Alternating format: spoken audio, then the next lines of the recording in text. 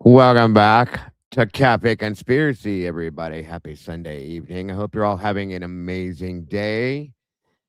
This is the part of the week and the channel where we take a little break from all the crazy true crime stuff that we get into and we look into, I guess you could say, another world and look into different things that have a little bit more of a conspiracy tip to them. Tonight, guys, we're looking into Bigfoot and other cryptids and breaking down. Oh, is it true? Is it real? Is it conspiracy? What is it? What have you seen? What do you think you've seen?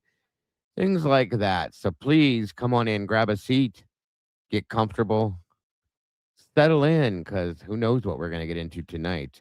Thank you all once again for joining us. As always, I appreciate you. This is one of the best, my favorite things to do when I can do these things during the week. I know it's late, but the later the better, the darker the better. Just saying. Come on in, get a seat, get comfortable, and let's jump into this, guys.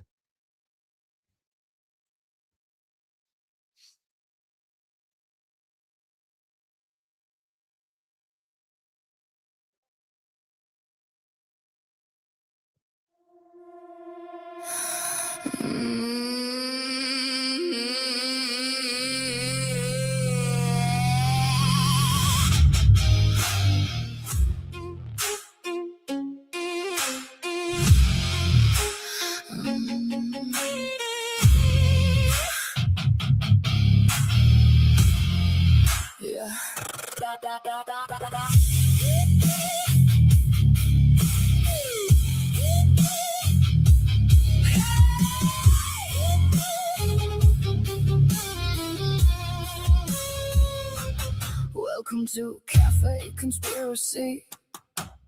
Come on in and have a seat. Let's have a talk, just you and me. Let's talk about the things we're not supposed to be. Is that a UFO flying up above? Did you see that ghost? Give that door a shove. What's going on in the state of the deep? It will give you some thought you may or may not wanna keep. Really strange things that go bump in the night. Lots of weird feelings, can't tell if they're wrong or right. You leaning slow, I lock the door. You ask for proof, I show you more. Cafe Conspiracy, we will break it all down. Cafe Conspiracy, thing may scare you, make you leave with a frown. Cafe Conspiracy, it's the place to be. Cafe Conspiracy, let's break it all down. Just you and me. Cafe Conspiracy. Cafe Conspiracy.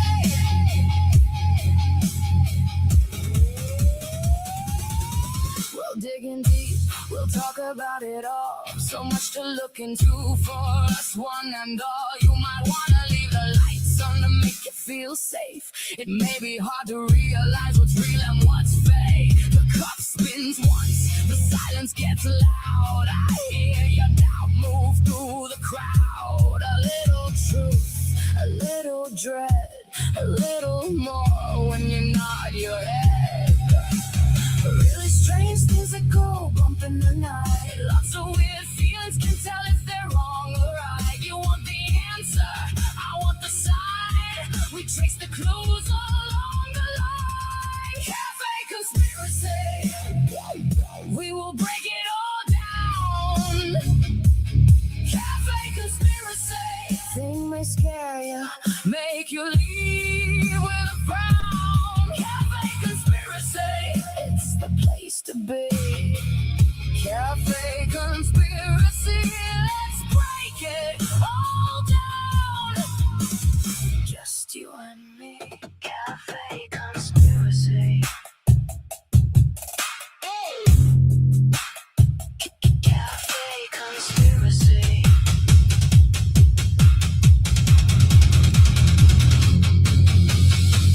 Keep the sugar, keep the lie. Watch the shadow pass you by. If the world turns back on its own, we were here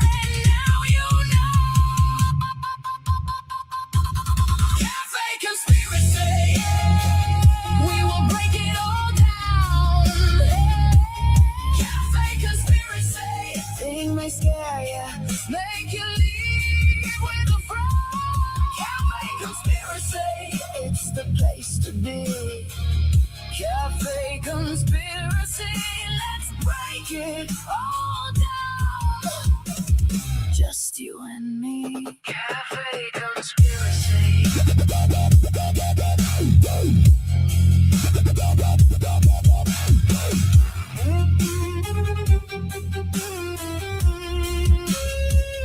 Cafe conspiracy.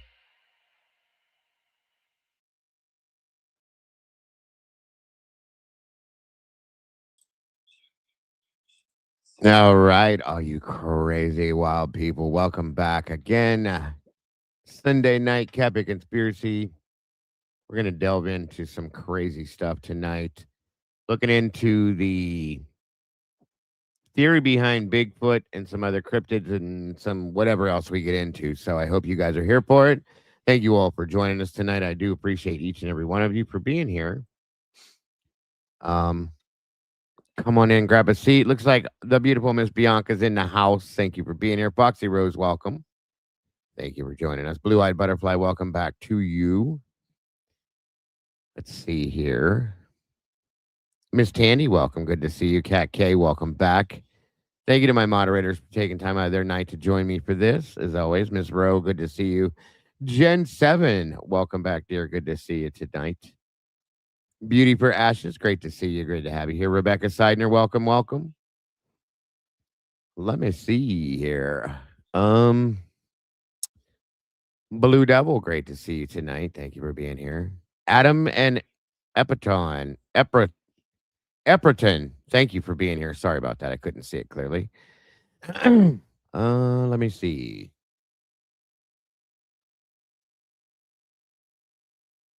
Bambi Whitlock, welcome. Good to see you tonight. Baby Ames, great to have you here. Deb's in space, welcome, Bess. Miss Deb, good to see you. Like Miss Jen said, you're traveling through another dimension. That's a signpost up ahead. Your next stop would be here, Cafe Conspiracy. Make sure you guys hit that like button, please, and thank you. And share this out and let everybody know what's going on in here tonight, if you will. Sassy Mofo, welcome to you. Good to see you tonight. True Crime Unleashed, welcome. Thank you for joining us. Aquarian, welcome back to you. North Carolina Mountain Man, what is happening, brother? Good to see you.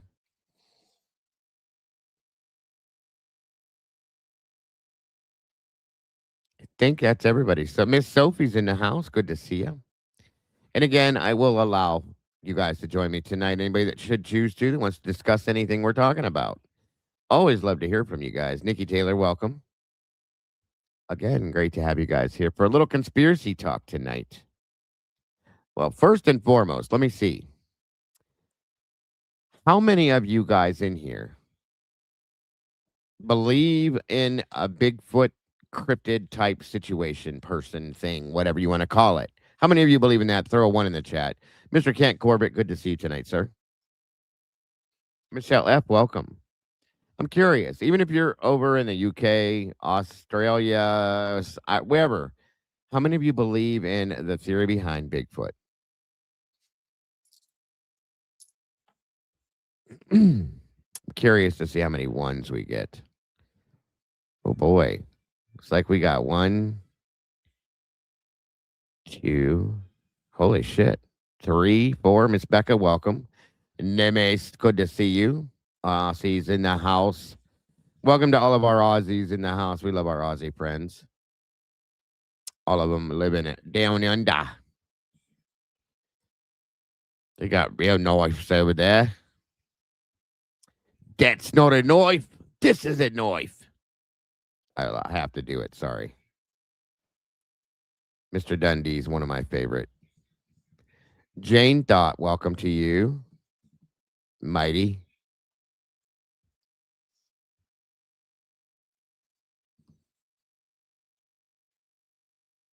Thank you so much, Sassy. Turkey Creek, welcome. Good to see you guys. 61 peeps in the house, 30 likes. Let's try to make a match, guys. That's right, Miss Bianca. That's not a knife. This is a knife. Swear to God, you guys, if I didn't have to live here, I would be there. I love Australia. Other than the creatures that live in Australia, the spiders, I would have to live with a blowtorch connected to me. That's the only way I could survive over there. Miss Bianca said Bigfoot called, and he said everyone should hit that like button before disappearing back into the forest. Good point, and thank you. Miss Tandy, good to see you tonight. Thank you, dear, for that. That's okay, Becca. I'm sure you can catch up with it. You're here for this one. That's all that matters. So all of you guys over there that's living in the bush, come on out. Let's go look for some Bigfoot.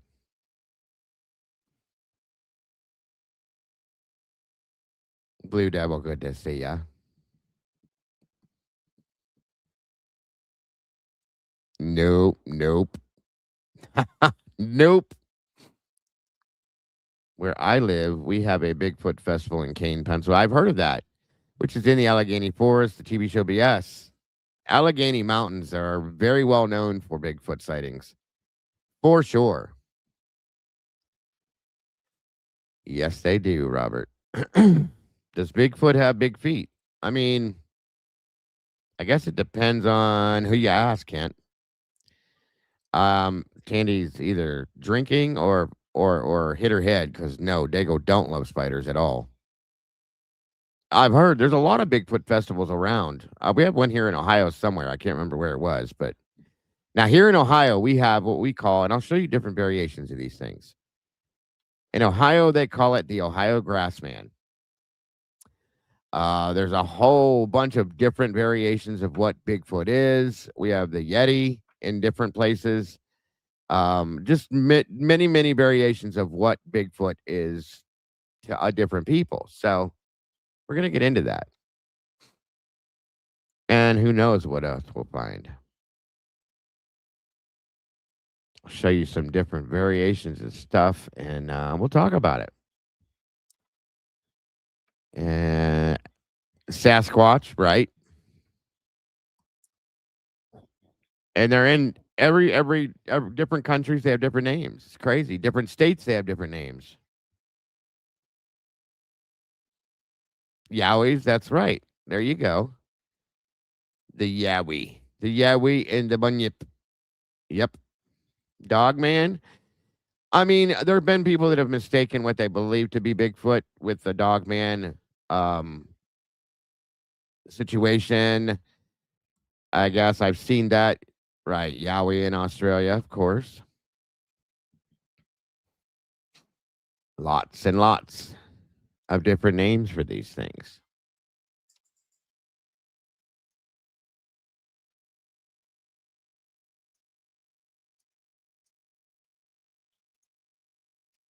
And not too long ago, I think it's been a few months now, we had massive sightings here, right where I live. Literally, we're right in my backyard, folks.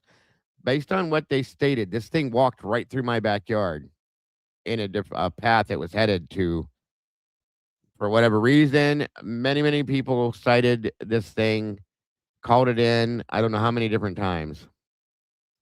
I'll show you that real quick. This is a month ago. And then some. We'll start with this, just to give you what we went through a little over a month ago, I think it was, yeah. That they're stating that we have a problem here in Ohio. In March 2026, 9 separate Bigfoot encounters were reported across Ohio in just 72 hours. Each one was stranger and more frightening than the last. But the 9th encounter didn't just close the count. It revealed something about all 8 before it that nobody was ready for. I'm Trevor, and this is Bigfoot Encounters. Marcus Tilley has been driving long-haul routes through southern Ohio for 11 years. He has logged more than 1 million miles on these roads. He knows the difference between a deer at the shoulder and a shape in the dark that isn't one. He was doing a routine overnight run on Route 56 when it happened, 3:14 in the morning. No other traffic. The road ahead was empty and straight, and then it wasn't. Something stepped out of the tree line and onto the asphalt. Marcus had maybe 3 seconds. He yanked the wheel hard to the right, hard enough that the trailer fishtailed, tires screaming across the center line. And when he looked back through the windshield, the thing he'd swerved around was still moving, crossing the road, not running, not startled, not doing anything that suggested it had registered a 40,000-pound truck as a threat worth reacting to. It moved in a long, fluid stride, unhurried, weightless, impossibly smooth for something that Marcus estimated at 9 feet tall. He's a big man himself, 6'2", and he told me the proportion of what he saw to the road width he's driven 1,000 times was something he couldn't unfold in his head for days afterward. It was too large, not just larger than a person, larger in a way that made the road look like a different road, like something had rescaled it. He pulled to the shoulder, hazard lights strobing red across the tree line. He sat with the engine running for 4 minutes. He checked his phone twice before he got out. He walked to the center of the road and stopped. The asphalt was rippling, not cracked, not buckled, rippling, the way blacktop looks on a July highway in triple-digit heat. He pressed his palm flat against the surface. The road was warm, warm enough that he pulled his hand back. The outside temperature that night was 39 degrees. The asphalt beneath where it had crossed was radiating heat like a cast iron skillet off a stove. That's not a footprint, that's a thermal event. His dash cam covers the 12 seconds before and after. What it captured was not footage of Bigfoot. It was 12 seconds of white static and a low-frequency hum. When the image returned, the road was empty. But if you think a rippling road in the middle of the night is the strangest thing Bigfoot left behind that Monday, wait until you hear what a hunting dog found hiding in a sealed tunnel 6 miles away and what the creature left burned into the dog's side. Ray Dunlap has owned coonhounds his entire adult life. His best dog, a 7-year-old red and tan male named Copper, had never once refused a command. Not once in 7 years. Until the night Bigfoot came through Vinton County, Copper ran from something so completely that he chose a sealed, century-old railroad tunnel over the open dark of a county he knew by scent. Moonville Tunnel was cut through a sandstone ridge in the mid-1800s. It's sealed now and surrounded by deep forest. Ray had walked past it 100 times without a second thought. At 4 in the morning, Copper's GPS collar showed the dog sprinting northeast from near Route 56 at a full fleeing pace. Ray followed through the trees, calling the dog's name, getting nothing back. The signal stopped at the entrance of Moonville Tunnel. Ray found Copper pressed against the back wall, 40 yards in absolute darkness. Full body shudder, continuous. Copper's eyes fixed on the tunnel entrance. He wouldn't look at Ray, wouldn't move toward his voice. Ray had to carry him out, all 62 pounds, and Copper didn't stop shaking for 2 hours. At the tunnel entrance, just outside the threshold where sandstone meets the dirt path, Ray found a footprint. He measured it against his boot, and then again with the tape measure he keeps in his vest. 18 inches long, 8 inches wide at the ball of the foot. The impression depth in the soft soil put the weight at somewhere between 600 and 800 pounds by Ray's read. And Ray has been reading animal signs in Vinton County for decades. But the size wasn't what made him photograph it and text it to his cousin before he'd gotten Copper back to the truck. The toes were webbed, fully webbed, the way a beaver's hind foot is webbed, with the membrane pressing clear impressions in the mud between each digit. Ray has found bear tracks, deer, wild hog, river otter. He knows what belongs in that soil. He held his flashlight over that print and told me nothing that lives in Ohio leaves a track like that. Then he noticed Copper's flank, a burn mark, circular, about the diameter of a $50, in the fur with none of the surrounding hair singed. Skin unbroken, no blood. A precise, isolated thermal mark that has no fire, no branch, no friction explains. Webbed feet on something that weighs the better part of half a ton. A burn mark on a dog that fled. And somewhere on Route 56, 4 miles back, the asphalt was still warm. But if you think Ray and his coonhound had the most unsettling Monday morning in Vinton County, 200 people were about to watch what happened next, live on a college student's phone, before she disappeared from the internet completely within 48 hours.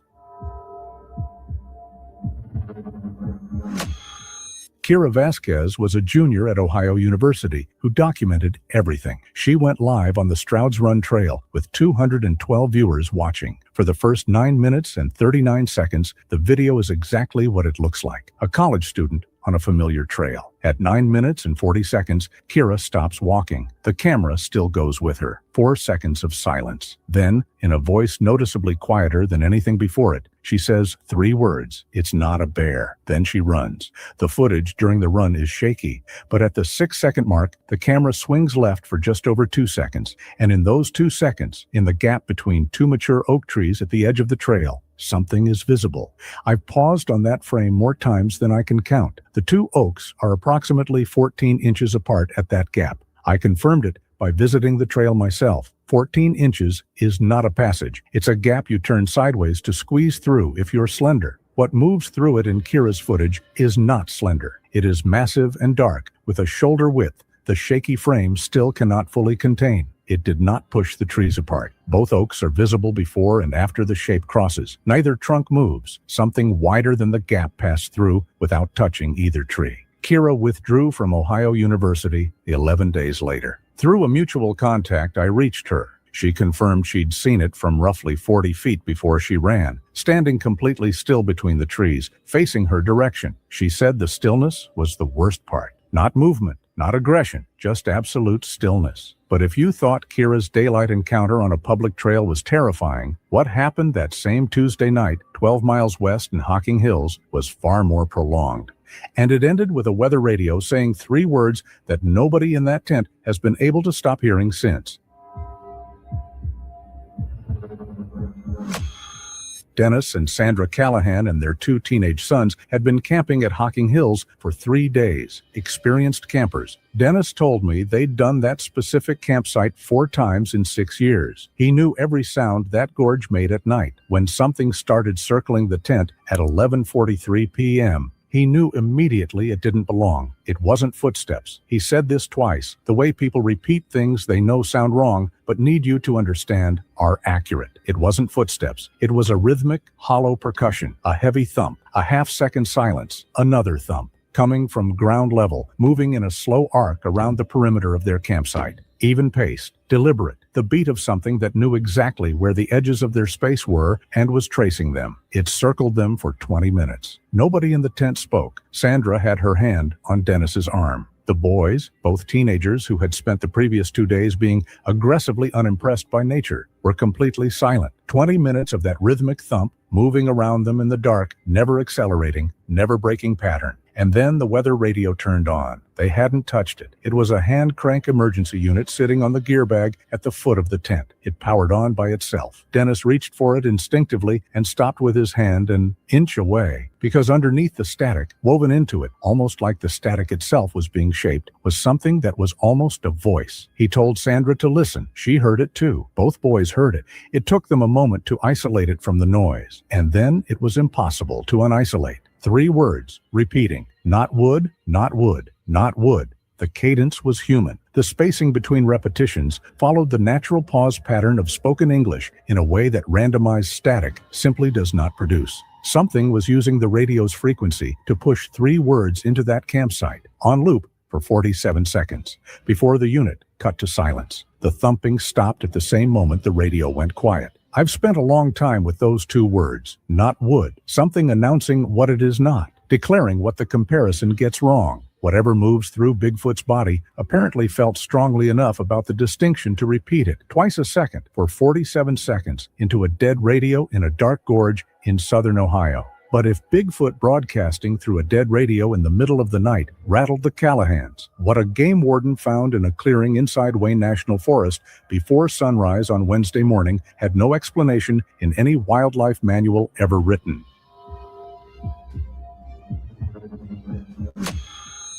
Todd Schaffer has been a game warden in southeastern Ohio for 19 years. The Wednesday morning call from a farmer on the eastern edge of Wayne National Forest was about to add something to his inventory that he will carry for the rest of his life. 8 dead deer were arranged in a clearing approximately 200 yards inside the tree line from the farm's eastern fence. Positioned in a rough circle, each carcass facing outward from the center. There was no blood, not a trace, no pooling beneath the bodies, no spatter on the surrounding vegetation, no staining on the ground. 8 deer laid in a deliberate pattern with no external wounds and no blood. but her neck was broken. All 8 snapped at the second cervical vertebra with a consistency that the state wildlife veterinarian who later examined the carcasses described as extraordinary. Whatever broke those necks did so with a precision that, in 22 years of wildlife pathology, she had never encountered from an animal attack. She told Todd it looked mechanically like a procedure, not violence, not predation, procedure. Then Todd found the shelter, built at the northern edge of the clearing, set back into the tree line just far enough that he'd missed it on his first 2 passes.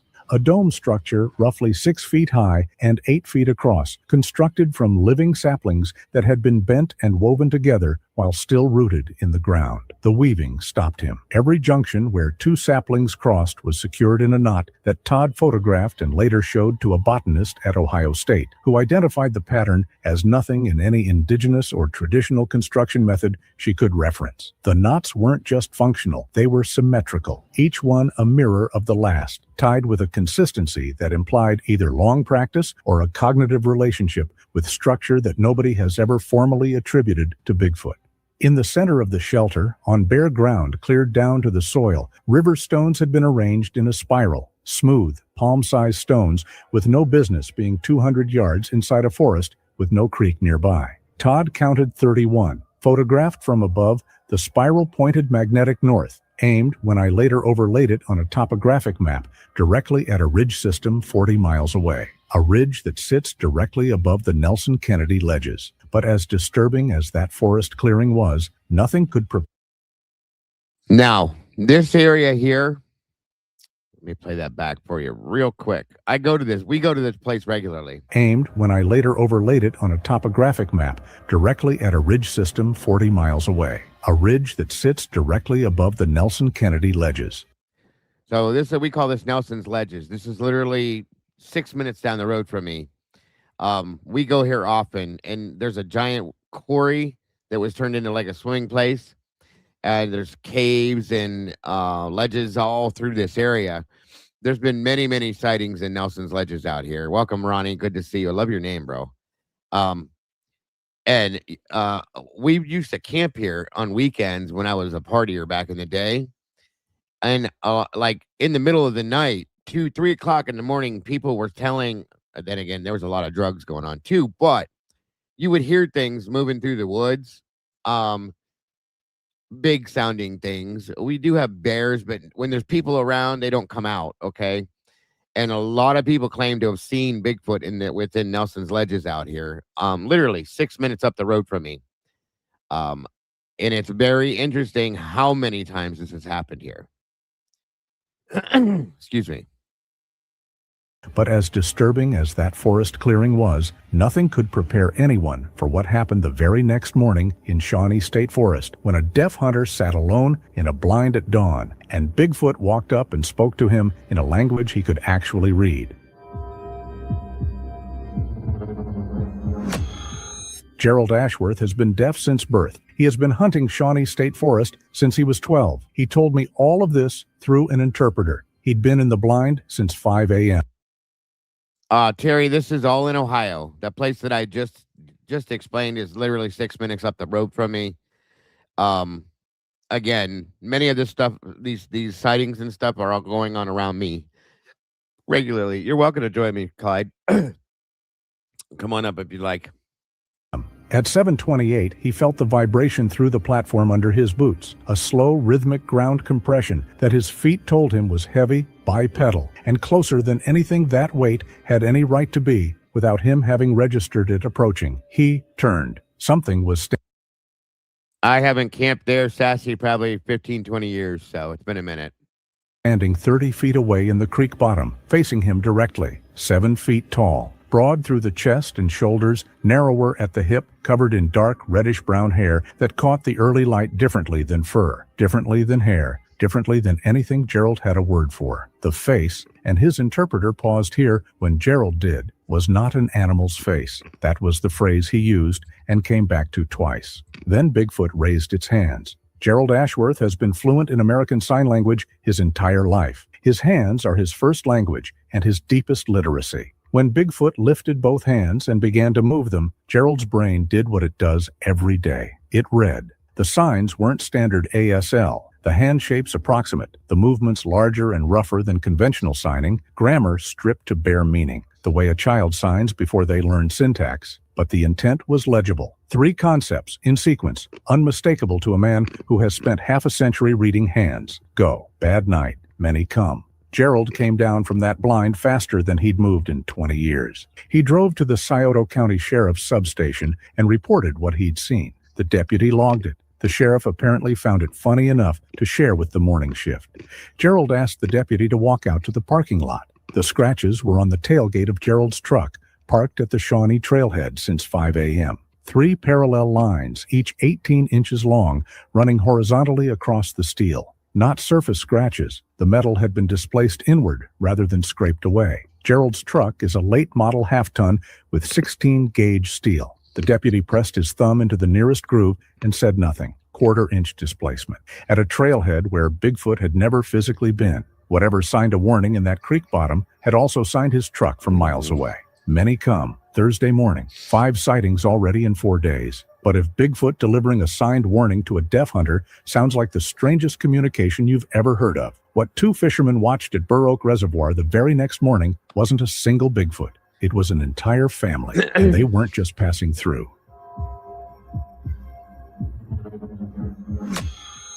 Pete Garrison and his brother-in-law Carl Doost had been anchored in the northern channel since before first light, when the tree line moved. That's how Pete described it first. Not figures emerging from the forest, but the tree line itself shifting. Then they were visible. Pete put his hand on Carl's arm without a word. Carl had already seen them. 5 Bigfoot walked out of the tree line and into Burr Oak Lake. 3 adults and 2 juveniles moving in a loose group with the same unhurried, purposeful stride that every witness this week had described in some form. Not cautious, not reactive, not behaving like creatures that expected to be observed or cared about being observed. The 2 juveniles were flanked by adults on both sides, the largest adult leading from the front, Pete estimated at 10 feet tall. They didn't swim. That's the detail Carl kept returning to when I spoke with him separately, and that Pete had already told me, and that both men described in identical terms without having compared notes before my calls. They did not swim. The adults waded in to chest depth and then continued walking as the water rose over their heads, and they did not resurface. The juveniles went under at shoulder depth. The surface of the lake closed over the last of them and went still. No bubbles, no displacement wake. No sign that 5 massive creatures had just submerged into a reservoir with a maximum depth in that channel of 60 feet. Pete told me they sat in that boat for a long time without speaking. What neither of them knew was that a state geological survey vessel had been working Burr Oak that same morning. Routine lakebed sonar mapping. When the crew's equipment registered something the team lead described as the most anomalous reading of his 12-year career, they stopped. The sonar return showed a structure beneath the sediment, rectangular, 60 feet in length, with straight edges and right angles that sediment does not produce and erosion does not carve. The team lead told me the readout was, in his exact words, consistent with a collapsed structure of artificial origin. They weren't walking into a lake, they were walking into a door. But if watching 5 Bigfoot disappear into a reservoir above a hidden underground structure sounds like it can't get any worse. A geology student from Kent State had already been plotting all 7 sightings on a map, and when she saw what they formed, she drove to the center of it alone, at midnight with a ground-penetrating radar unit. What she found under that rock is the reason this story changes completely. Dana Reeves is a second-year geology graduate student at Kent State focusing on subsurface magnetic anomalies. She reads landscapes the way other people read text. She'd spent the week watching...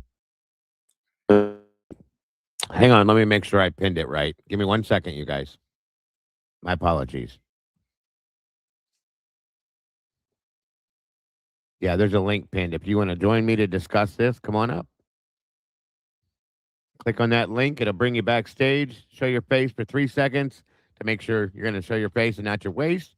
Come on up. Let's discuss this crazy shit. I love this stuff. Especially if you've ever had any encounters or anything. Let's talk about it, please. The Ohio reports accumulate. By Thursday night, after the game warden's spiral and the sonar anomalies started circulating, she pulled up a county map and plotted all 7 locations. Every sighting formed a perfect circle. 7 points, 7 counties, 5 days. When Dana drew the boundary, the center landed on the Nelson Kennedy ledges with a precision that she said made her physically cold when she... Now, this is back where I'm at, Nelson's Ledges. And as I told you, I was live when I got the report that there was one in my backyard seen walking across where the river's at, heading in the direction of Nelson's Ledges, folks. This has been a hot spot for years, and it's almost like a mating ritual. All right, Clyde, I see your face, brother. You can turn it off if you want to. You're welcome to leave it on if you want, but I see ya. I don't know how to do it. There you go. You're good to go, brother. Welcome. Good to have you here. Thank you for joining me What's up? tonight. Nice to see you. Nice to meet you. Nice to meet you. Absolutely, absolutely. So yes, this is there were seen in my area, Trumbull County, multiple sightings within 3 days of them all heading in the same direction near Lake Milton. All of them crossing over water sources, okay, and then heading to this Nelson's Ledges Park. Now, Nelson Kennedy Ledges, they call it here, but it's like a resort area. People go to hang out, swim, camp, all sorts of things. But it's a very large, it's kind of a park, but very interesting that they always go this way and they're always seen here. So just a heads up as they're explaining here. Welcome, Astastic. Good to see you tonight, dear. All right, we'll shut up now and let this finish going, and then we'll discuss this. She saw it. The ledges sit on one of the highest concentrations of magnetite rock in northeastern Ohio. She drove there alone at night. She told me she knew it was the wrong decision when she made it. She went anyway. She had a portable ground-penetrating radar unit in her trunk and a hypothesis that was going to eat her alive until she either proved or disproved it. She arrived at 11:19 p.m. and walked in with her radar. She didn't see Bigfoot. She saw the space where Bigfoot should have been, a heat shimmer, the same visual distortion Marcus Tilley had described from Route 56 on Monday, that rippling displacement of air that looks like midsummer heat off hot pavement. But this was not a brief crossing on a road. This was a vertical column of it, stationary, 10 feet tall, at the center of the main ledge formation. Stable enough that Dana walked a full circle around it. The radar was not detecting a creature, it was detecting a seam, a vertical fracture in the bedrock running straight down from the surface, narrow at the top and opening at roughly 200 feet into a lateral cavity that the radar's depth return put at stadium scale. The ceiling of that cavern, where the radar could resolve it, was 400 feet below where Dana was standing. And moving through that cavern, registering on the ground-penetrating radar as the same heat shimmer displacement signature that had appeared on every piece of recording equipment touched by this week's events, were shapes, dozens of them, some at the size the adult witnesses had described above ground, some smaller, some registering at dimensions that the radar's scale bar suggested were larger than anything reported all week, all of them moving in the same direction. Slowly, without urgency, in what the readout's density suggested was an organized group, not moving toward the surface, assembling. But if a cavern full of Bigfoot assembling 400 feet underground sounds like the endpoint of this story, the 9th encounter changes what all 8 of them meant. Because someone didn't just see Bigfoot that Friday night. They found out why Bigfoot had been in Ohio all week. And the answer is not what anyone expected. James Okafor is a wildlife photographer. He'd been in Hocking Hills all week on a separate assignment, migratory owl documentation, sleeping in a converted cargo van he uses as a mobile base, parked off a service road on the southern edge of the park. He had not been following the Bigfoot reports. He did not know about any of the preceding 8 encounters when he woke up at 2:47 in the morning to what he first thought was the wind. The van was rocking gently, a slow, rhythmic side-to-side sway that he described as the motion of a boat on a calm lake. He lay still for a moment, listening. No wind, no sound from outside that would explain it. Then he heard the breathing, right at the van's side wall, close enough that he could hear the depth of it. Long, slow, deliberate respirations at the wall panel beside his head, 12 inches from his face. Not the rapid breath of something excited or alarmed, the deep, controlled breathing of something that was deliberately slowing itself down, something managing its own state. James did not move. The breathing continued for a long time. He stopped counting after 3 minutes. A second set of respirations joined from the front of the van, different cadence, slightly faster. A third at the rear doors with the irregular spacing of something younger. Breath control not yet settled. 3 of them, circling his van at 2:47 in the morning, not trying to get in, not making threatening contact, just breathing against the walls of the space he was inside. He reached for his camera, mounted on a dash bracket with a wide-angle lens pointed through the windshield, and pressed record without lifting it, without moving anything above the dashboard sill. What the camera captured over the next 11 minutes is the clearest sustained footage of Bigfoot ever recorded, not shaky trail footage, not a grainy security frame. 11 minutes of a clearing in pale ambient light, 3 figures visible for most of it. 2 adults and what James believes is a juvenile, given the proportional difference and the way the smallest figure stayed close to the larger adult. They weren't foraging. They weren't marked. They were looking at the van. All 3 of them, at various points, stood and looked at the windows, at the windshield, at the side where James lay 3 inches from the wall. At the 11-minute mark, the smallest figure moved to the driver's side window and raised one hand to the glass. Not a strike, not a test of the surface. It placed its palm flat against the window with a deliberateness that James described to me as gentle.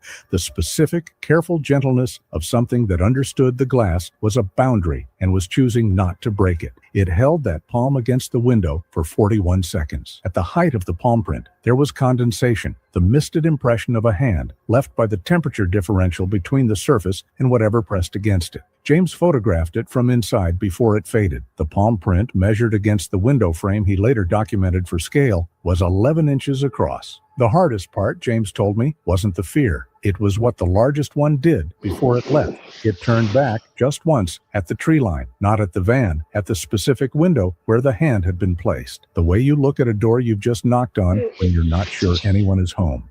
James Okafor's footage was released 4 days after the encounter. Within 72 hours, it had been viewed 11 million times. Within 96 hours, federal wildlife officials had contacted him directly. He was asked not to discuss the specifics of those conversations. The footage is still online. Here is what 9 encounters in 72 hours looks like when you lay them flat. Monday, a thermal event on a highway, a burn mark on a dog, a webbed track at a sealed tunnel.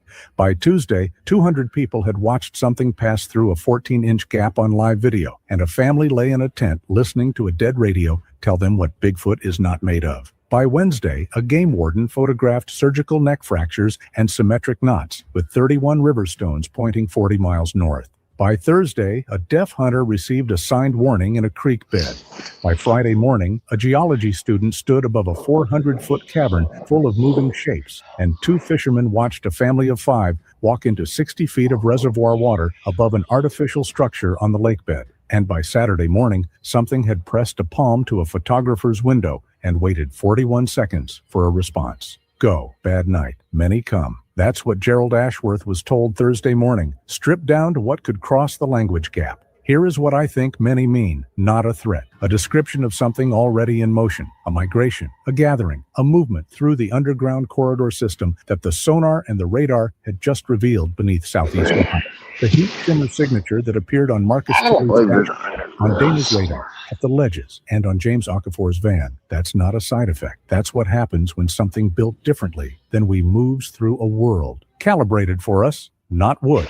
47 seconds of it through a dead radio. Whatever moves through Bigfoot the way blood moves through us is not biological material as we use that term. The thermal signature, the quarter-inch displacement in steel, the 14-inch gap that nothing wide enough to fill it touched. Those are not the behaviors of flesh and bone. The circle Dana plotted wasn't a hunting range. It was the surface boundary of a transit system operating beneath southeastern Ohio. The sightings weren't random. They were incidental, moments where the system brushed the world above it and left a mark. They weren't in Ohio because Ohio has what they need. They were passing through Ohio because Ohio is above where they were going. And on Saturday morning, one of them stopped. Yes, sir. You're not in southeast Ohio, are you? I'm in northeast Ohio. That's what I thought. Yeah, okay. Okay, Yeah, I was just... No problem. Yeah, I'm in northeast Ohio, bud. Okay, I was just wondering there. Yeah, they were sightings here Yeah, I And then, know that. and Yeah, then yeah. they push their way, from my understanding, through southeast. I have other stuff to show you guys on this too. Yeah, yeah. Yeah, go ahead. I'm sorry. I apologize. No, you're good, brother. You're good. And placed a palm on a window and waited 41 seconds to see if anyone inside was paying attention.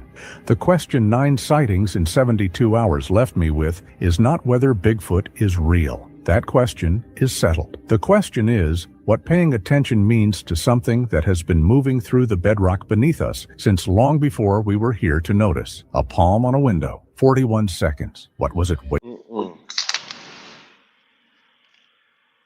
All right. So just to start off with that, it's quite interesting. Obviously, most of that was AI stuff. I have more to show you guys leading into that and more. So 1 minute here. No, that's great. So what are your thoughts on this, Clyde? Well, I've heard so many stories about these Bigfoot stories, and if you watch channels like there was a channel I used to watch that was called Dixie Cryptid, and people would Yeah. write in. And you know what? It's just amazing to me how there's so many stories that collaborates together. You know what I Oh yeah. mean? I mean, Yeah. this cannot be a lie. You know what I mean? That's my thought on it now because there's too many things that line up with other things. You know what I mean? Right, exactly, exactly.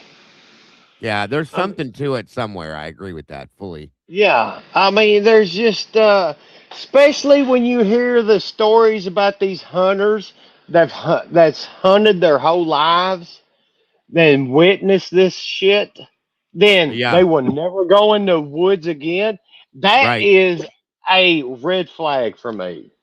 Agreed. Well, some of the interviews I've seen with some of these people that they you can see in their face and their voice when they're Right. talking, they're actually scared. This is no joke. Yeah, So, exactly right. They're scared to death. These people that's been hunting for 50 years and they're scared to death to go back in the woods because of what they witnessed, like what you said, you can yeah, see it in their face. They are, something's up. Something is, absolutely. Fully, absolutely. You are correct, sir, and that's exactly why I started looking into this a little bit more. It's always been yeah, interesting to me, but when you watch people give these interviews and they look like, I mean, they have the fear of God in their voice, there's something not right. So I agree with you. right. Exactly right. There's something's up with that. Yes, sir. So this next one is more about what happened here closer to my house. Portage County is literally next door to me. Literally, like we border Portage County. I'm in Trumbull, and Porter. We back to back with each other. So there was a 911 call put in on this one that when this all happened here in March. Like I said, this is when I was live talking about true crime. Somebody sent me a message and said you need to look at this, and then we got a news report, and boom, there it was. So we're gonna look at this here, and some more actual interviews with people, and so on and so forth. So on we go. For those of you that have just joined us, thank you for joining us. Grateful to have you here. Welcome, Kathy. Thank you for being with us tonight. On we go.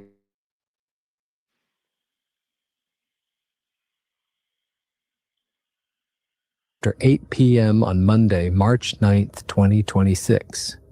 A mother and her teenage daughter were driving home along Route 303 in Portage County, Ohio.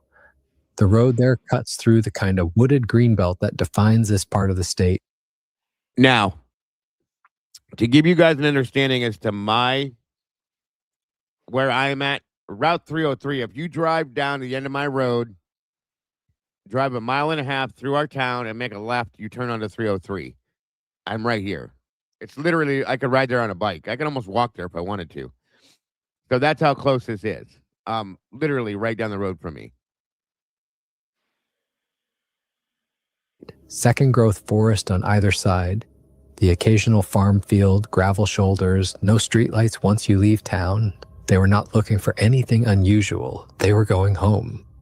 What happened next, neither one of them has been able to talk about without their voice catching. Their headlights caught a figure crossing the road in front of them. It was not a deer, it was not a person. It was somewhere between 6 and 7 feet tall, brown, and it was so close that the daughter, sitting in the passenger seat, would later tell investigators she could have rolled down her window and touched it. They got close enough to see its face. And the way she described that face was not the way you describe a person's face or even an animal's face. She used the word blurred. The way it moved, the way it crossed those 4 lanes was not the gait of any animal native to Ohio. The two of them used the same word independently when they gave their accounts to investigators a few hours later. They called it a stilt gait. Long-strided, stiff in the legs, almost mechanical. In and out of the headlights in about 2 seconds, and then gone into the brush on the other side. The mother kept driving. They didn't stop. They didn't go back. They went home and called someone they trusted, and that person told them to call Jeremiah Byron at the Bigfoot Society. Within 12 hours, both of them had given full statements. Here's the thing you need to understand about that sighting, and the reason I'm telling you about it before I tell you anything else. It was not the first one that week. By the time the mother and daughter saw whatever they saw on Route 303, 4 people in the same county had already reported the same kind of encounter. Different days, different times, different locations, but all within a few miles of each other along the same wooded corridor. By the next afternoon, 3 more people would call in. 8 high-credibility sightings in 5 days, all clustered along a single trail system in northeast Ohio. The cryptid research community has a word for what was happening up there, and it's a word they're very careful about using. They call it a Bigfoot flap. And the last time anyone called what was happening in Ohio a flap, it was 1978, 50 miles southwest of where the mother and daughter saw their figure on Route 303. I'm Alex, and what you're about to hear is one of the strangest things to happen in the world of Bigfoot research in 50 years. 8 people, 5 days, 1 trail, and nobody can explain it. Stay with me, and by the end of this, you'll understand why this isn't just another viral sighting encounter story. This is something different. Something is happening.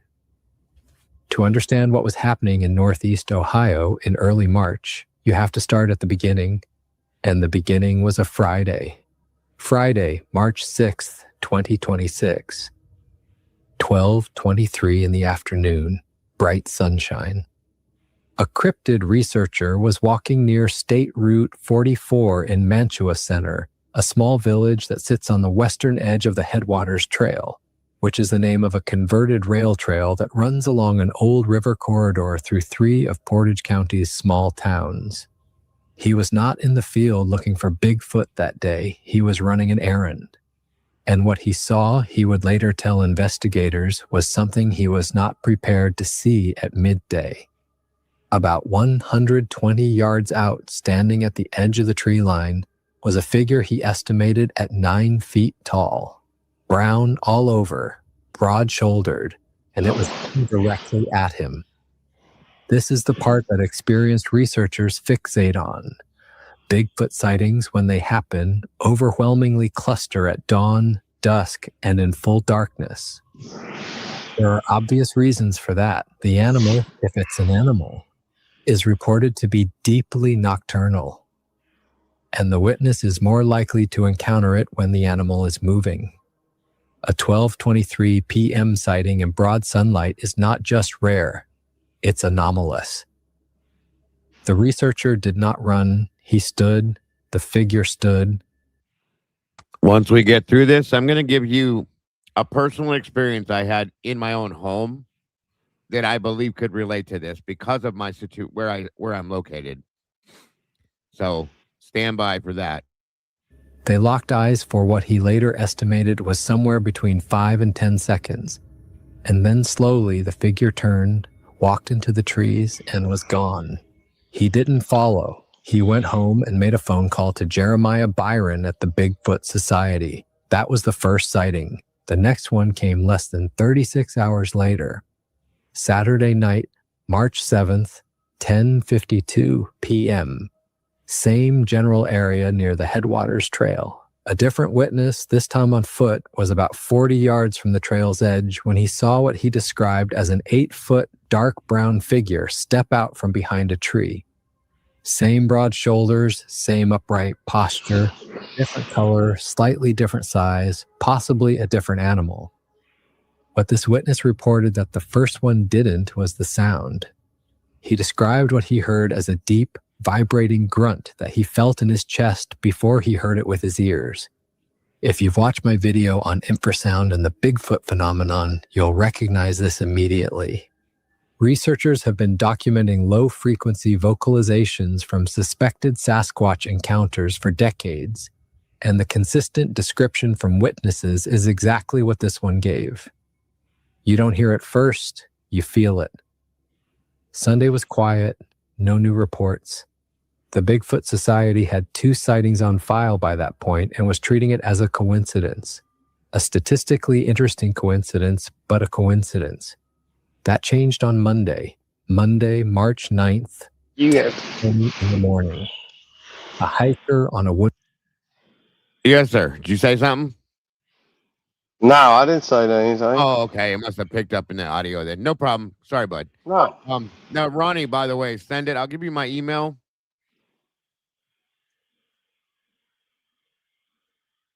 No, I'm just listening, Dago. I enjoy this. No worries. I appreciate you being up here with me tonight. Thank you. Ronnie, I'm going to throw my email in the chat for you. You can send whatever you have to that email, and I'll absolutely be grateful. Thank you, sir. Okay, so this is a town. Everything out here is very small. I live right next door to this town. This is one of the small towns. We all live in towns like this out here. They're all like this. So this is right next door to me.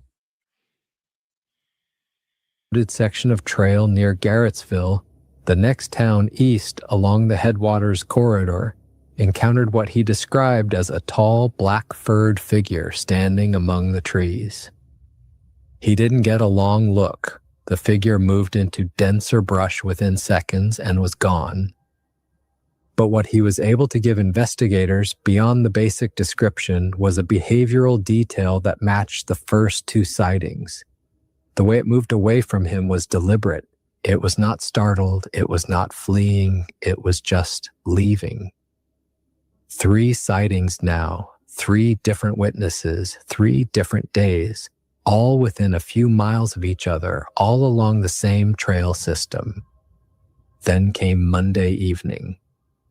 That same day, March 9th, at 6 o'clock in the evening, in the small town of Windham, the easternmost town along the Headwaters corridor, a witness saw something different. Not a tall figure, not 9 feet, not 8 feet. This one was about 6 feet tall, smaller framed, brown furred. What stood out was the gait. The witness described it as exaggerated, long, strided in a way that didn't match the size of the figure. Researchers immediately flagged it as a possible juvenile. If you've been watching this channel for a while, you'll remember the video I did about Bigfoot juveniles and infants, why we so rarely see them, why the cases that do exist are some of the most evidentiary in the database. This Windham sighting fit the smaller juvenile profile that Wolf-Henner-Fehrenbach's footprint statistics work would predict. A 6-foot animal with an outsized stride is not a small adult. It's likely a younger one stretching its growing limbs. So now we had 4 sightings in 4 days, 3 large adults, 1 possible juvenile, and all of them along a single corridor. 2 hours later, the Route 303 mother-daughter incident happened, the one I told you about at the start. 8 p.m., 3 feet of clearance, blurred face, stilt gait. Sighting number 5. I want to pause on this one because I don't think people understand how unusual it actually is. Bigfoot sightings from inside a moving vehicle on a public road are rare. Bigfoot sightings where the witness gets within 3 feet of the animal and lives to talk about it are extraordinarily rare. The mother and daughter were not in the woods. They were not looking for anything. They were driving home. Whatever crossed the road in front of them did not act like an animal startled by headlights. It walked calmly across 4 lanes in about 2 seconds. The next 30 hours produced 3 more sightings. At 4 a.m. on Tuesday morning, March 10th, a resident of Newton Township in Trump. Okay, this is where I'm at. Okay. Right here in this area right here is where I live. So everybody that knows that, okay? Right where that blue dot thing, whatever the hell that is, this is me. This is when I said it walked through my backyard. It literally walked through my backyard, whatever was seen.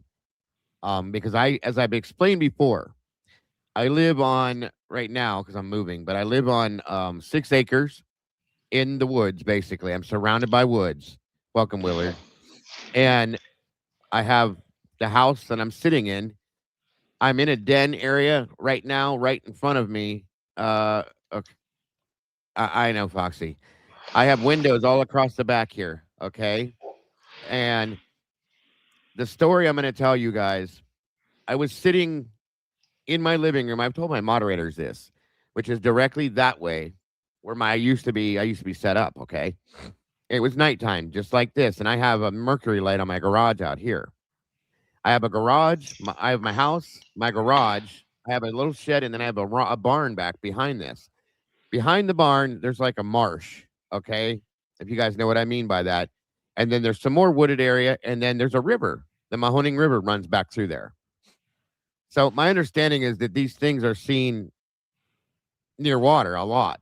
So anyway, I was sitting on, this was probably 3 years ago, and they're calling this migration is what they're saying this is. But I was sitting on my couch facing this room. It was probably about this, a little bit later than this. The mercury light was on my garage, so it lit up the back of this wall right in front of me. Okay, and as I was sitting here, I happened to, you know how you'll like your peripheral will catch something.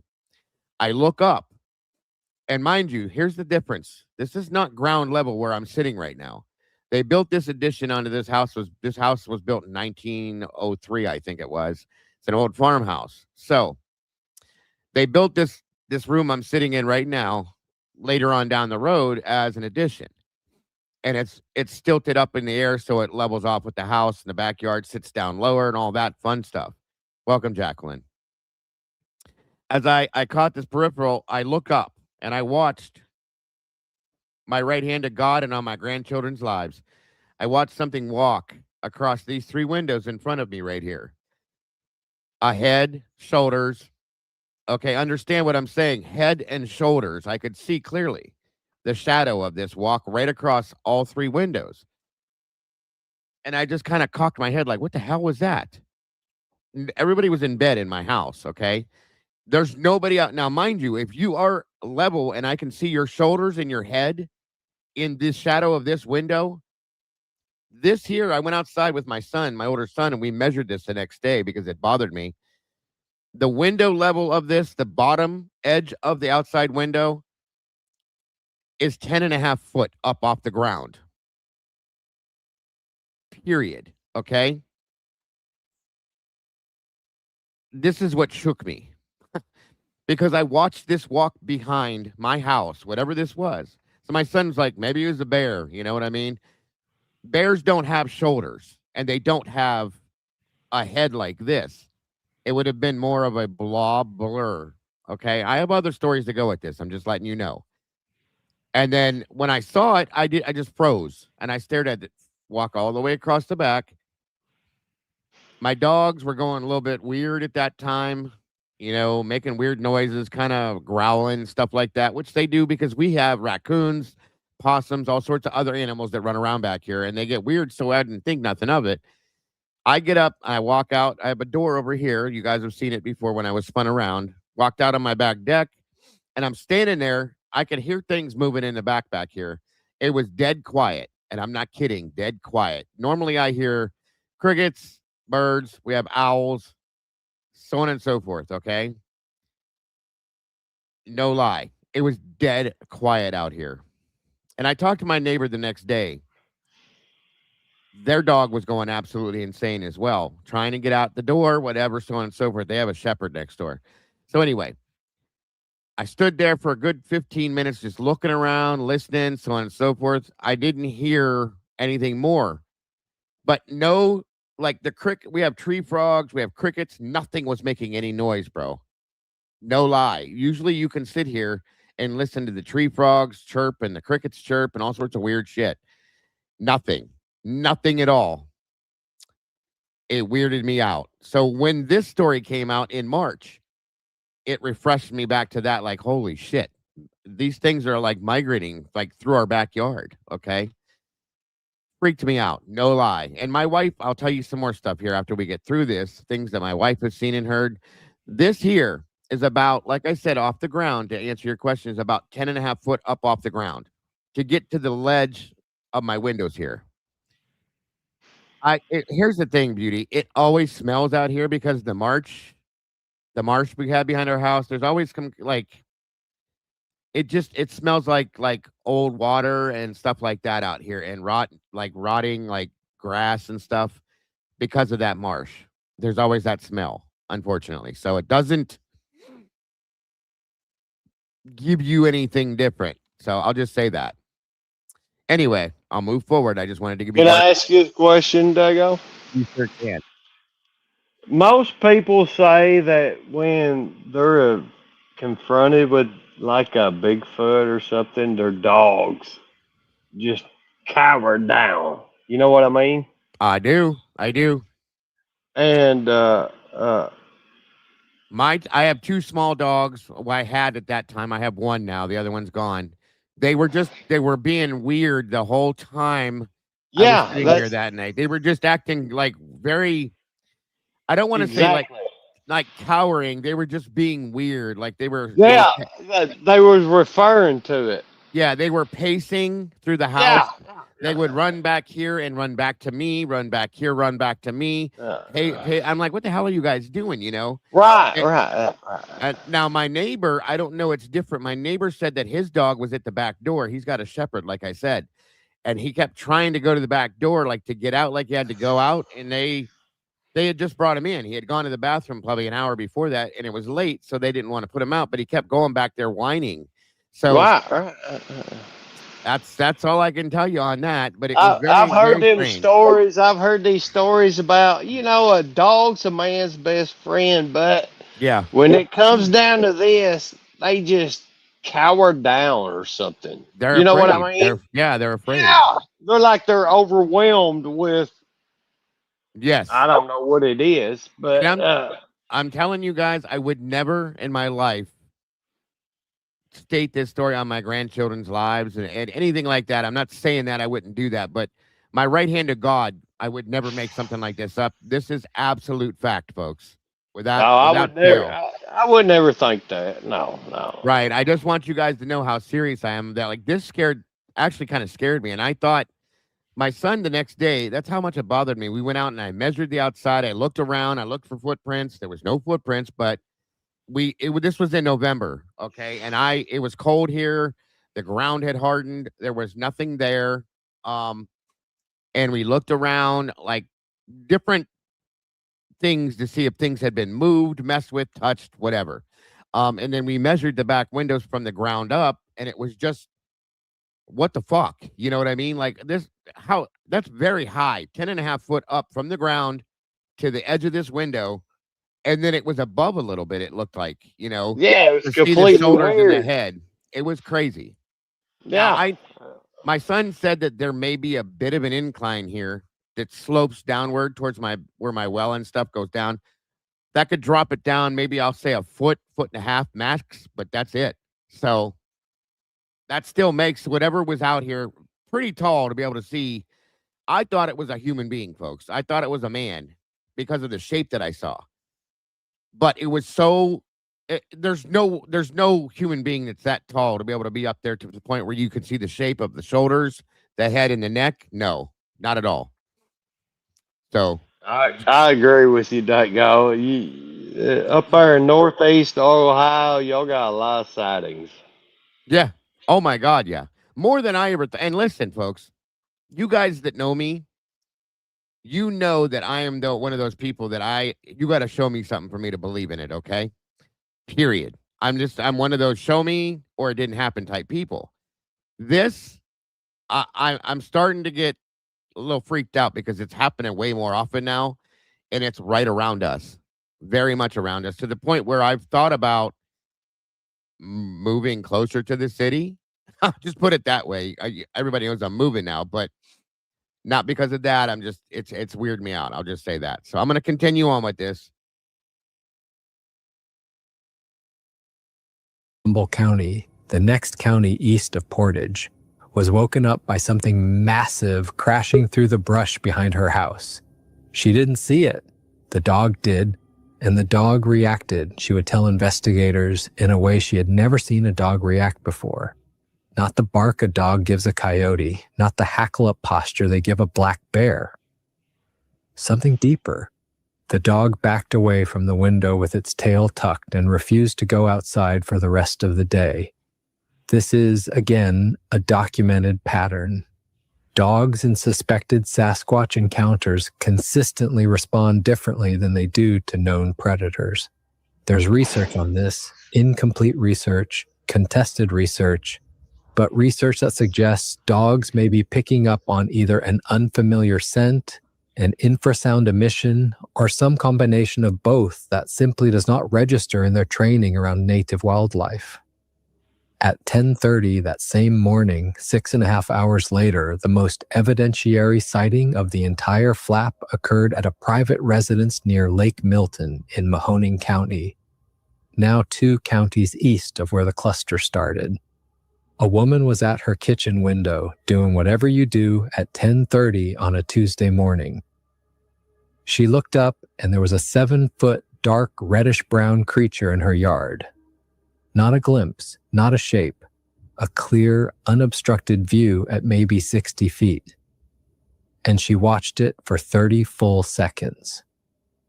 I want you to understand how long 30 seconds is in eyewitness terms.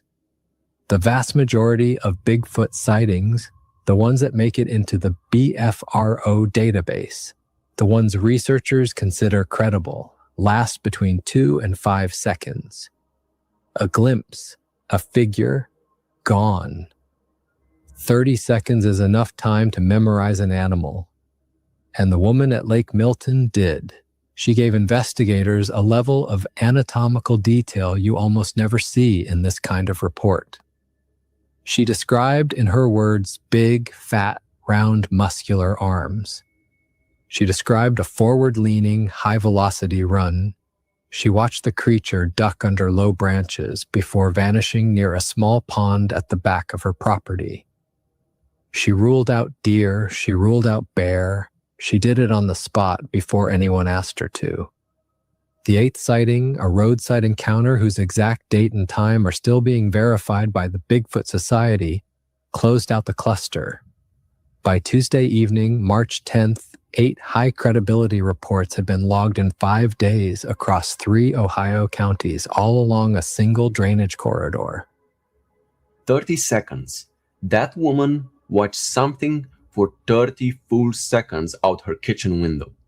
I personally think, and I'll say this plainly, there is no version of this where she is confused about what she's seeing. Either she's lying, which nobody in her life believes she'd do, or she actually watched a Sasquatch in her backyard for half a minute. Those are the 2 options. Here's where it gets harder to dismiss. When Jeremiah Byron and his team at the Bigfoot Society started plotting the 8 sightings on a map of Northeast Ohio, they noticed something the individual reports didn't show on their own. The pins didn't scatter, they lined up. Mantua Center, Mantua, Garrettsville, Windham, Newton Township, Lake Milton. Trace those points on a map and you don't get random distribution. You get a route. East-southeast, then bending south, following the contour of an old river drainage that runs from the headwaters of the Cuyahoga, down toward the Mahoning River system at West Branch State Park. This is the river that runs through my backyard, the Mahoning River. And it runs throughout the entire state, folks. This West Branch is right up the road from me as well. So it's all interconnected along with Lake Milton. I just looked at a house because you guys know I'm moving. We just looked at a house in Lake Milton at 5 minutes up the road. So this is all right here.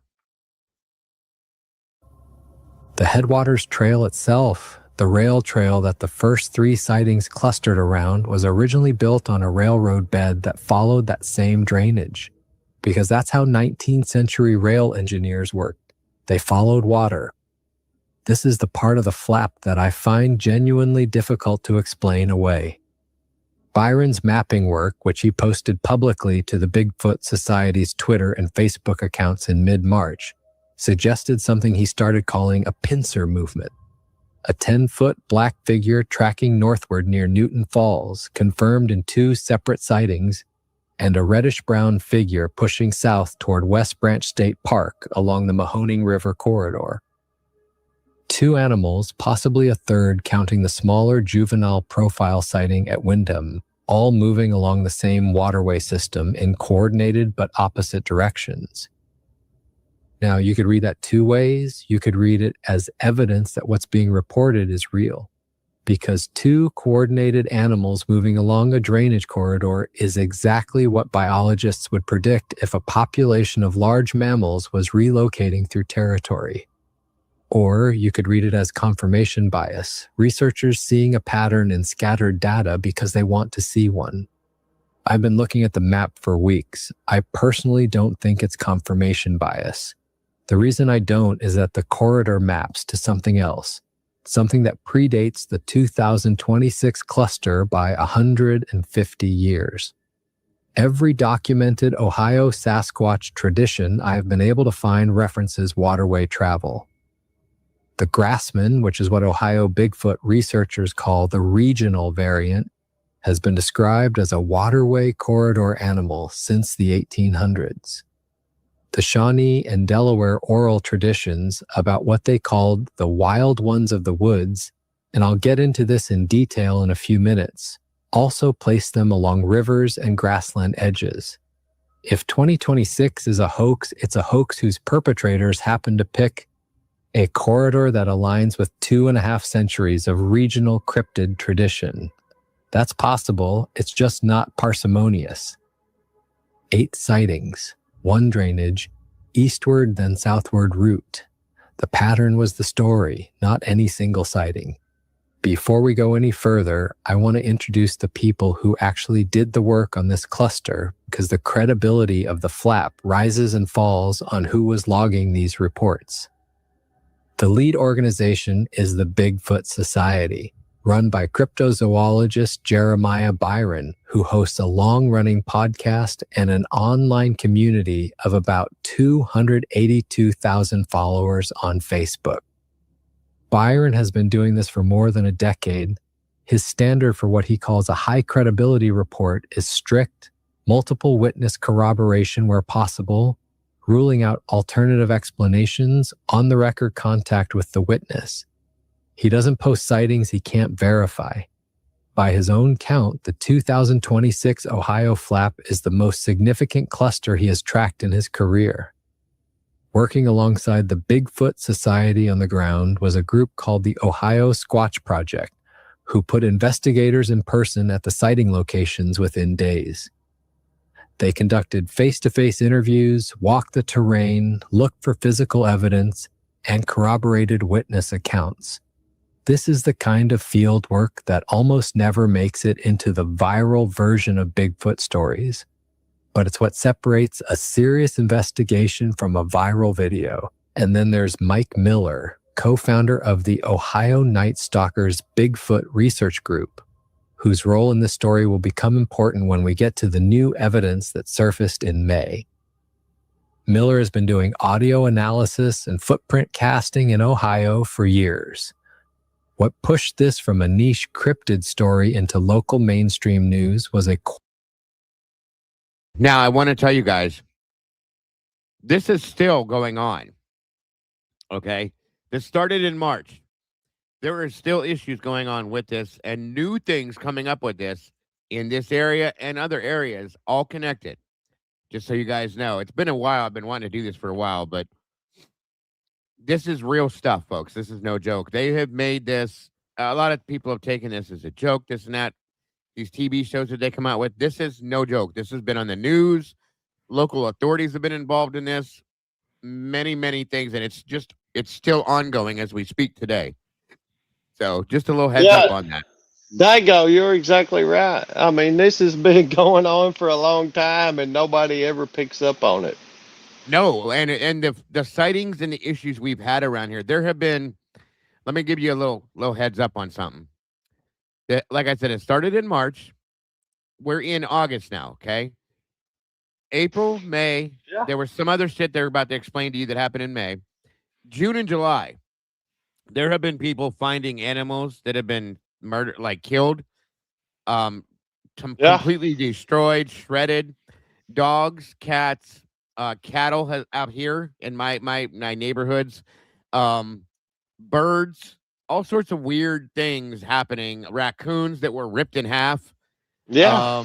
And they're finding like people have had like trees ripped out of the ground in their yard with no storms around, nothing like this. Exactly. Pushed over.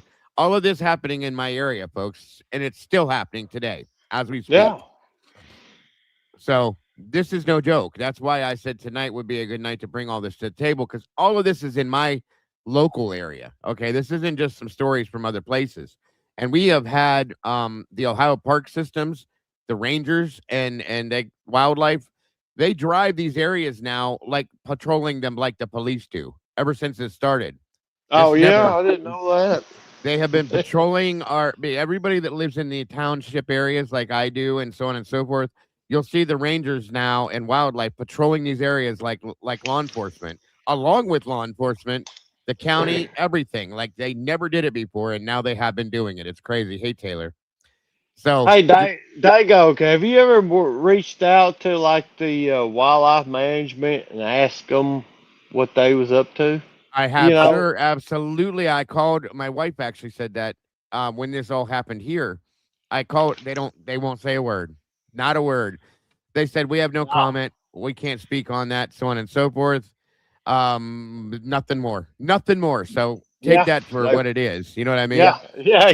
I understand. Yeah, completely. 100%. We've seen national, like federal wildlife out here recently. Yeah. Local wildlife preserve, the officers, the park rangers. But yeah, it's getting weird out here, folks. I'll be honest with you. It's getting very weird. It's kind of like the Idaho police, ain't it? Yeah.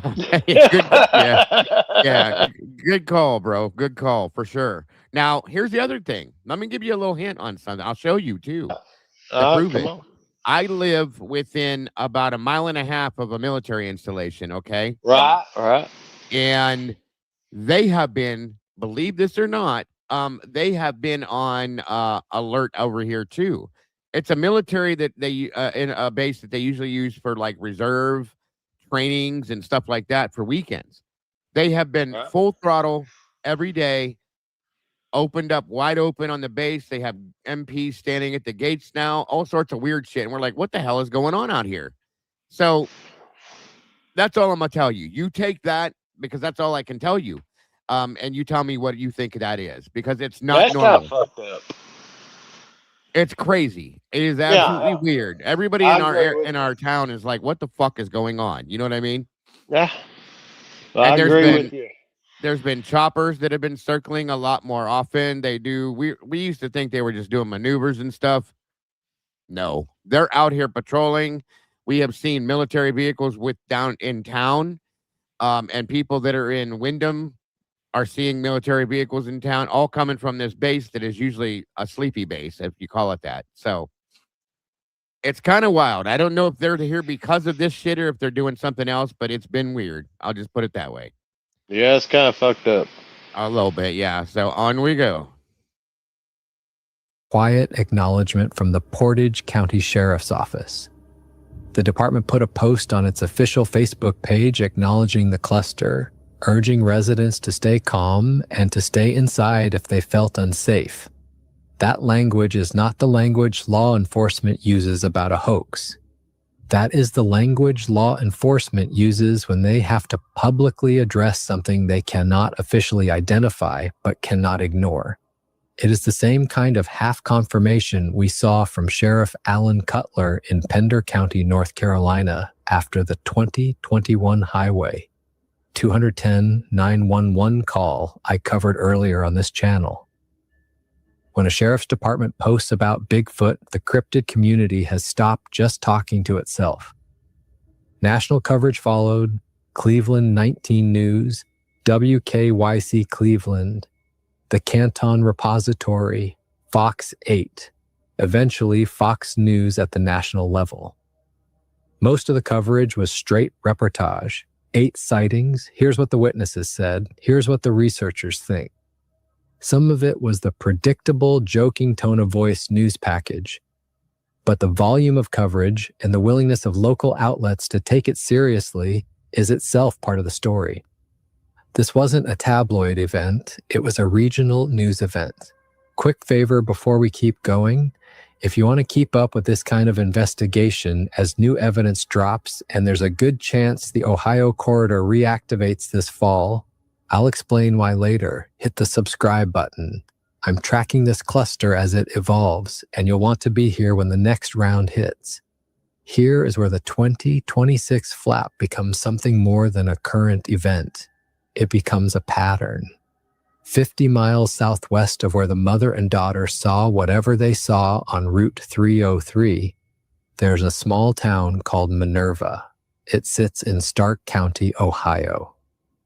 In August of 1978, 48 years before the 2026 cluster, Minerva became briefly the most famous Bigfoot location The Minerva Monster. This is a true story, too. in the United States. The family's name was Caton, 2 parents, Evelyn and Herbert, and 7 children. They lived on Lincoln Street SE in Paris Township, just outside Minerva proper. Their property backed up against an abandoned strip mine, the kind of wooded, semi-reclaimed industrial scar that's common across eastern Ohio. The land had been disturbed once and then mostly left alone, and the woods around the strip pits were thick. It started in early August 1978. The family was inside one evening when something appeared at their kitchen window. The kitchen window was high. The creature, whatever it was tall enough to look directly into it from outside. They estimated it at over 7 feet. It had what the children in their... And I'm going to delve into this story a little bit more to give you a little more insight into this as well. Thank you, Ronnie, for the jewels. God bless, brother. Very much appreciated. separate interviews with deputies all described the same way. Glowing red eyes. It came back, not once, not twice, night after night. And at some point during those weeks, it started throwing rocks at the house. The Catons called the Stark County Sheriff's Office. Deputy James Shannon was the first one dispatched. Shannon went on the record at the time saying that when he arrived on the property, he was hit immediately by what he described as a strong, unusual odor. He used the words musky ammonia. He searched the property. He found no animal.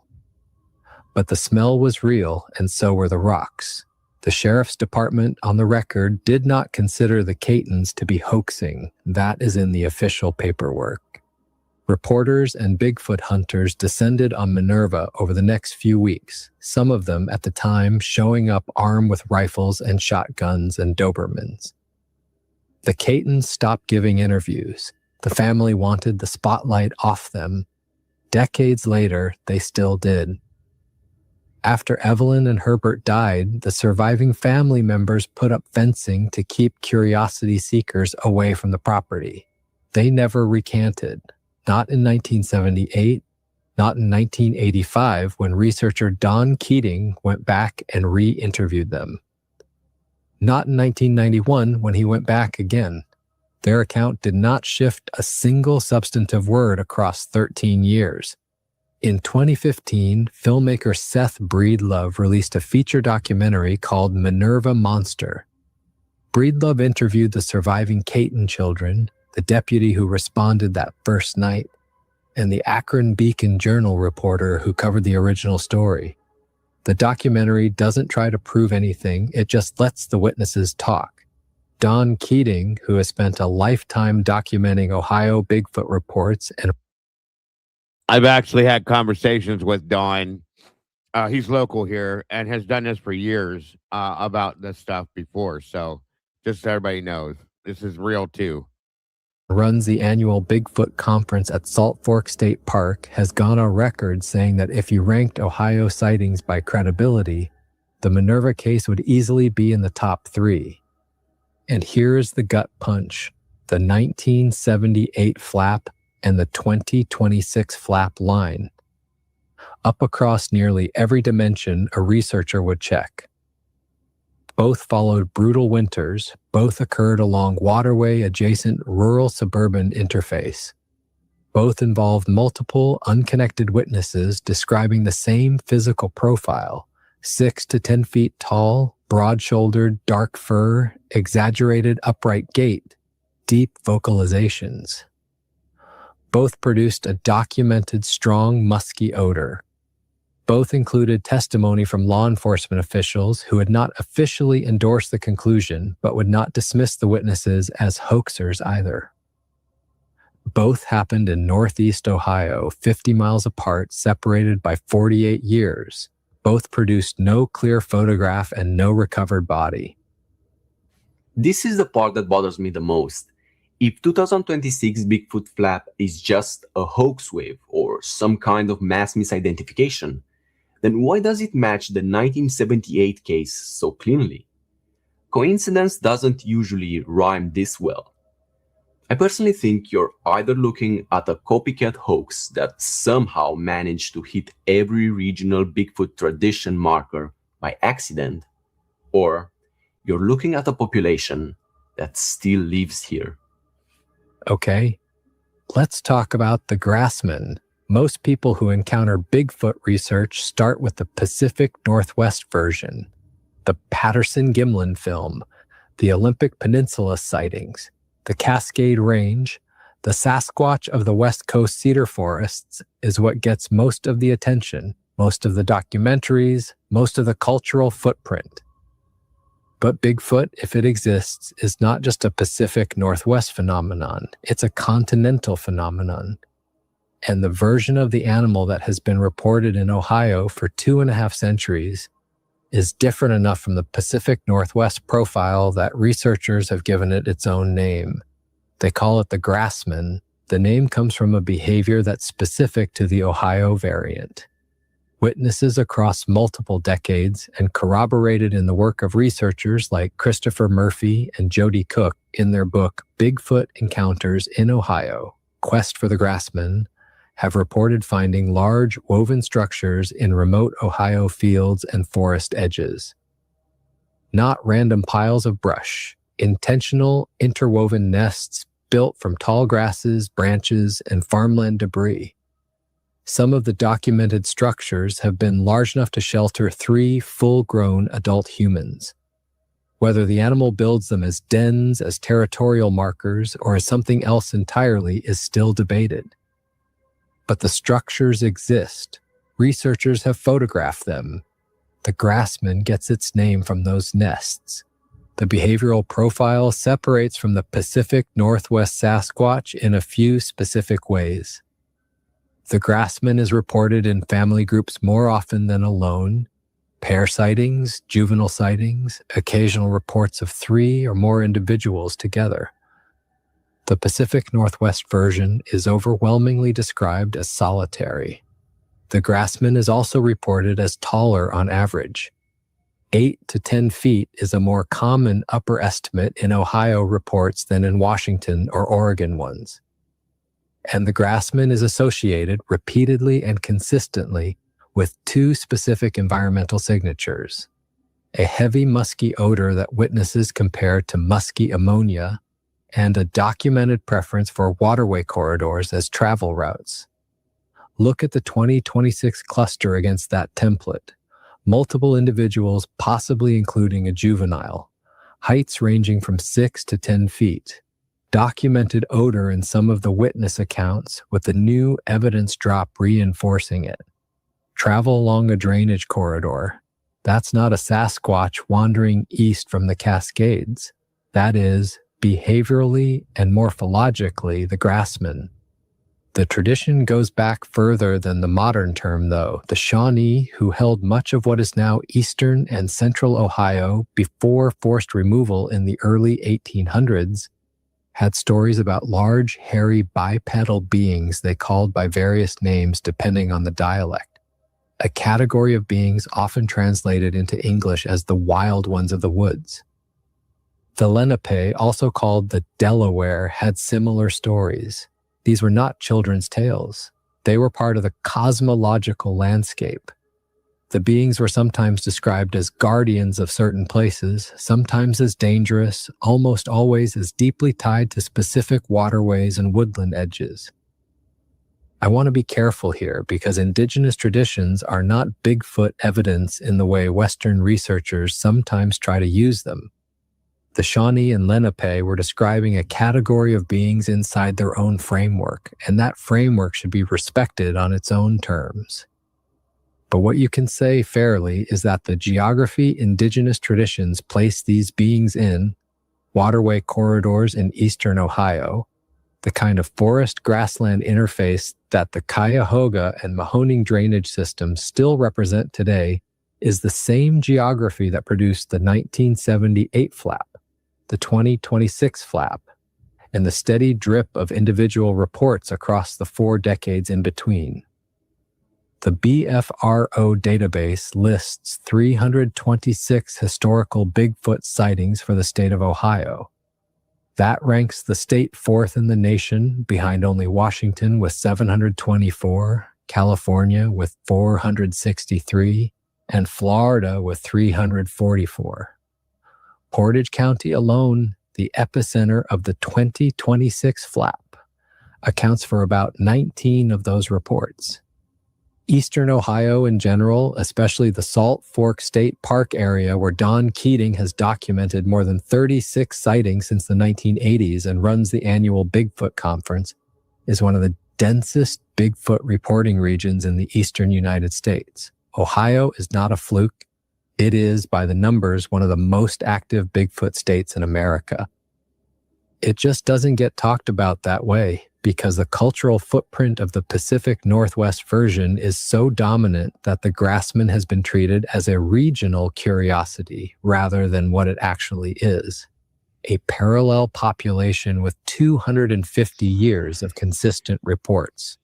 The Ohio flap was, by most measures, over by mid-April. Activity in the headwaters corridor quieted. The Bigfoot Society issued what they framed as a final report on the cluster in early April. National news moved on. What you got there, buddy? You're muted, bro. My bad. I can You're show okay. you the difference in these arrowheads. This is an arrowhead from a that I found. I find them all. This is a Black Hawk arrowhead, and this is a Mississippi arrowhead. That's what they are. Yeah, absolutely. We find those out here all the time. Yeah. All the time. Ohio is one of the huge for Native American artifacts and so on and so forth because there's so many of them out here. The whole state of Ohio is named after Native American culture. Yeah. So yeah, They are. It is. that's But, cool. It's very cool, Clyde. I love that. The witnesses went back to their lives, and then on Sunday, May 3rd, 2026, Fox 8 in Cleveland broke a story that pulled the entire flap back into the news cycle.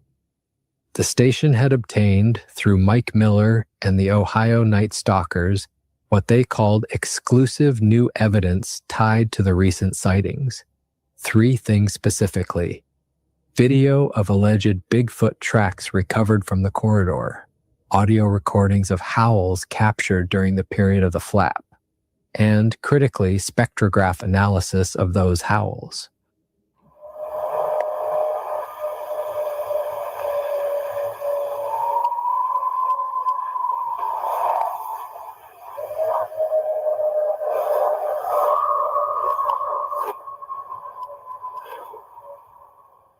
The footprint video showed depressions in soft ground that were consistent with bipedal locomotion, larger than human with a stride length that exceeded what a person of normal proportions could produce naturally. Miller declined to release exact measurements pending peer review by the Bigfoot Field Researchers Organization, but he did say on camera that the prints were consistent with what BFRO categorizes as Class A track evidence. The audio is where it got interesting. Miller's team had recordings of vocalizations they captured in the corridor over a period of several weeks following the cluster. The howls did not match any North American animal Miller's team could find a comparison for. Coyote vocalizations have a distinctive frequency profile and rise-fall pattern. Wolf vocalizations, and there are no wolves in Northeast Ohio anyway, have their own. Black bear vocalizations are completely different. Owls, foxes, bobcats, all different. None of them matched what was on the recordings. When Miller ran the recordings through a spectrograph, the comparison he reached for was not a North American animal at all. He compared them to baboon vocalizations. And his on-camera quote to Fox 8 was that some of the howls pegged higher than a baboon on the spectrograph. Higher pitch, more complex frequency structure, in some cases more vocal range than a primate is supposed to be capable of producing. I want to be honest with you about the limits of this. A spectrograph analysis is not the same as a peer-reviewed study. Mike Miller is a respected researcher in the cryptid community, but he is not a credentialed bioacoustician, and his analysis would need to be reviewed by people who specialize in animal sound work before it could be considered conclusive. There are skeptics, Joe Nickel at the Skeptical Inquirer, Benjamin Radford, others, who would point out fairly that audio evidence in cryptid research has historically been the weakest category of evidence because it's the easiest to misidentify. But the audio is not the only piece of evidence. The audio is part of a stack, 8 sightings with consistent witness profiles, a documented corridor that maps onto historical grassman territory, footprints, howls that don't match any known regional animal, Sheriff's Department acknowledgement, national news coverage, all of it converging on the same set of locations in the same 5-day window. You can dismiss any of these pieces of evidence on its own. The footprints could be a hoax. The howls could be a misidentified animal, and the witness could be wrong, but you'd have to dismiss every single one of them simultaneously to get a clean, skeptical answer. And every time I run that math, I come up short. What Fox 8's evidence drop did was reframe the 2026 Ohio Bigfoot flap as something other than a story that ended in April. It made it into something that was still actively producing data. Whatever was on that corridor in March may not have left. So why now? Why Northeast Ohio in March of 2026, after 48 years of relative quiet since the Catons saw what they saw on Lincoln Street? The leading theory, the one Mike Miller has put forward most prominently, is environmental. Ohio came out of one of the harshest winters on record. Snowpack was heavy. Cold snaps were unusually severe even by Northeast Ohio standards. Spring thaw produced significant flooding across the river systems in the eastern half of the state, the same river systems that the 2026 corridor. Now, welcome, Dylan. I'm also going to give you guys another piece of information that has happened here recently, too, over the past 2 years, I'm sorry. Within the Mahoning River corridor that they're talking about, I can't remember from, I'm trying to remember how long, but they have undammed that river in 7 different spots that I can tell you, completely undammed it. And the the water level has risen dramatically, and it is now flowing like this you see here. This used to be dammed off right up the road here. And in 5 other areas that I know of that they took the dams out and let the river rise. And once that happened, now we have this issue happening. So I don't know if that has anything to do with it, but it's kind of I guess it's kind of interesting that the 2 things have happened at the same time. I'll just put it that way. So if I remember correctly, the all the sightings was coming from Michigan down to Ohio and then kind of around Lake Erie, or was it going the other way? There were sightings in Michigan, but then it came down like around my area through the Lake Milton area, the Mahoning River area, and then it kind of faded, and then it ended up going in the direction. I think there were some sightings towards Erie as well. So it was they were going south. In a sense, yeah. They went east. They went east and then south, which was weird. Typically, you would think the map that I saw showed them go straight east and then they went south. So the sightings did. Because I try to track like a reason, because as we all know, animals are incredibly smart.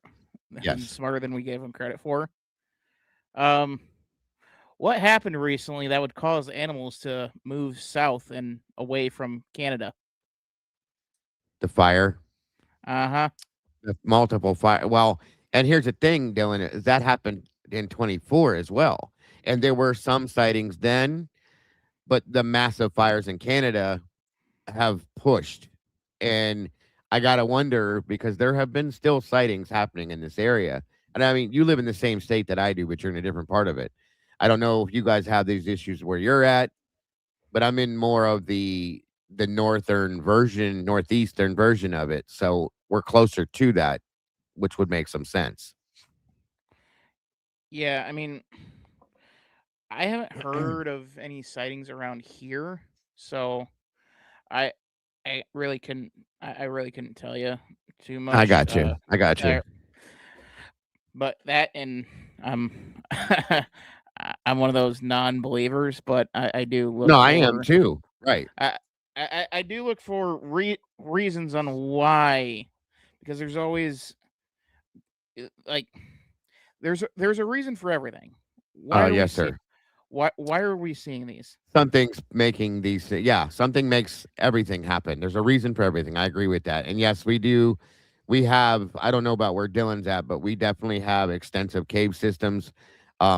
Nelson's Ledges that they were talking about early on that's what it is. It's all caves. There's a place there called the Devil's Icebox that it could be 115 degrees outside. You walk inside that cave and it's like 20 degrees every time. Yeah, we have 0 caves. Oh, right. We got cornfields and bean fields. Yeah, you're more in the southern aspect of Ohio, aren't you? No, I'm like 20 minutes away from. No, I'm 20 minutes away from the Michigan border. Okay, so you're up north. You're above me then. Okay, I got you. Yeah, and you ready for the new look, Dago? Yeah. What's up, Brian? What's up? How y'all doing? Did you shave it? Shave what? Oh, he's a baby again, guys. Look at that. What's this? Ah, that's funny. That's hilarious. They're gonna get a kick out of that tomorrow, buddy. Oh. Baby Dylan is baby Dylan again. What's up, Dylan? Can you hear me? Yeah, welcome, Brian. I didn't know Ohio had that many sightings for Sasquatch. Oh, it's bad now. Yeah, it's been really bad this year again. And I'm gonna show you guys. Yeah. I'm gonna show you guys the Minerva monster story as well that relates to this. So that's crazy. I don't think I've heard much about Michigan. Michigan. I'm here. Another story that they go by that the Dogman is that I heard. Yeah, right. Yeah. Do you You remember the late 70s, the $6 Million Man? Yes. Yes. The writer, but see, that was the thing. The writers from that era, they were pulling this stuff into the show from folklore Right. to be more fantastical. Absolutely. Absolutely. Hey, Dylan, can Absolutely. you hear me? Yeah, I got you. All right. I love you, buddy. You're good. Thanks. I just can't hear anybody on what I'm doing here. You're good. All right, moving on. Thank you for joining us, Yeah, Brian. let's move on. Follows. Miller's theory is that the harsh winter and subsequent flooding may have pushed a grassman population out of its normal range. Animals that had been using more remote dens or territories were displaced, and what we saw in March was a relocating population moving through more populated terrain than they would normally cross. Notably, the 1978 Minerva flap also followed a brutal Ohio winter. The Caton family saw what they saw in August, but the run-up to the encounter, the months in which the property had been disturbed by Herbert Caton clearing brush around the strip pits and dumping garbage that may have attracted scavenger animals, happened in a year that produced one of the worst winter weather seasons of the late 1970s. 2 flaps, 50 years apart, both following brutal winters. That is either coincidence or signal. The second theory is less environmental and more behavioral. Miller and Byron have both raised the possibility that what we saw in 2026 was a family group rearing young in the area. The smaller juvenile profile sighting at Wyndham fits that theory. So does the broader pattern of multiple individuals operating along the same corridor at the same time. That's not a dumb question, Sassy. What it means is No? can you hear me? What it means, Sassy, is there were dams put up in the river to lower the water flow, to slow it down. And when they take those dams out, the river flows faster, harder, and heavier, and it's higher. The water level rises. So they undammed all these areas within the Mahoning River, which is this area here, and in turn, gives a lot more water flowage and so on and so forth. So welcome, Queen of Jokers. A woman doesn't understand water levels. On we go. The grassman population is reproducing in the eastern Ohio drainage system. You would expect to see exactly the kind of clustered, multi-individual activity that the 2026 flap produced. The third theory is the simplest. They were always there. They've been moving through that corridor the way they've moved through it for centuries, and what changed in 2026 was not the animal's behavior, it was the witness density. More cameras, more rural residential development encroaching on the drainage corridor, more people on hiking trails, more eyes on the landscape. The animal was always there. We just finally happened to see it. I personally find theory 3 more compelling than the other 2, and the reason I do is the historical record. The Shawnee and Delaware were describing these beings on this land in the 18th century. Settler-era newspapers in the 1800s recorded encounters with what they called wild men in this exact part of the state. Don Keating has documented more than 36 modern sightings around Salt Fork alone. The Catons saw what they saw in 1978. The 2026 flap is not the start of something, it's the latest data point in a continuous record. Here's what I want to leave you with. The 2026 Ohio Bigfoot flap is the most significant cluster of Sasquatch sightings tracked in this country in 50 years. 8 high-credibility witnesses, none of whom knew each other, none of whom had anything to gain from coming forward, all describing the same animal moving through the same corridor over the same 5-day window. Backed by physical evidence in the form of tracks, audio in the form of unmatched howls, geographic signature in the form of waterway corridor travel that maps onto 2.5 centuries of regional tradition. Acknowledged, however cautiously, by local law enforcement, covered by both regional and national news. Either every one of those witnesses is wrong in the same specific way, or there is a Grassman population still using the Ohio waterway corridors. Those are the two options. There is no third option that does the data justice. My honest take, after spending the last few days pulling on every thread of this story I could find, is that something strange is happening in Northeast Ohio that the explanations we usually reach for can't quite cover. I do not know what it is, and certainly I am not going to tell you what to believe. But I'm going to tell you this. When I look at that map, when I read the witness statements, when I listen to the audio Mike Miller pulled up that corridor, I do not think those people are wrong.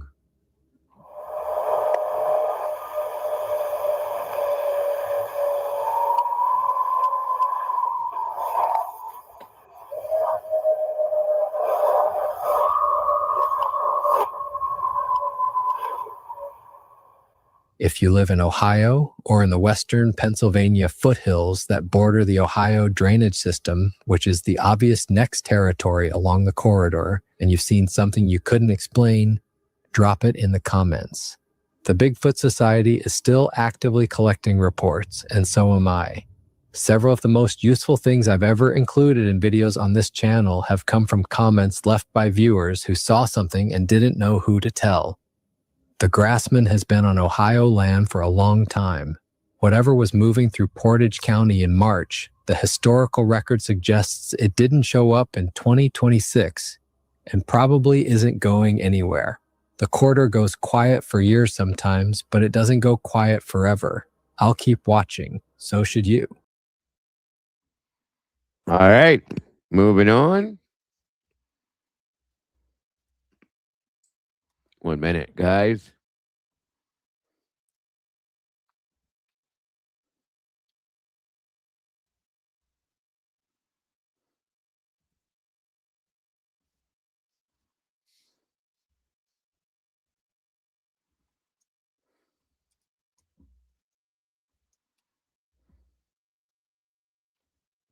Okay. 1 minute. I'm good.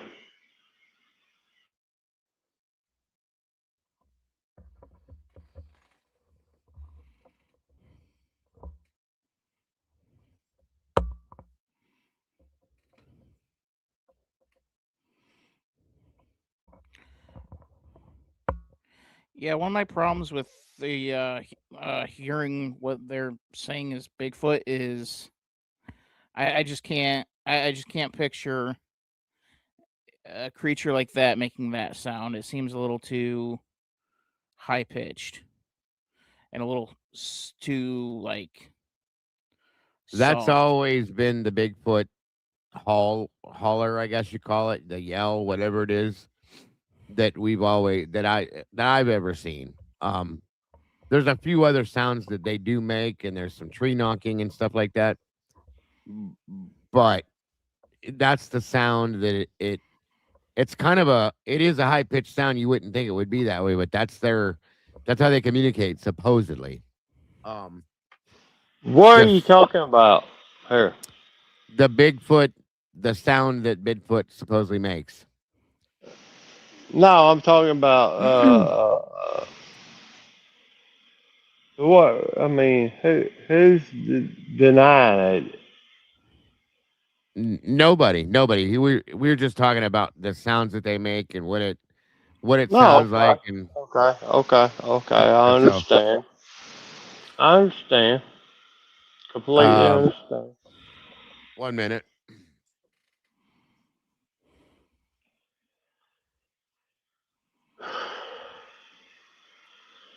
Yeah, I always would have thought before I got involved in stuff like this that they would have been like a deeper, you know what I mean, a deeper sounding noise, but It Right, is what it right. is. I understand that. Oh, I know on that show that they had on, I think it was like Discovery, that Finding Bigfoot thing. Yeah. It was like hitting like bark onto trees. Nah. Like, What? Where's it at? And the then like weird thing is we've seen these here where I live, just even as a kid, these what they call nests. They've been found all over the place, and nobody really pays attention because they just figure it might be, animals bedding down in different places, but they're too big for like normal animals. So Right. And there's a guy called Martin something that comes down to LBL where I live. And let me tell you something. He's full of shit. He's completely full of shit. yeah, Because I've lived in LBL my whole fucking life, and he is lying. And that's my right. that Martin. I can't think of his last name. Uh, but I'm telling you right now, I can pick him out from every point of LBL that he's been in. I've been in every point of LBL that he's been in, and he's lying.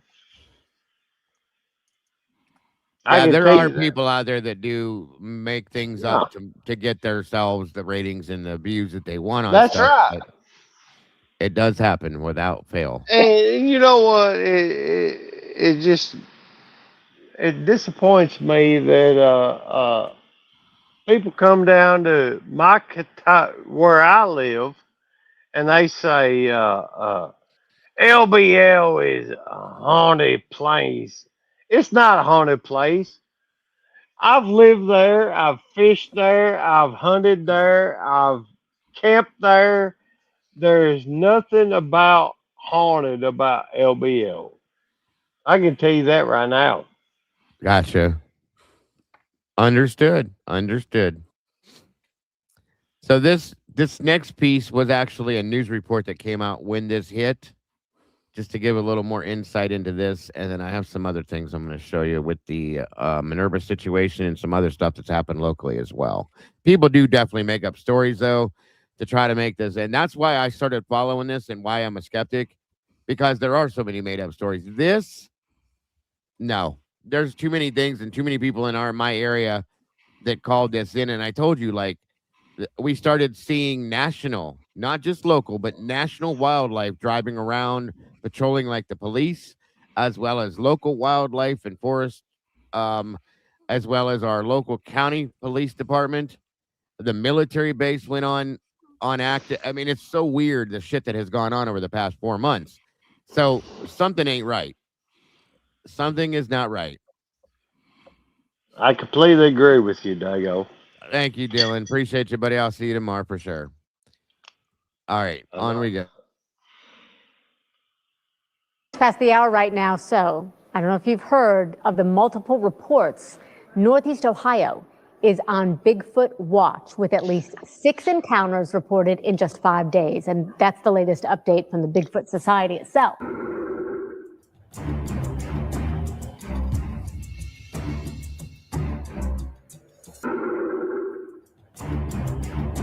March 10th, 2026, 4 in the morning, Trumbull County, Ohio. A retired school teacher steps onto her back porch. 31 years in the same house. She knows every sound that woodline makes, every season, every hour. She knows the difference between a deer moving through brush and wind pushing through the upper canopy on a cold night. She has heard this forest her entire adult life. What she heard that morning, she has no category for. I can't She hear stood anything. there and Anybody else hear stared anything? into the darkness between those trees, and something I'm sorry, Brian. stared back. 8 feet tall, maybe 10, black, massive, moving through the brush with a sound she later described to investigators as a freight train that didn't want to be heard. Now here is what matters. She was the 6th person in 4 days to report the exact same thing in the exact same corner of northeastern Ohio. 6 witnesses, 4 days, 1 geographic corridor, and not one researcher, not one has been able to explain the pattern that emerges when you put all 6. Yeah, this was literally basically my backyard, Queen. Just so you know. Sightings on a map. That pattern is what tonight is about. I want to tell you something before we get into the evidence. I have covered strange stories for a long time, and I have learned one thing that nobody tells you when you start doing this kind of work. The most important variable in any unexplained event is never the creature or the phenomenon or the blurry photograph. It is always the witness, who they are, what they risk by saying anything. Whether their account holds up when someone actually presses them on the details. Because here is the truth that the loudest skeptics consistently refuse to engage with. Eyewitness accounts of large bipedal creatures in North America are not coming primarily from people who want attention or money or 15 minutes on a podcast. They are coming from wildlife researchers, from retired professionals, from people who have spent decades in these woods and know with the earned confidence of real experience the difference between what they saw and what they wish they had seen. The March 2026 Ohio sightings did not start with someone posting on social media. They started with a trained wildlife researcher filing a formal report because something 9 feet tall walked out of the tree line in Portage County at 12:23 in the afternoon on a Friday, and he had absolutely no framework to put it in. That is where this begins. March 6th, Mantua Center, Ohio, Portage County, 12:23 in the afternoon. Not at night. Not at the edge of visibility in some fog-filled forest. Broad daylight. Midday. A wildlife researcher, someone whose entire professional identity is built on accurate observation and honest reporting, is working in the field. He sees something standing approximately 120 yards away. 9 feet tall. Brown. Standing fully upright. 9 feet is not ambiguous.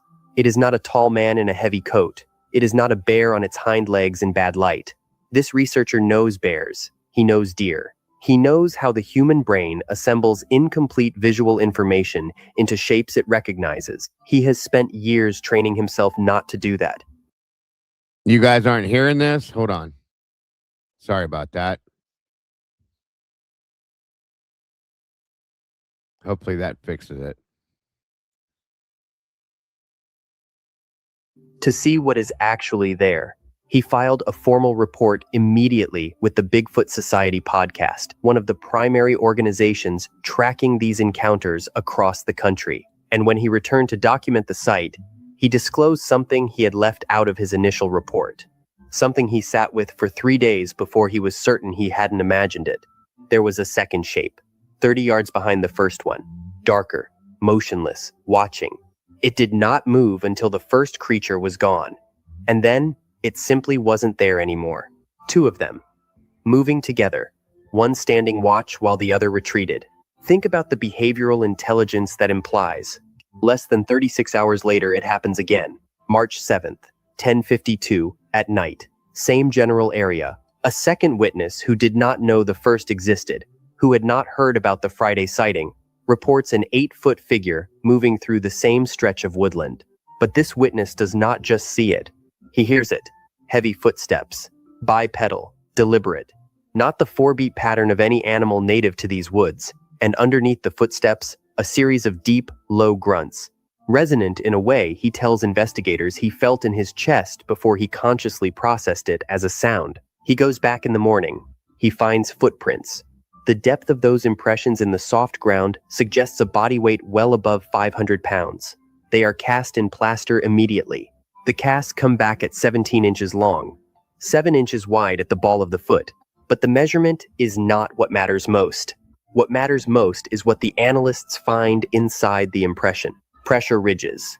A pressure ridge is the deformation that appears in soil when genuine weight moves through a living foot in motion, heel strike, weight transfer, toe push-off. That physics produces a pattern in the surrounding soil that cannot be faked by pressing a carved object into the ground. Hollywood special effects studios have spent serious money trying to replicate it. They have not succeeded. The physics require actual movement of living weight through a flexible foot structure. The Mantua County casts have pressure ridges. Take your time with that. Monday, March 9th, 2026. By any honest measure, the single most documented day in the recorded history of Ohio unexplained encounters. 3 separate sightings in less than 8 hours. 3 separate witnesses with no connection to each other. No shared online spaces. No prior contact. 10:20 inches the morning. Garrettsville, Ohio. A hiker encounters a figure covered in jet black fur, 8 feet tall, standing still. Unlike the mantua creature that retreated when it realized it was being watched, this one does not move. It stands its ground. It watches. The hiker is the one who leaves. At 11:47 that same morning, while that first hiker is still making his way out of the woods, a second witness on the Headwaters Trail has what investigators are calling a face-to-face encounter. 15 seconds, 10 feet of distance. The creature does not run, does not turn away, does not react with the startled, immediate flight response of any large animal unexpectedly encountered at close range. It looks at him. The witness, a man in his 50s who has hiked these trails for 20 years, will later describe one physical detail that lands differently than all the others. A bony ridge above the eyes. Heavy, pronounced, anatomically specific. Primatologists and physical anthropologists have a name for that feature. A supraorbital ridge. It does not appear on bears. It does not appear on any large North American animal. It appears in the fossil record. In the skulls of extinct species that walked upright millions of years ago, it appeared, according to this witness, on a living face, looking back at him from 10 feet away. On a public trail, on a Monday morning. By 6 that evening, the sightings have moved east. Windham, Ohio. A woman who describes herself as a lifelong skeptic, not performing humility for an investigator, genuinely describing her own prior position, watches a brown figure cross her neighbor's field. She does not use the word walk. She uses the word glide.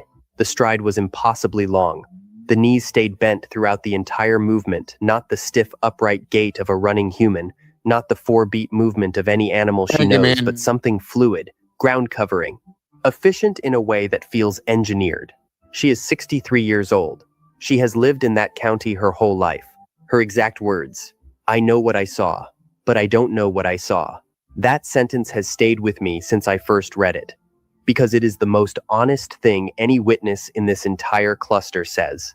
It is the sentence of someone who has not constructed a story around their experience. It is the sentence of someone who is still standing in the gap between what their eyes registered and what their brain can process. 6 witnesses, 4 days, and then Tuesday morning at 4 a.m., the retired school teacher, and the sound that had no name. Here is where this story changes.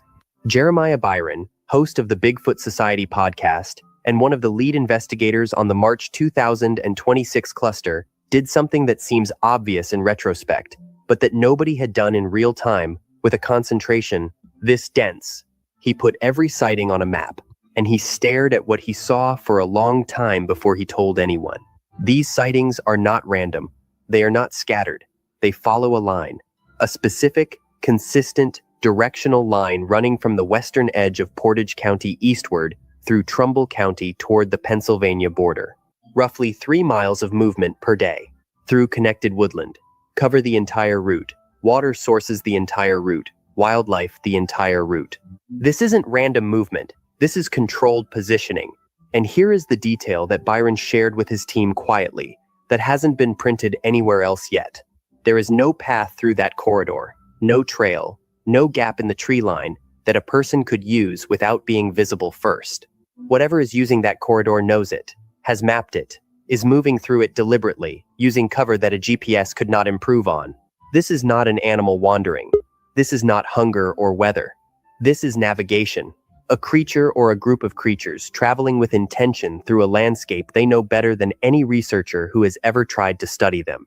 If that corridor is real, and the evidence says it is, then there are homes along it, porches, backyards, people who have no idea they're standing inside it, where that line ends, and why the movement happens when it happens. Those are the questions nobody will say out loud yet. What the longer-term tracking data suggests, from researchers who have been following these routes for years, is that the movement pattern runs from deep Appalachian wilderness northward through Ohio and northeast, toward the Pennsylvania state line. Some researchers connect it to deer migration patterns. Others point to the secluded marshlands and protected state forest corridors near the border that offer uninterrupted cover. But no theory has fully accounted for the timing. Why March? Okay, and with that, I have some other stuff. They keep referencing him, and I'm gonna show him as well, guys, because he was all over this. 1 minute.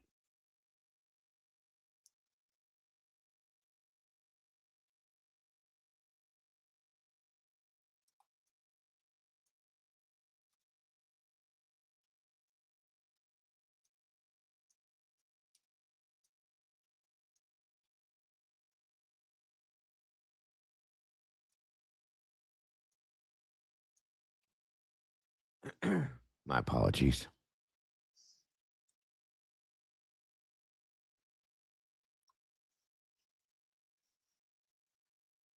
One minute here.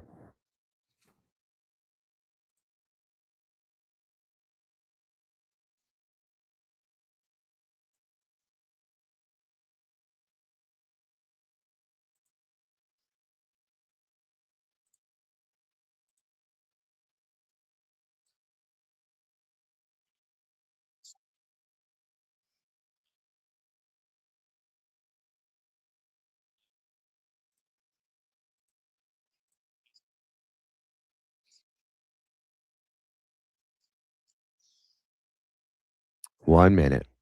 Trying to get this to load up.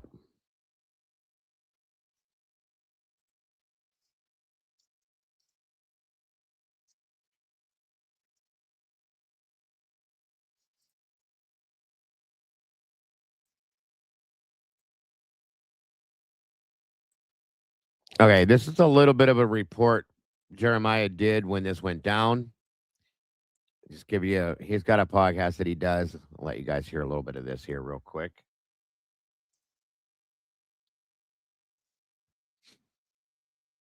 I believe it's, let me know if you guys hear it okay. This.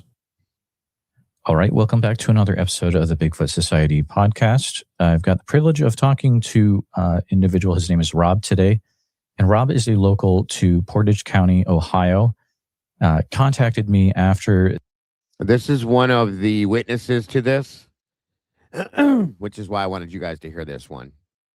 The events of March 6th through March 10th. So the events of the Ohio Bigfoot Flap is what we're calling it. But welcome to the show, Rob. How are you doing today, sir? I'm well. How are you, Jeremiah? We're having a great time. You know, it's always a great day when I'm able to just, sit back at the desk and talk to someone about their Bigfoot encounters. And it sounds like you have had some interesting things happen over the years. So I'm glad we can get you on the show and give you the space to so you can share what you've experienced over the years in an incredibly active county, as we've all found out really over the years, and especially last week. So anything else that the listeners would need to know about you for context before you get started, Rob? Yeah, so I actually live in the Portage County area. I've lived here for a good portion of my adult life. After I graduated high school, went to a university around here, Kent State. Yeah, Cap, this is where I live. This all happened right in my backyard. And before you jumped in here, I told a bit of a story that I went through a while back, a couple years ago. But it all relates to this whole thing. So yeah. And just lived here ever since I graduated. I love the area. Everybody's so friendly around here, and it's a place that I could see myself living for the rest of my life. So this story that broke over the past week or so really resonated with me, because the encounters I'm going to explain to you as we go on through this, it really hit home. I think it's great that we're getting some attention here, and maybe we'll get some questions answered over time as researchers come out here, or people that know far more than I do or anybody else in this area that can look into this, can maybe figure some of this. So thank you for having me once again. Absolutely. Yeah. And it's great to hear you have that viewpoint of things for sure. I know there's been a lot of eyes on this area, and there's been a lot of Bigfoot researchers that have come to the area. And again, I've said this publicly multiple times. There is a local group and researcher, so Glenn Adkins from the Ohio Squatch Project, I've been working with for doing boots on the ground investigations. So in case listeners haven't heard that before, that is another time that I will be saying that Glenn Adkins is helping out a ton with this. So thank you to Glenn. But Rob, let's make sure you have the time to share what you have experienced. And it sounds like you have a few things that you've experienced over the years. Yeah. Absolutely. So where I'm going to start is quite a while back, actually about 5 or 6 years ago. I used to frequently drive through Manaway because I actually knew a few people. Some of my really good friends over the years grew up in Manaway. A lot of them moved out, did their own things. But one in particular lived right near, in between the Manaway Center and downtown Manaway area. So I'd always take the back roads there after work if I went over to his house, say during a weeknight or a weekend. And something that's important for the listeners to know is the Manaway area is very rural. And I guess maybe this isn't the most accurate representation. It's very swampy, or it's a high water table. So everything's it's like a wetland basically in a lot of the areas. So no streetlights, very rural. It's probably, as many of you would imagine, a perfect area for this type of encounter. And my first encounter, probably around 2020, if I had to guess, late 2020, early 2021, that really stuck out to me was when I was driving to my friend's house in Manaway. When I say there's people there, or not that many people there, it's probably about 1,000 or less throughout the whole area. It's very spread out, no lights, and it was just after a rainstorm. It wasn't raining anymore, but it was very moist, wet. You could smell it in the air. And I was driving around the bend, and right before I hit that intersection, about 1,000 feet before I hit it, there's these woods on the right-hand side. What I thought was perhaps a bear, and I only say a bear because I just saw something with fur in the corner of my eye as I was driving late at night. I turned my head to look at it, and I only got a glimpse of it for about 2 seconds or so in passing. But it was very clear this was not a bear. It was standing on 2 legs. And it had its back to me. And when it turned to look at me because I was driving towards its direction. It turned, looked, I could see the glare in its eyes, and then it turned to scatter. And then all within 2 or 3 seconds that occurred, but I got enough of a glimpse of it that I knew this was... I have to, Sassy, and no, we're trying to stay in the area that I live in now, just different place. I don't have a choice, unfortunately. I have to move, so it's a long story. Something that was not normal. We see bears sometimes around the area. That's not super uncommon, unless if you're in the more populated areas, you're not really going to see them. But something like Manaway, that wouldn't surprise me. But this was clearly a taller figure that had broad shoulders and had longer fur that was standing on 2 feet. I saw a bit of its face, but it wasn't detailed. And again, this was the first encounter. So I freaked out when I saw that. And I told my friends when I arrived at his house.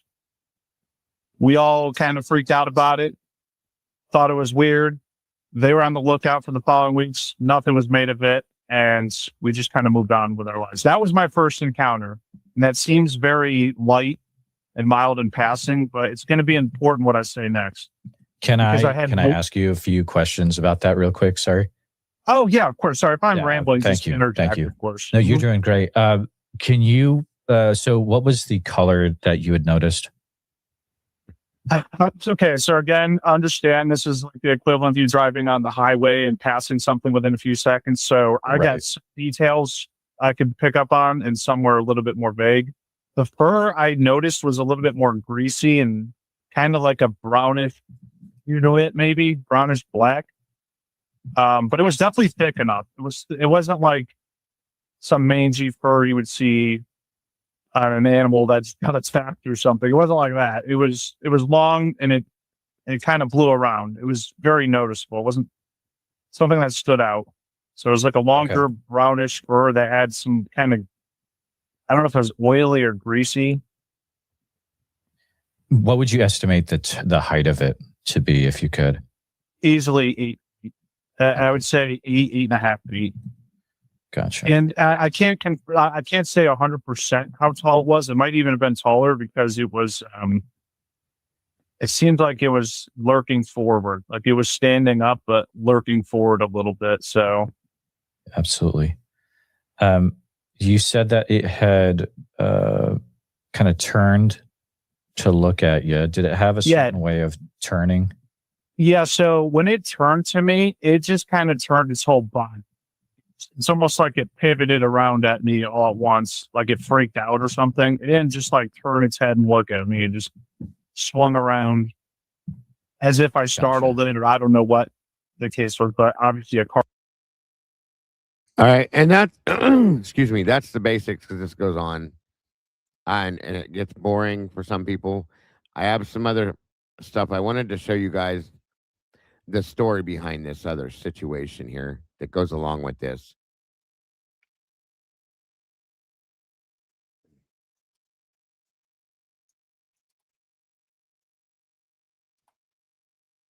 Give me 1 minute. Excuse me.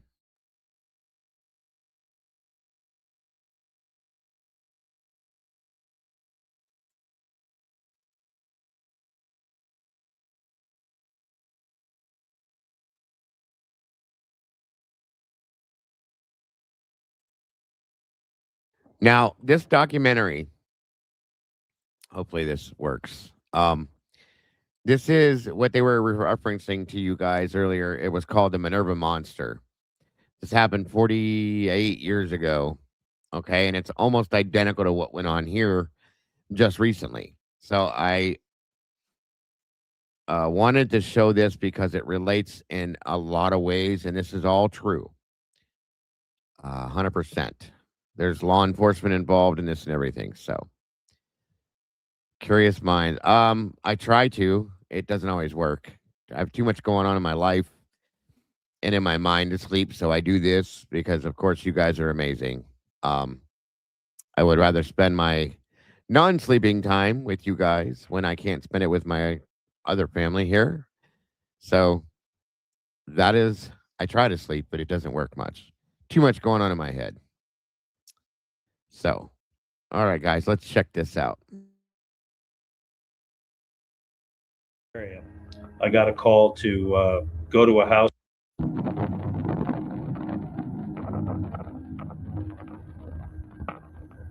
It was August of 1978. Our shift started at 10:30, and as I left the sheriff's office to head out into my area, I got a call to go to a house on Lincoln Street East, which is Route 30, US 30. And when I got out of the car and met the people at the house, who were obviously distressed, what they described to me was hearing rocks or something hit the roof of their house. As I recall, something initially happened to their dog. It was chained to a doghouse, and it was found like out of its collar and, dead. And they didn't know what was happening, and they were getting their house pelted with rocks, and there were footprints, and they just didn't know, if this was vandalism perhaps or something. Mid-70s, late 70s. That's when it really started. Now, all of this is actual footage, true interviews with the actual people that experienced all of this, including law enforcement.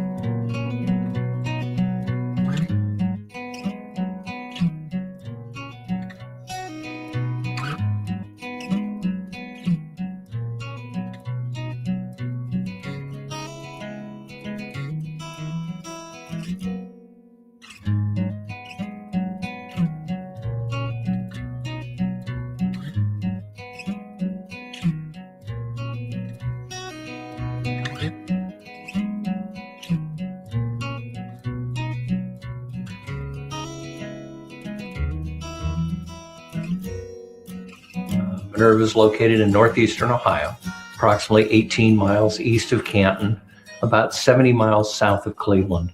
Almost equidistance between Cleveland and Pittsburgh, about 70 miles south of Cleveland and 70 miles west of Pittsburgh. It's rolling terrain. I've been told that we are where the glacier deposited its remains when it melted during the Ice Age. Just south of Minerva, rich in oil and gas. It's kind of the headquarters now of the new fracking industry in the state of Ohio.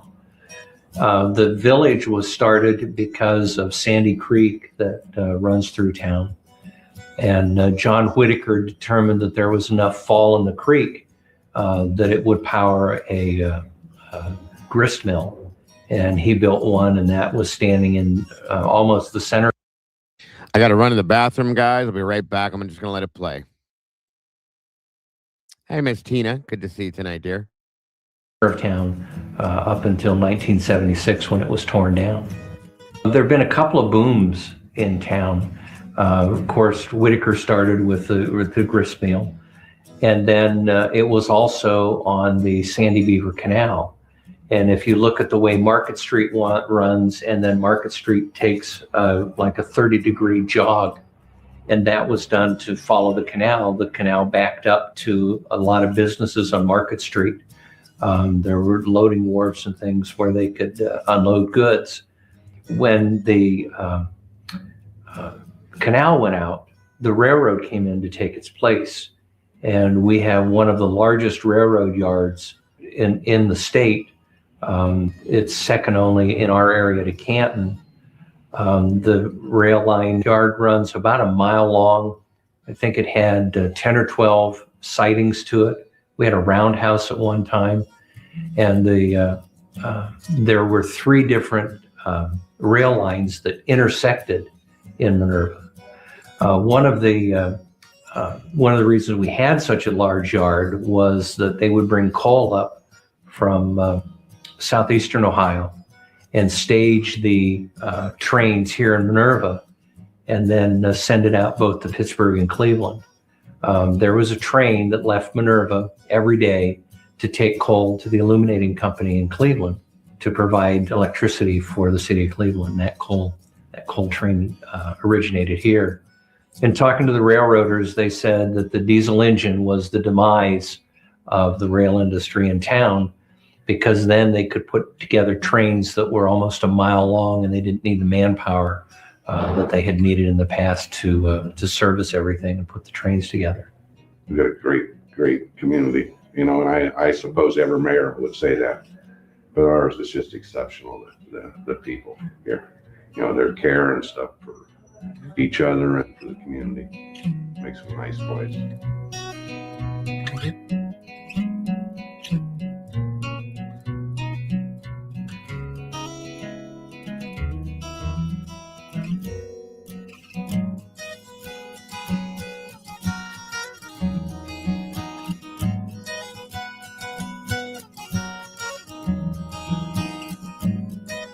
What I like about the town of Minerva is it's quiet. All the people are friendly. And Minerva started out on a trail called the Great Trail. Then you had the canals. Then you had the railroad. Then they put US Route 30 through here. And then you had what they used to call State Route 80, and they changed the name to 183, or the number to 183. So we've always been a kind of a transportation hub, even though a lot of people say we're out in the woods or off the beaten path. But transportation and industry is what's going to bring people to any town, regardless of what the name is. And the name is kind of unique itself because it was the first name of the first female baby born in town, named after a person's family, you know what I mean? And the only industry in town then was the old mill, which ground mill down here at the local creek. And the guy diverted the water to make the water with. We live on a very unique route, US Route 30, the Lincoln Highway. They were looking for a way to immortalize Abraham Lincoln. and a couple of magnates in the car industry needed a way to promote the use of automobiles. So they started the first intercontinental highway. It starts in Times Square and ends up in San Francisco. It was, for the most part, brick when they built it. The Catons live about 2 miles outside of Minerva, between here and Robertsville, right on Route 30. You'll notice as you go along, there's a lot of woods between us and Robertsville on both sides of the road. So it has a country effect, even though it's along a well-traveled national highway.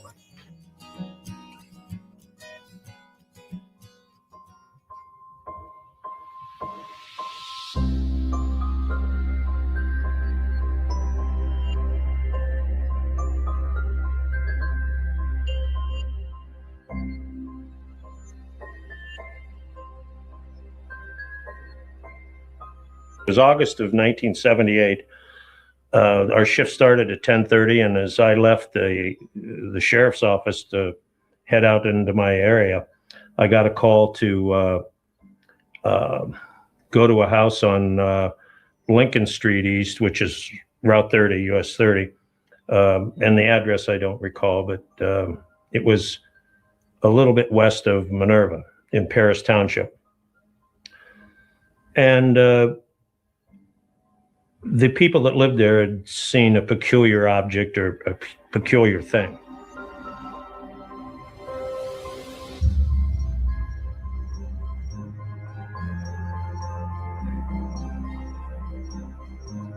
They made a report to the sheriff's department, and one of our correspondents for the Beacon Journal had gone down and collected the police reports. And then I contacted the family and asked permission to come down and interview them, and they were very open. I was really the only reporter there for a long, long time. Yeah, this is an entire family. This is all based. This is all true. This all happened, true events, including, like I said, the law enforcement that responded, the family themselves, so on and so forth. This is real deal stuff. So, yeah. The repository, I don't think, got on it for quite a while. And then after it went out on the wire, sort of the bombardment of outside media came. But for a long time, I was just the only one there. And it was me and Deputy Shannon.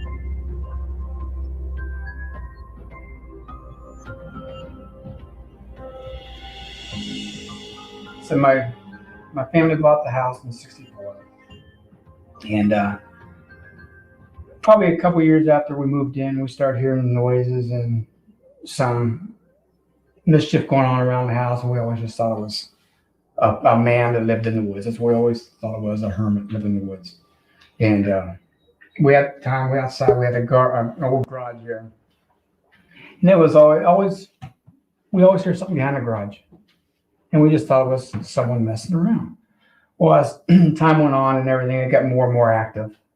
So I drove down there. It's probably about a 10, 12-mile drive from when I got the call, and pulled in their long lane driveway up to the house. And of course, I had my spotlight on looking around to see what I could see. And of course, I saw nothing. But when I got out of the car, they were waiting on me at the door. The people that lived there were waiting on me at the door. And when I got out of the car, there was a pretty strong ammonia smell. It was the first thing that I noticed, and I thought how peculiar that was.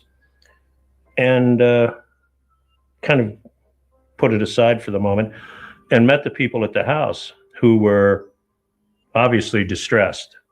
They were really distressed. Of course, I was living here at the time. My sister Vicky, she lived in East Palestine at the time. Linda Jones lived in the trailer park, and my sister Becky lived in Canton at the time.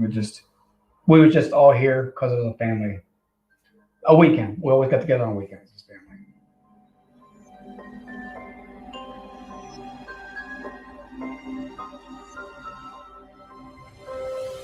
I talked to them about what had happened and all these sorts of things, and got them calmed down to the point that they could pretty much tell me what had happened in the last hour. And what they described to me was hearing rocks or something hit the roof of their house. They were getting their house pelted with rocks, and there were footprints, and they just didn't know, if this was vandalism perhaps or something else. We always had rocks thrown and messing around, knocking on trees, howls, screeches.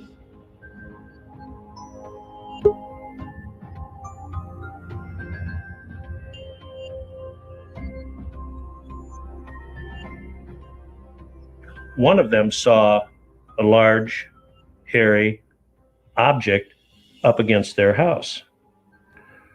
And of course.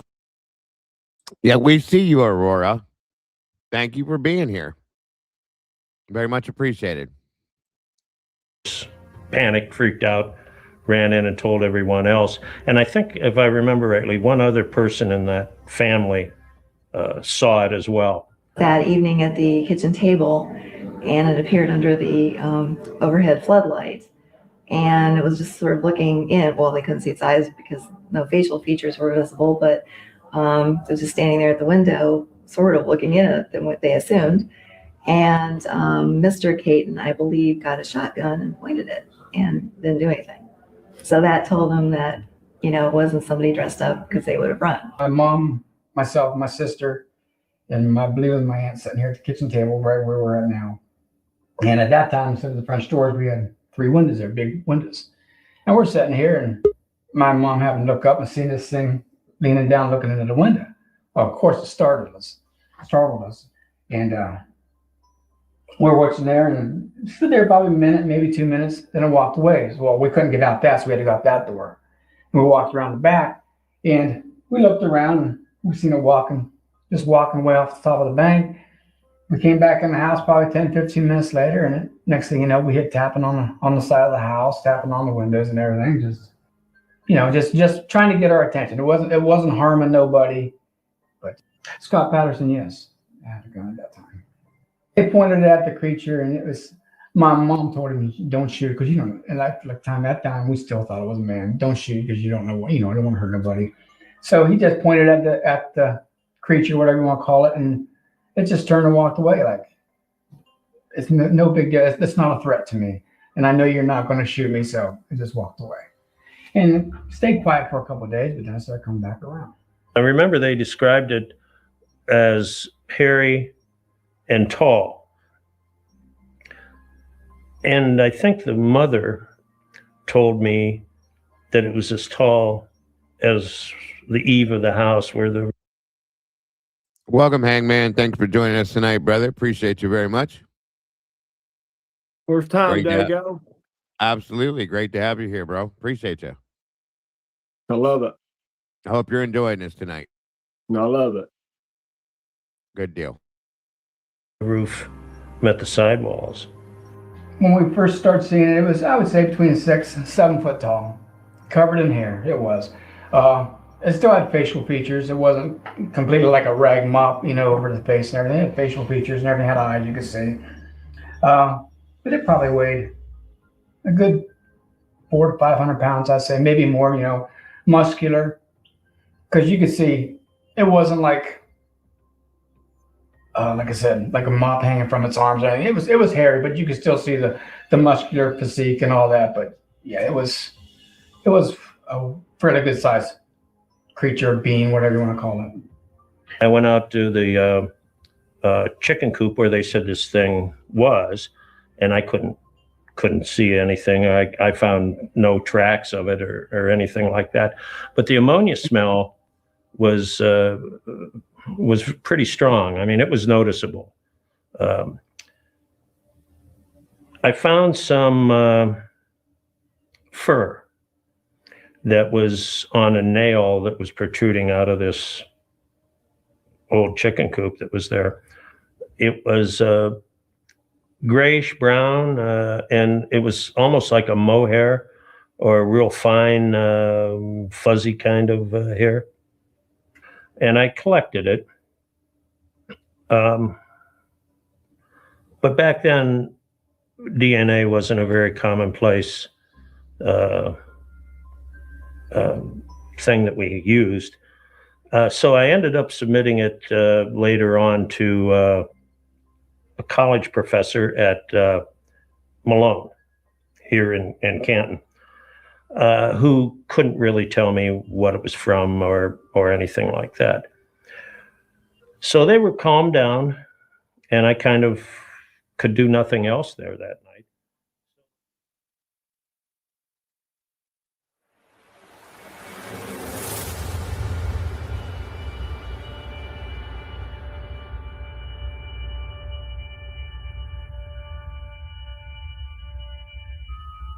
That was the first year that I was hired by the Beacon, so I was a cub reporter. I think I was hired that January, and this occurred in August of '78. I had been assigned to cover Wayne County, and so, you know, I was doing my thing every day there.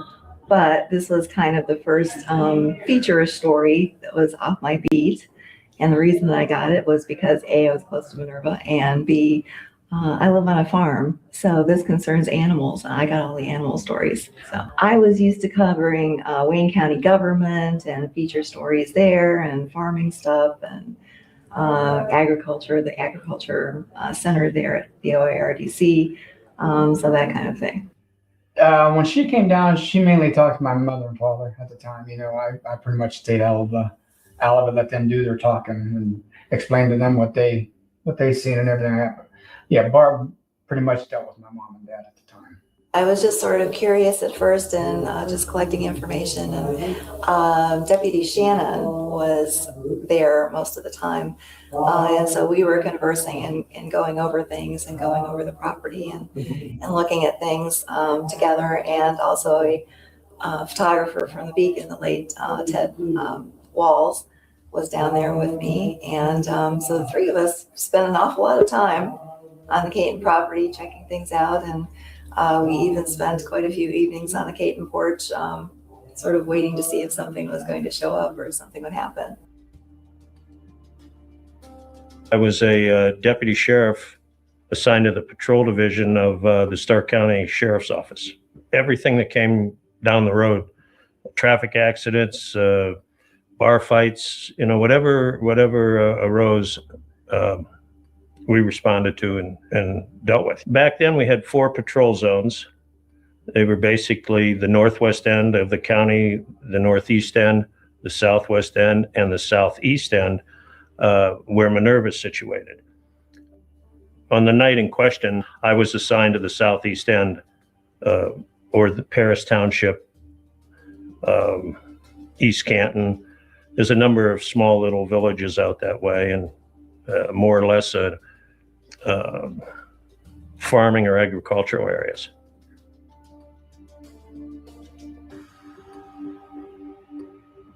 Jim and I became fairly good friends, and he became fairly good friends with the family and everything. Yeah, I remember when Jim came down a lot. He was here a lot. Jim and his partner, Sam, they was the first ones ever to investigate it for my family.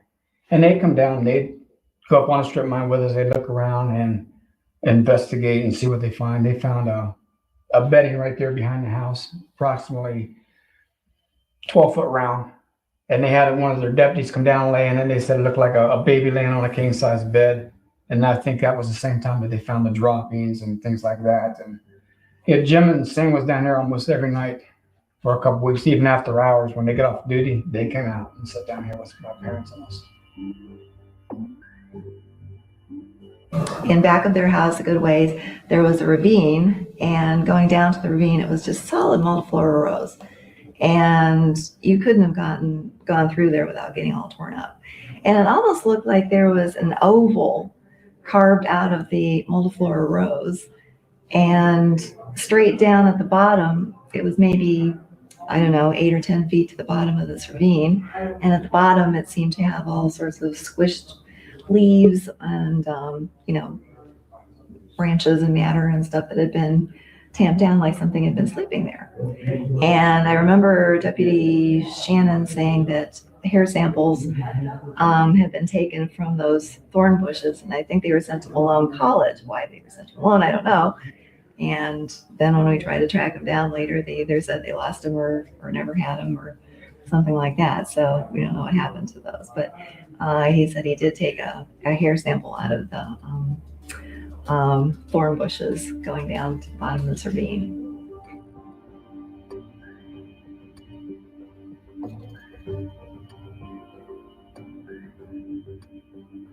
So the following morning when the sun came up, we got a couple of us took out a couple of our four-wheel drive Jeeps and went back down through there. There was a behind these folks' house was a strip mine, and they tried to rehab it, but it still had a lot of junk in it and all that sorts of things.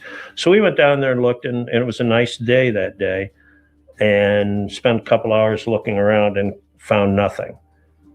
In a search in the daylight just behind their house, I found a bone, and it was an old bone, but I took it anyway, and we submitted it again to Malone College, and they determined it was a jawbone from a cow.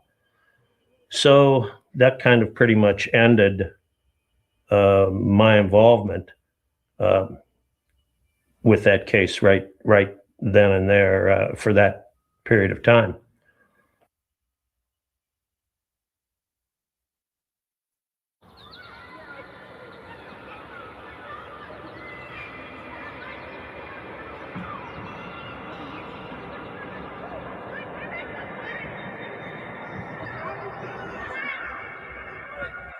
Bigfoot is coming for you. Good night, Michelle. We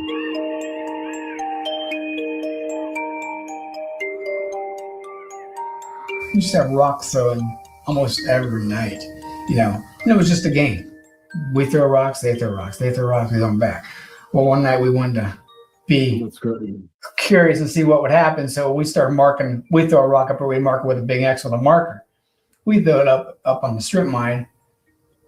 A couple minutes later, that same rock would come back down with the marking still on, and the rock would be warm, and it was just kind of funny. All right, we're playing a game here, but it was weird how that rock would come back down to us that we marked and have the exact same markings on there. And one night, one of our neighbor ladies was over here, and she had a set of glasses on, wore glasses. And she goes, "If you think you're so smart," she goes, "why don't you just hit me right between the eyes with a rock?" And it wasn't 30 seconds later, she got beamed right between the eyes with a rock. Broke her glasses. She had a big knot on her head. And we all thought that was funny. We thought, well, someone just throwing rocks, you know, but we never thought that someone would actually throw a rock and hit her, you know. But yeah, we made games out of it. And when I was younger, it was just something that, okay, we got his attention. Let's see what we can do with it. But yeah, we had rocks constantly.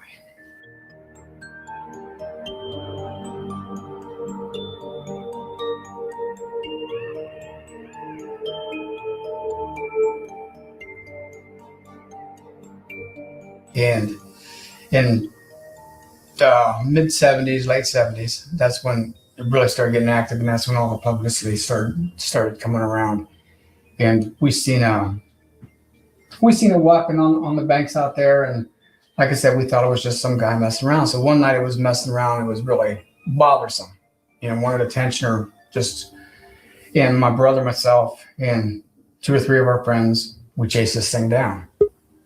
And this was in 78. And we got it on the other side of the strip mine bank, and we jumped on it, thinking it was just a man messing around. And at that time, it threw the 5 of us off of us, like, you know, it's just a guy throwing some kids off his back, you know, wrestling around with them. What happened to bite my brother? And he had teeth mark probably 3.5 inches in diameter on his back. And we could, you know, they took pictures of it and everything like that. But it ran down the bank, and it jumped over the side, and that was it for the night. Something initially happened to their dog. It was chained to a doghouse, and it was found like out of its collar and, you know, dead. And they didn't know what was happening. The dog we had at the time, it was a German Shepherd, and when we got her, she was a guard dog. We got her off the neighbor, and she was, I mean, when he fed her, he had to hold a stick because she was that mean. And for some reason, he gave her to my dad, and my dad brought her over here, and it wasn't within 48 hours, that dog was just as calm and gentle as could be. And this thing was messing around, and the dog dug a tunnel. I'd say probably 5-6 foot deep, and that's where the dog would sleep at night. And whether this thing liked barking dogs or what, I don't know. But yeah, we woke up one night, the dog was still in the vent, and we woke up the next day, and the dog was laying on the thing with his neck broke, still on his chain, and had plenty of room where he didn't choke himself out. You know what I mean? He was just laying there dead with his neck broke.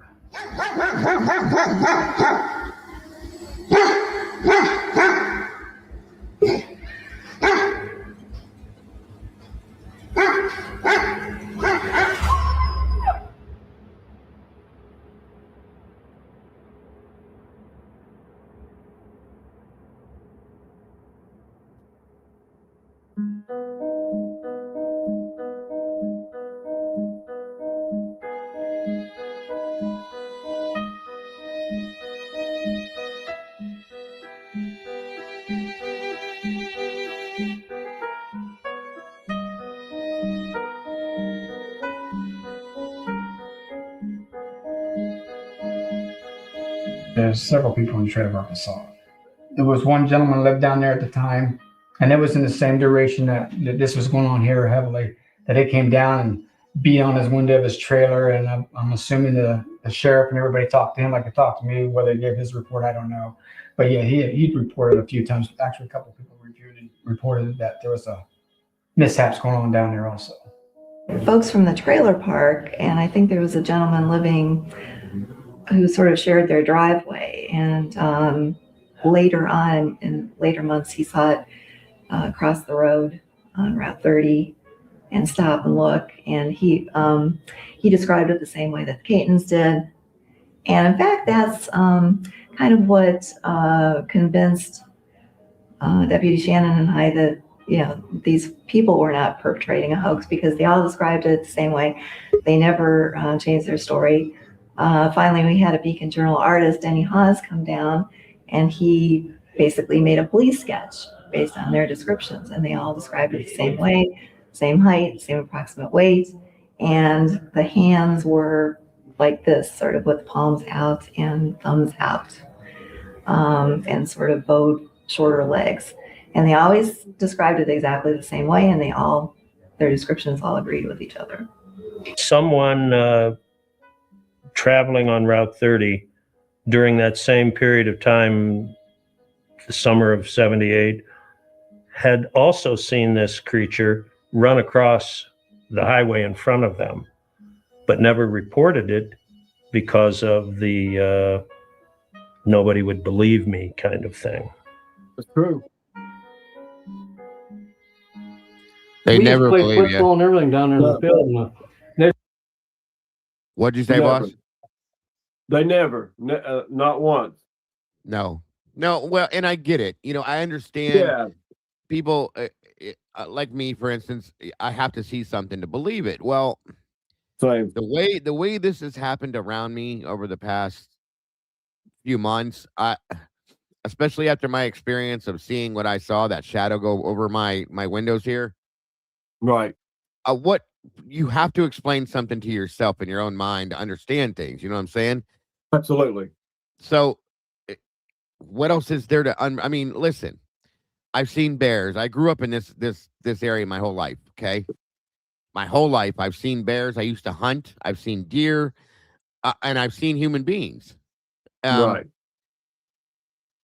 This this shadow was shaped like a human being.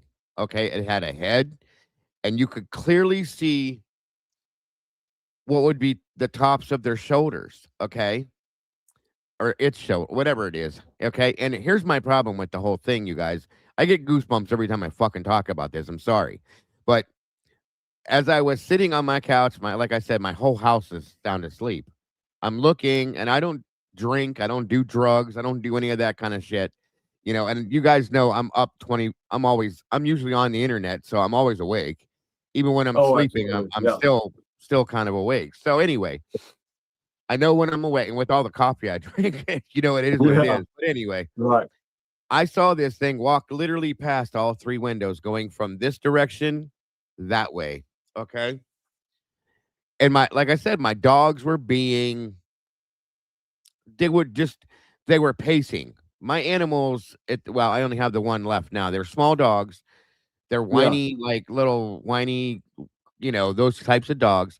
They kept Mhm. running back here and like pacing and circling and running. They don't do that. Yeah. The one I call Dust Mop, Alfie, the one we have now, Great name. he either he's lazy and he's all hairy, so he's hot all the time. So especially in the summertime, he just lays around. He doesn't pace, he doesn't anything. The only time he gets up and goes anywhere is when he wants to go to the bathroom. He goes to the door, he'll come and nudge you, or he tells Yeah. us, or if he wants food. That's that. He was the one that was the most like weirded out. He kept pacing from this room to my living room, back and forth, back and forth. He would come back here, walk in circles, whine, and then he'd go back up front, come back here, walk in circles, go back up front, so on and so forth. He wouldn't lay down, and he normally just lays down. Lay down, Alfie. I would tell him lay down, and he lays down. That's it. And like I said, I talked to my neighbor the next day. They have a full-blown shepherd, full-size, purebred shepherd that was caught like the whole night. And even after they went to bed, they heard this dog whining in their kitchen at their back door. And he had his nose shoved to the ground at the crack of the door, at the bottom of the door. And he was whining, and he just laid there the whole night, they said. And of course, they weren't putting him out. They said that he acts different when he's got to go outside than this. He was just whining and crying and pacing, and then he would go lay by the door again. It's just strange. The whole thing is strange. So after seeing that, my son come over, like I said, the next day. For those of you that didn't hear this, okay, I know some people jumped in afterwards. I told him about it because it bothered me. So we went and measured from the ground, and like I said, my backyard is kind of an incline, slightly, which would throw this off by, I'll say, a foot to a foot and a half. We measured from the ground to the bottom edge of my windows here, the bottom edge. It's 10.5 foot because this is lifted and it levels off the ground and all that. So whatever it was about another, to that point, to get to the shoulder that I saw would have to be at least a half a foot higher. Okay. Right. Anyway, to see that and realize that what I saw clearly because of my mercury light reflecting on everything, it was a clear-cut shadow of what looked to be a man. Okay. Head, neck, and shoulders walk clearly across all three of my windows here. And I have like the horizontal blinds over the windows, so the shadowing is perfect because there's that level crack, you know what I mean? Yeah.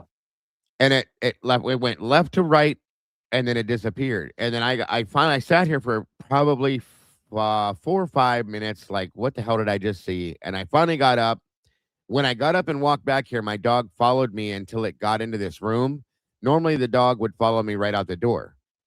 When I got to the door, he stopped and turned around and went back to the living room, which was strange, but okay.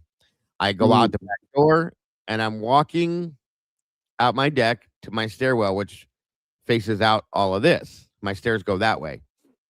As I told you guys, my house where I live in the woods, basically. So I have tree frogs, crickets, all sorts of weird shit making noises out here nonstop. Okay. Nonstop. Not a damn sound. Nothing. It was dead silent, which is what I noticed before I noticed anything else. I'm like, where's all the noise that we hear all the time? Okay. Nothing. Right. Nothing at all. And it was like, wow, that's weird. And like I said, people ask me about smell. I live, like, if you go back behind my garage, there's a shed and then there's a barn. Behind the barn, there's a marsh that goes down. It's probably a good 14-foot drop down into the marsh. And then it crosses over, and there's another wooded area that you walk through for about maybe another eighth of a mile, and you're at the river. It's right there. It's all literally right there. So smell-wise, you always smell rotting like weeds and grass and stagnant water because of the marsh. So there's always a weird smell. Yeah. So it would have, in my opinion, it would have covered over any other smell per se, because now we have smelled like when the wind blows. This is something else. My wife noticed this. It smells like the way she described it is hard to explain. It's kind of like a stale old cat piss smell, if that makes sense to you. But Yes. it's out in the air, in the environment. So cat pee, unless you got like 300 cats living out here, it's not going to be that Yeah. strong. But that's the Right. smell she smells when, like, from time to time when the wind blows, and it's like, okay, I don't know if that's it or not. I've never, like, I don't know if a Bigfoot's even real, what it would smell like, but that's a smell that we've smelled out here, and we can't explain that. So it's Yeah, very that's weird. amazing. It is very strange, and I'm just explaining this because, again, I cannot forget about that day. And like I said, this all started here again in March and has been consistently going onward, to the point where when it first started happening, we started noticing, our local wildlife preserve, like the wildlife officers driving around from time to time, which they did occasionally because I live close to, a couple wildlife reserves, but nothing like regular, okay? And you guys know how, like, if you live in certain areas, you'll see, like, local police will patrol those areas on a regular basis. This by the end of March, beginning to mid of April, we started seeing our local wildlife officers patrolling, and then we saw national wildlife officers out here. They're in completely different vehicles with a completely different seal, okay? We had the state of Ohio wildlife, and then we had the federal, what I would call federal reserve officers patrolling, as well as our local county sheriff's department started patrolling these areas. That never happened before. And like I said, I live about roughly a mile from a military base that is usually used for, um, reserve officers to do training on the weekends and stuff. And it was not really an active base. It was just for the weekends. The reservists they would show up, they do their trainings, and then they would pop into town over the weekends while they're here for food and stuff like that. And you'd see the vehicles here and there. Since March, no bullshit, folks.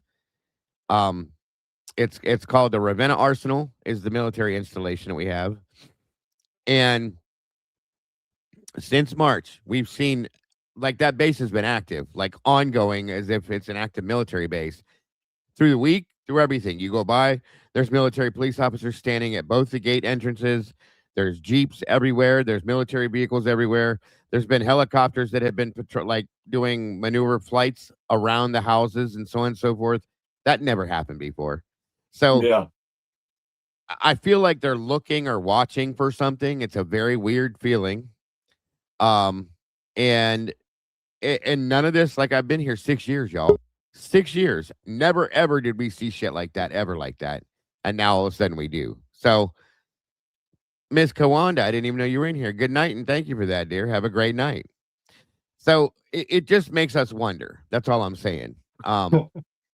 And then this, like I said, this story here, the Minerva Monster situation, literally happened to the day almost 48 years ago. The same sighting type stuff was going on as what has happened recently. Jeremiah Byron was looking into this and kind of lined it up, and they're talking about it as though it's like a migration type situation. They migrated through the area here that we call Nelson's Ledges, which is it's kind of like a resort area, but it's all like high ridge mountain area, ledges and caves and stuff. And they closed that for a little while, which is usually open. They have concerts there. There's a racetrack up there. There's a quarry there. It used to be where all the hippies and everybody would go, and they would get high and do all their partying and stuff like that. And welcome to this sauce, Rosie. Thank you for joining us. Appreciate you very much.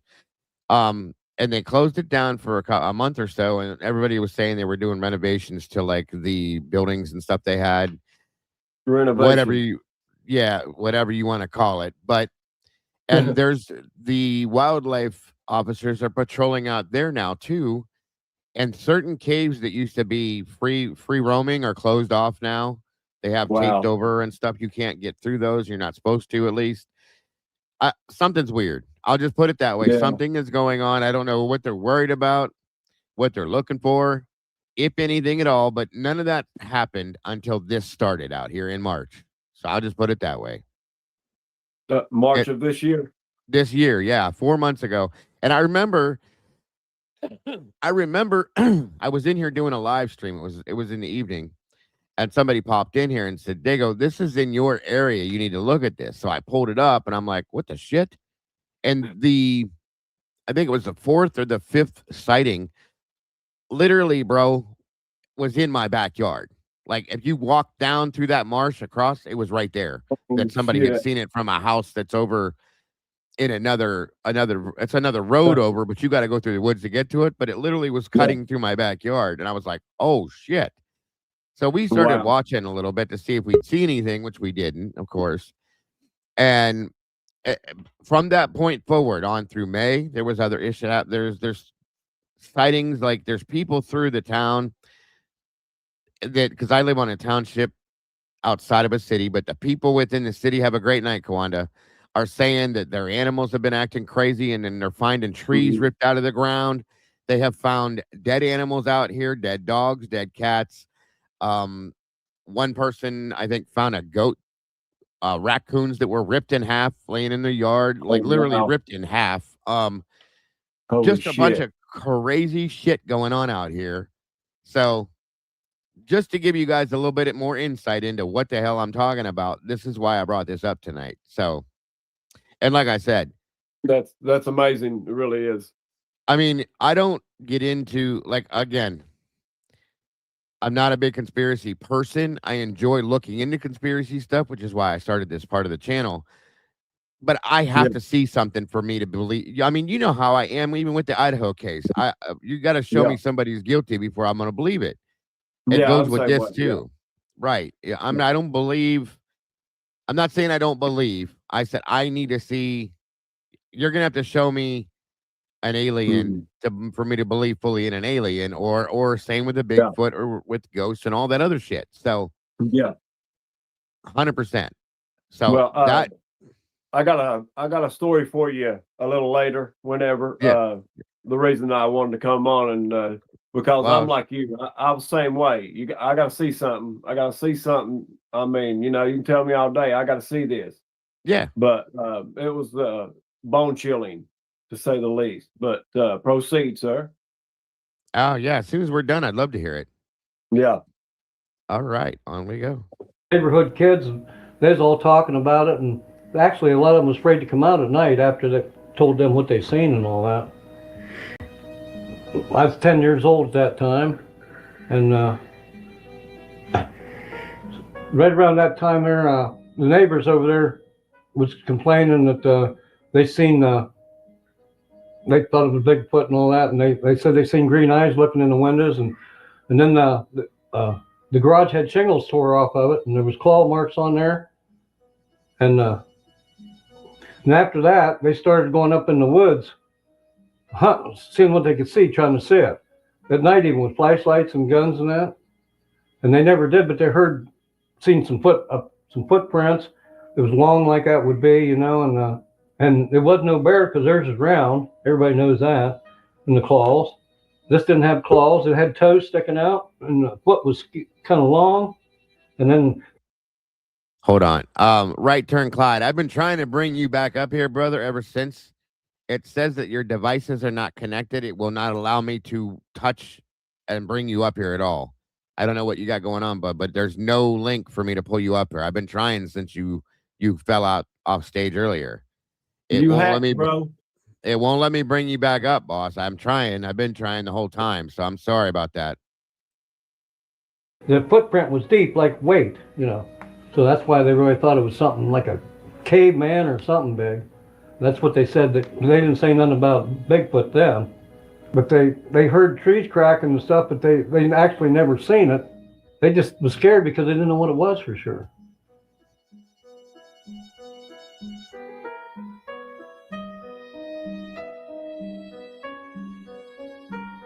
There was reports coming out of people down around that trailer park seeing things. I don't know what they saw. I was 8 years old at the time. but there was many different reports of different things being seen. I remember my father was coming down Baird Road at one time. There was a bridge, and there was an old public dump back there. And I remember him stating that he saw something really big and brown down in that dump. But that's as far as that ever went.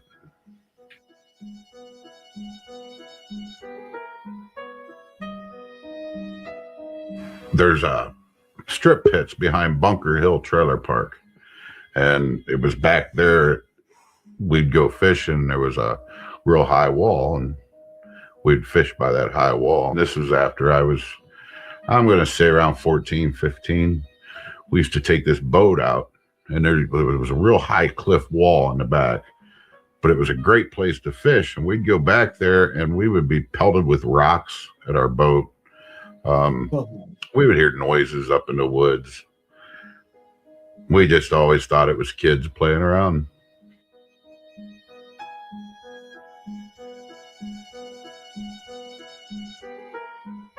'56 and '57 when this was really going on heavy around there. My dad, he went to the outhouse one day out there. You didn't have inside toilets in. Most people didn't. And when he was in there, he heard growling and everything and noise out in the grass. And he snuck over at the window. He said he seen a big black shadow go across there. He thought it was a bear. He didn't know for sure. He thought it was a bear, and he was so scared he didn't have no gun out there, but he run to the house.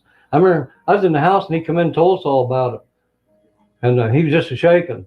And he got his gun out in the house in case he was watching. He didn't go to bed all night there because it was after dark, probably about 10 or 11 o'clock at night. But he stayed up all night then because he tried to go to bed. And like I say, the neighbors was afraid to come out at night too, all around that area there. We was friends with the whole neighborhood at that time, clear down the line. And they all knew about this. And of course, some of them moved out and everything now. Every time that this thing was around, we always seen a cat. Yeah, it always looked like a cougar. Well, according to the fishing game, cougars don't exist in Ohio. Well, they did. You know, even to they can't tell me that they didn't because I know what a cougar looks like. I always did know what one. Yeah, every time a thing was around, you always see a cat with it. What the sequence was with them, what the connection was, I have no idea. But there was always looked like cougars that was with it.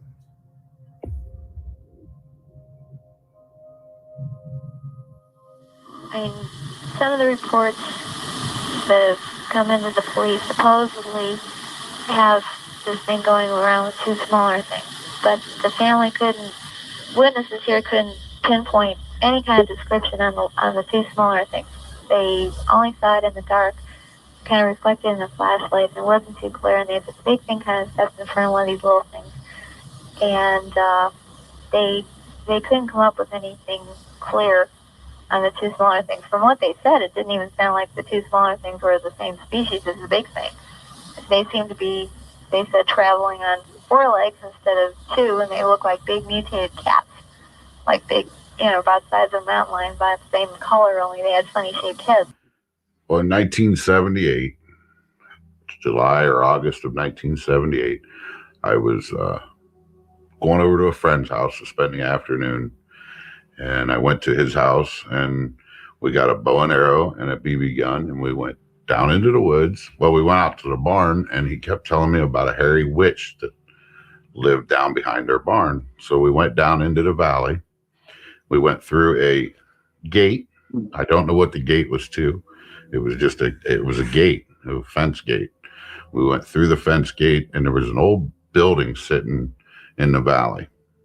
And we were down there playing around, and next thing you know, we were being chased by a big hairy witch with 2 small ones behind it. But they were running with the hairy witch.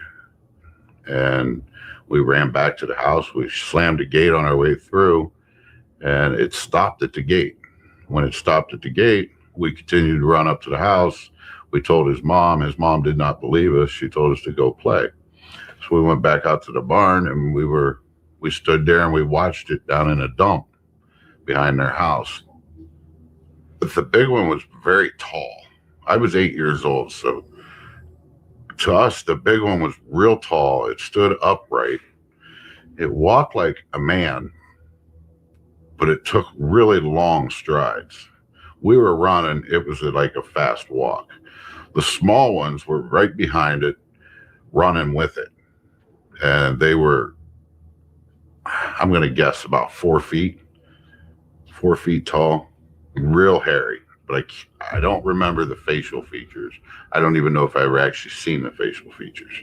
I just know the hair was really long on it. Yeah. Long arms, long legs. Still to this day, I have no idea what it was, but it wasn't a bear. I could say it was not a bear.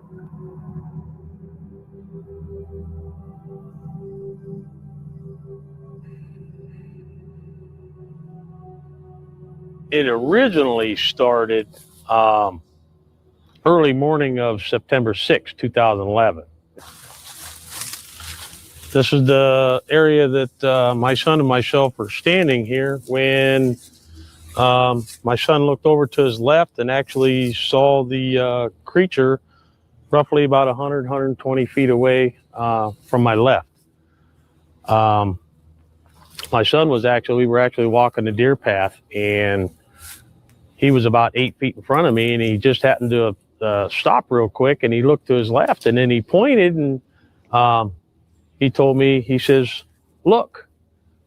Well, at the time, a few years ago, this was a lot of brush and stuff like that, and I really couldn't see what he was talking about. So I asked him again, and then he pointed to his left, and he goes, "Right there." That's when I kind of just hunched down where I could get a better view, and there that thing stood. He stood there kind of like in a forward type gait. His arms were down to his side, and he was looking in our direction.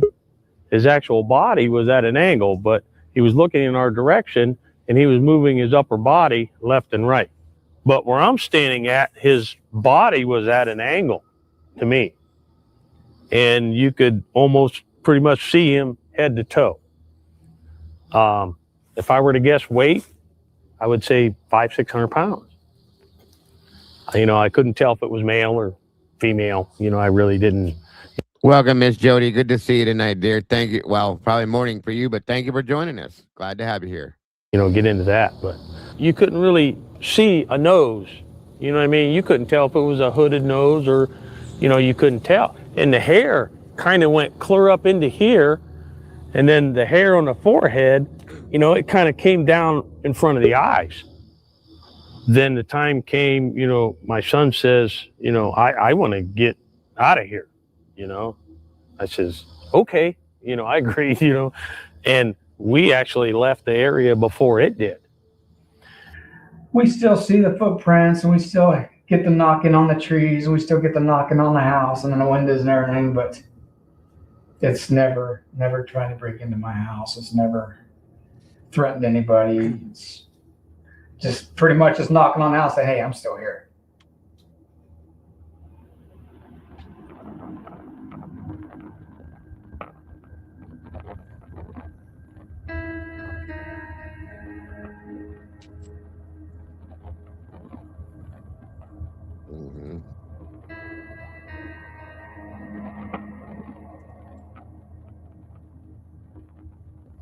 We had several people coming in trucks and everything, drinking beer with guns, wanting to go back in the woods, hunting for the woods, wanted to go see if they could find this thing. And my mom and them said, "No, get off the property. We don't want it. It's just not like that." But yeah, we've pretty much started turning people away. Of course, it made a lot of news. It not only regionally, but beyond. And it drew a lot of the people that have an interest in Bigfoot. And the only thing I remember was going down there, and I think shift change had happened, and I was working afternoons then, which would have been 2:30 in the afternoon till 10:30 at night. And I remember going down there one time on a call where the road was blocked, where so many people had parked.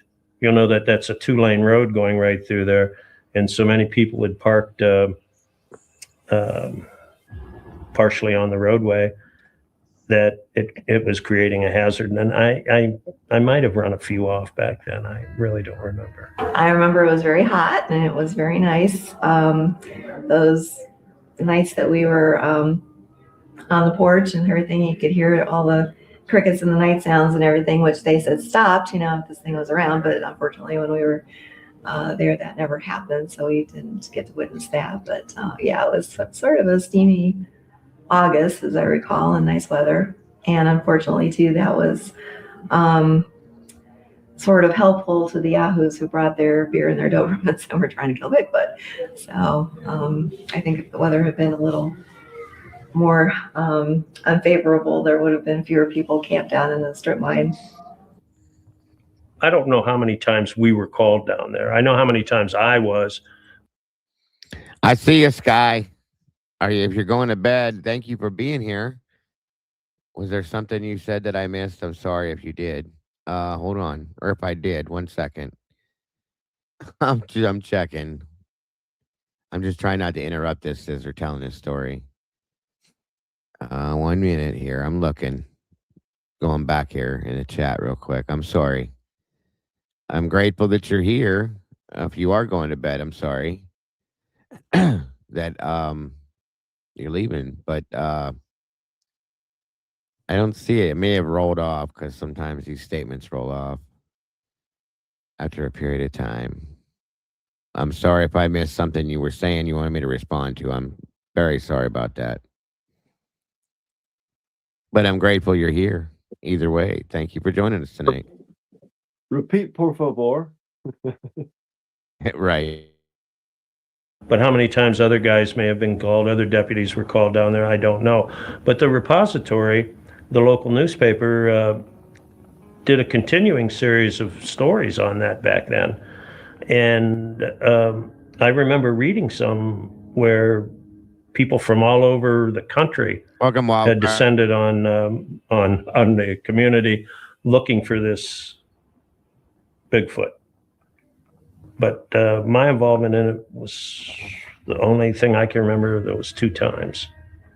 Bigfoot hunters, and they was investigating this, and they have all this research on it. Well, as far as I knew, my parents knew, it didn't even exist until then. You know what I mean? So what their criteria was, or what they had reports of, I don't know.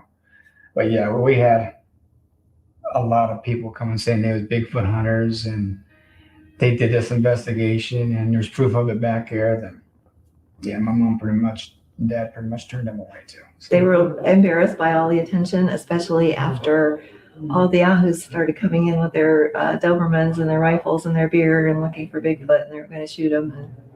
And not only out of town media, but out of state and out of country media were calling. And I think they gave them all the same answer, well, it doesn't exist, and they just poo-pooed the whole thing. So yeah, they were kind of embarrassed. There is definitely a pride in Minerva. They don't want to be considered a hick town or anything like that. They want to be considered, a fine, upstanding Mid-American village here. And I think there probably was the perception that, this kind of made them look silly or something. Once it hit the paper, it was just harassment after harassment, ridicule after ridicule.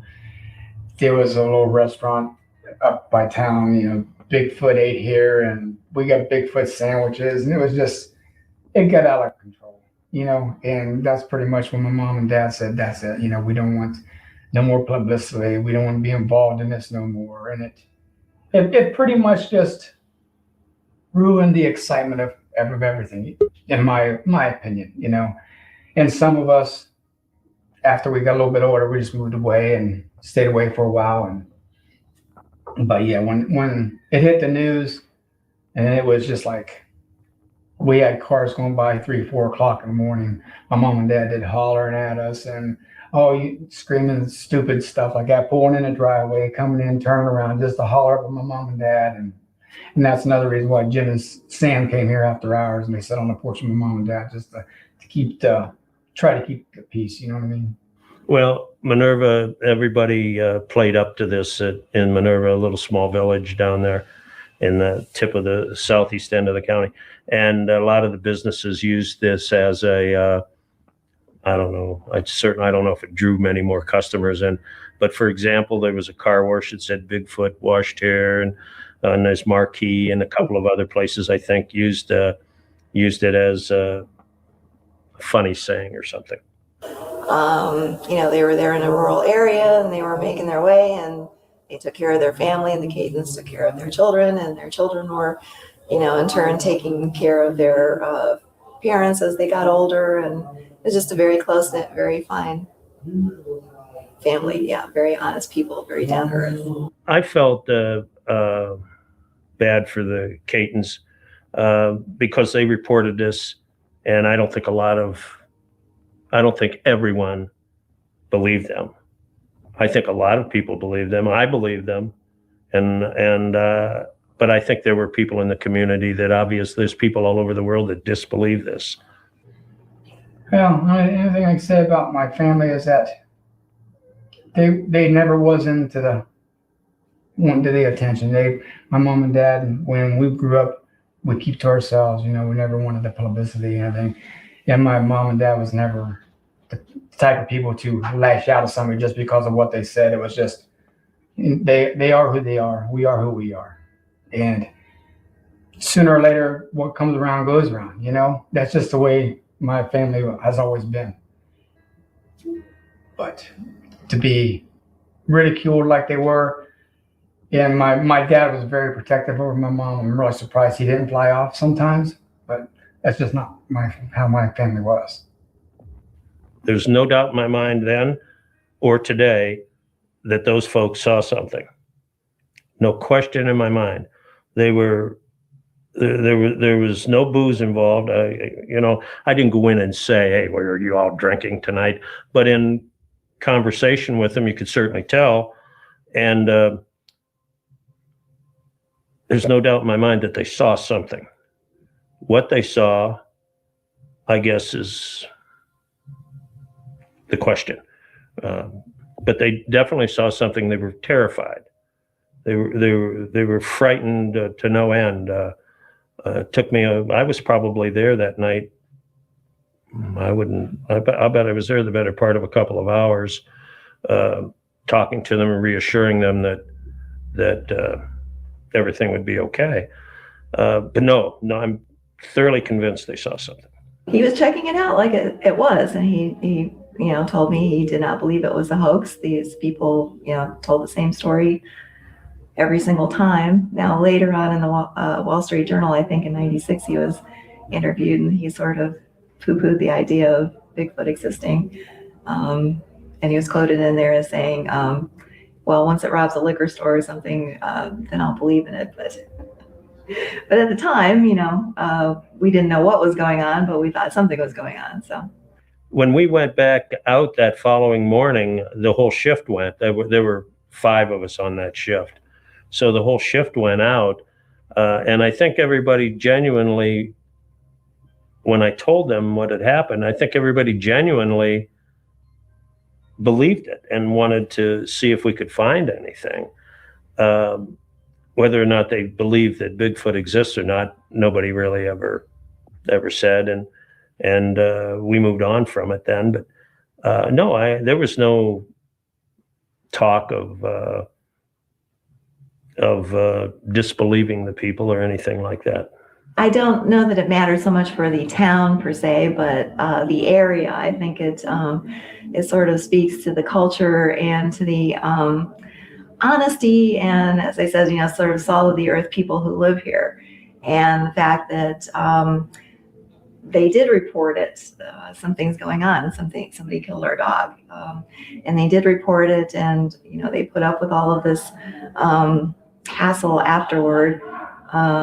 But still stuck to their story. They never recanted. They never said, "Oh, we were just making it up," or anything like that. They stuck to their story, and years later.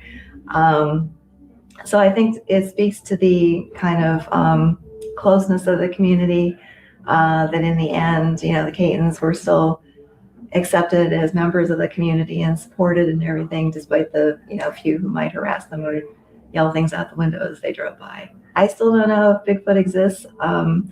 I still don't know what to make of all of the stuff that I learned and saw and everything. I can't explain what was going on, and I don't know why there's never been any body found and never been any evidence or anything like that. So it's just one of those curious things that's going to remain a mystery. And well, I read about it.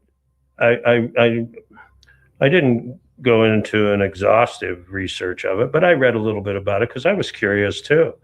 You know, when you see somebody, a family that was that as terrified as they were, there was something to that. So yeah, I was interested in it. Could it have really happened there? It's quite possible.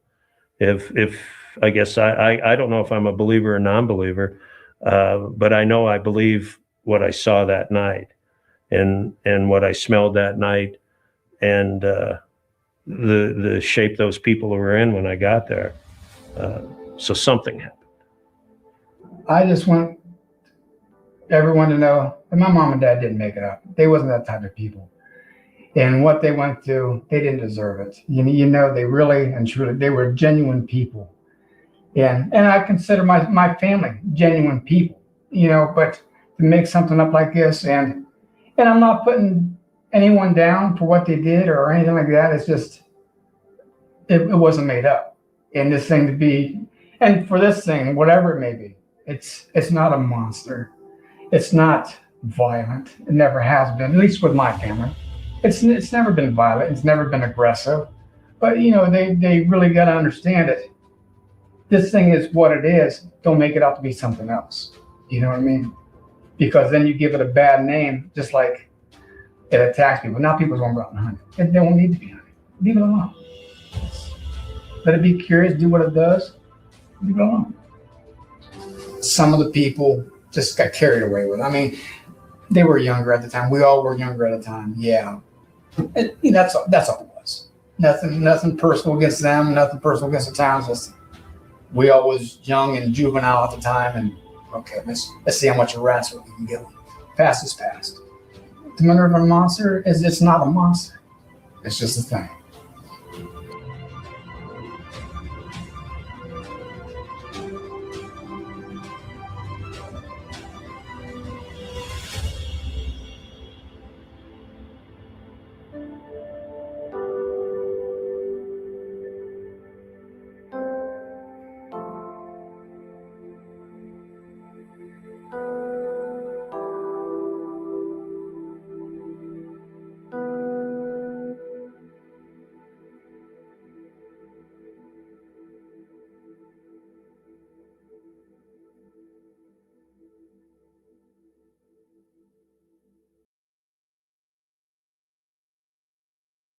All right, guys. So that's the Minerva the Monster story, the documentary that they built or created about that story, which is every bit of it was true and all happened. And they related that to that happening then compared to what's been going on recently, which is why I showed that to you, just to give you a little more insight into that. Our area here in Ohio and how many different sightings there have been of different things. So you said you had a story, right, Hangman? Yeah, I got a story. Pretty interesting story. Happened last August. Okay. If you're ready to hear it, I'll see if I can't listen. I mean, I'm my accent's real bad. My wife says You're so. good. You're good. I'm a Southern West Virginia boy, so you know that's just no worries. But you was talking about Bigfoot thing. Yeah. And I'm like you. I have 26 acres and like a double jointed, about football field bottom, and then it's an incline, and then another football field. I'm up top, right? Yeah. I go take the 4-wheeler to give my neighbors coonhounds some scraps. Right. Well, he's down there. I got to walk about 20 feet, 25 feet. I throw the scraps in the bowl. Usually as soon as they hear the 4-wheeler or even me, you know, walking, they come out I put the food in the bowls, they never came out. And I was like, what's going on? So I shined a light back in their doghouse, and they was in there. They would not come out for nothing. And I was like, what in the hell's going on? They never acted like that before. Yeah, right. You know, I'm always back in the woods. I mean, I got trails everywhere. I go all over the place, and I've seen some freaky shit. But this right here, the wind changed, Dago, and the most pungent. I know it sounds cliche, but it smelled like a wet dog. Yeah, gotcha. It hit me right in the face, and I was like, "What?" So I was looking around, you know, and right. All of a sudden, I veered back toward the four-wheeler, which, you know, you have about 20 feet of nothing but thick growth, trees and stuff before you get to the four-wheeler. And I hear a crackle of something, stick or something, and I'm like, what is going on? These dogs are sick or something. And I'm like, well, there's a scratch, you know, and I start walking back toward the four-wheeler.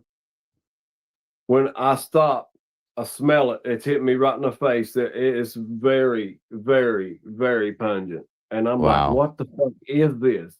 You're right. So I cut my light out, and I'm like, cut it back on because it's dark as fuck. This is crazy. Well, I shine my light. There's a big beech tree right there, and I'd say probably me and you together couldn't wrap our arms around it. I'm 6'4", so I couldn't even get around half of it. Wow. And I veer my light up this big beach, and I see a silhouette, a dark silhouette. And I look, and they're not green, they're red. 2 eyes, red. Deer shine green, you know that. Yeah, of course. You know, most of them do. This is red, and I mean, not like blood red, but you could see, you know, it was something. And Dago, it was about 8.5, 9 feet up on this beach, and I was like, this motherfucker's climbing this tree or something. Right. I veered back down to the lower part of the ground in the tree, and I seen a kind of like a leg silhouette, looked like a foot, and I was like, this is a fucking Bigfoot. All I got is one of those big Indian or Crocodile Dundee knives blades on me at the time, you know. Yeah, right. Yeah, you know, remember that movie? That's not a knife. This is a knife. That's not a knife. This is a knife. Yeah. Yeah. So I shine back up, and I like this motherfucker's standing, and the eyes. All I see is like the tree and the silhouette of something, and the red eyes veering around this tree.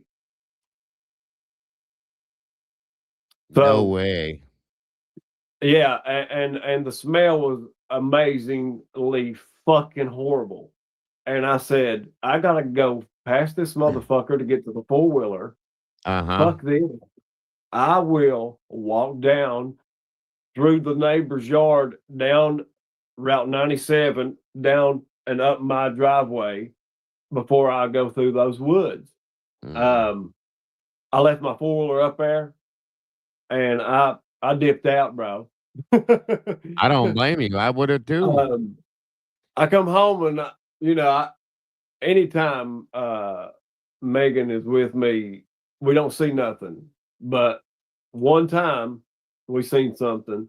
But any other time I'm by myself, I see all kinds of shit, and I come and tell her. She's like, "I believe you're fucking crazy." You know what I mean? And Yeah, I'm of like, course. I'm glad.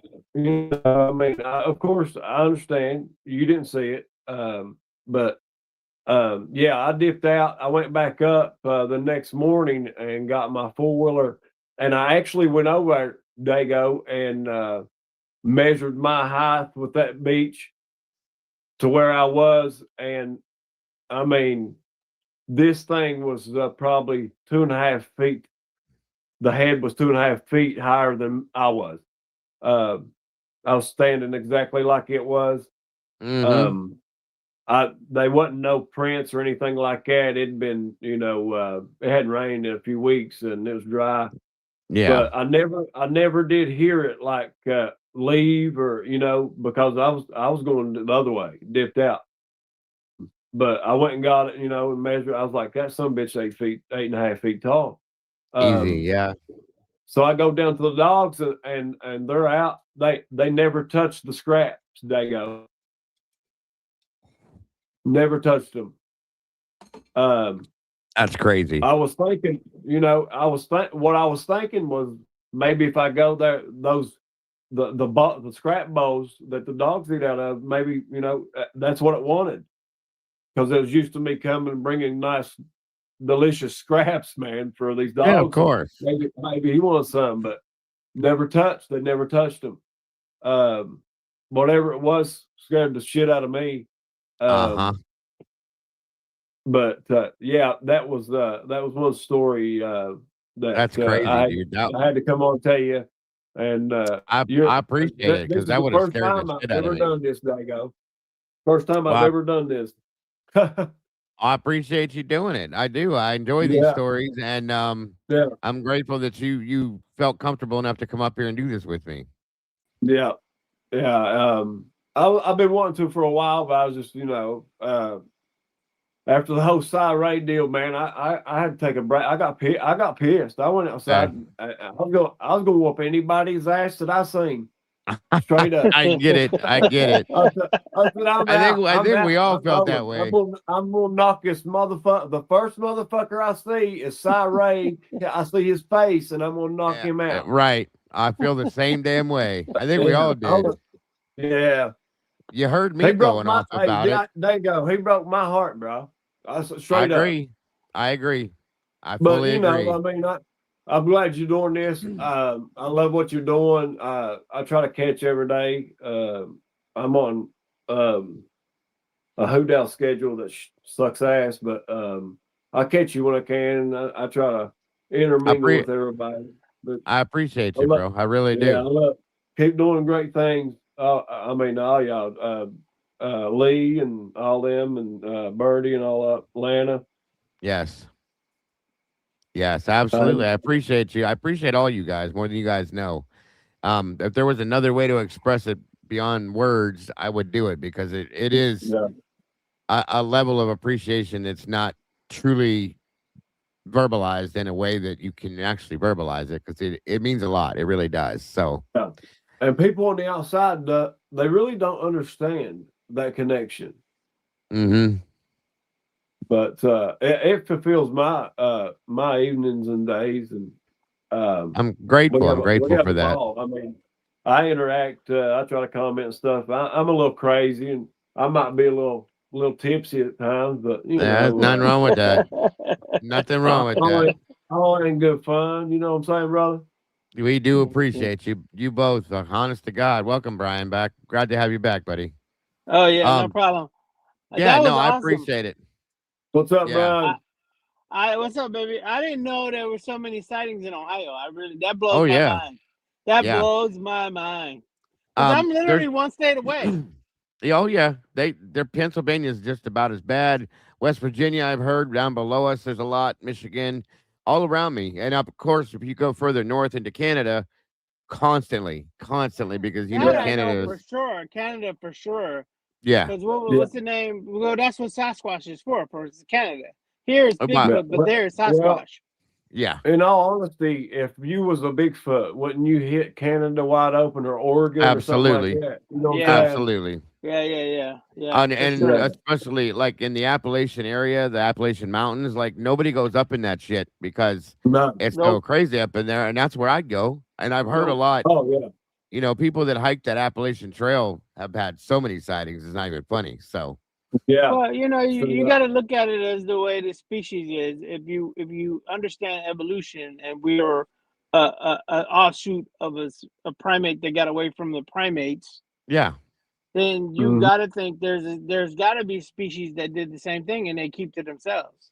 100%. I mean, there's people that well, just like now, there's people that.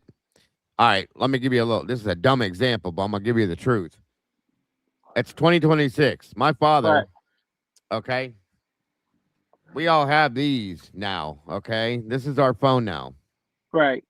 My father carries a fucking flip phone, folks. A flip phone. Right. And he refuses to carry anything more because this is bullshit to him. Okay. He's like, I don't need all that. I want a phone to answer, to talk to people on, and call people. Yeah.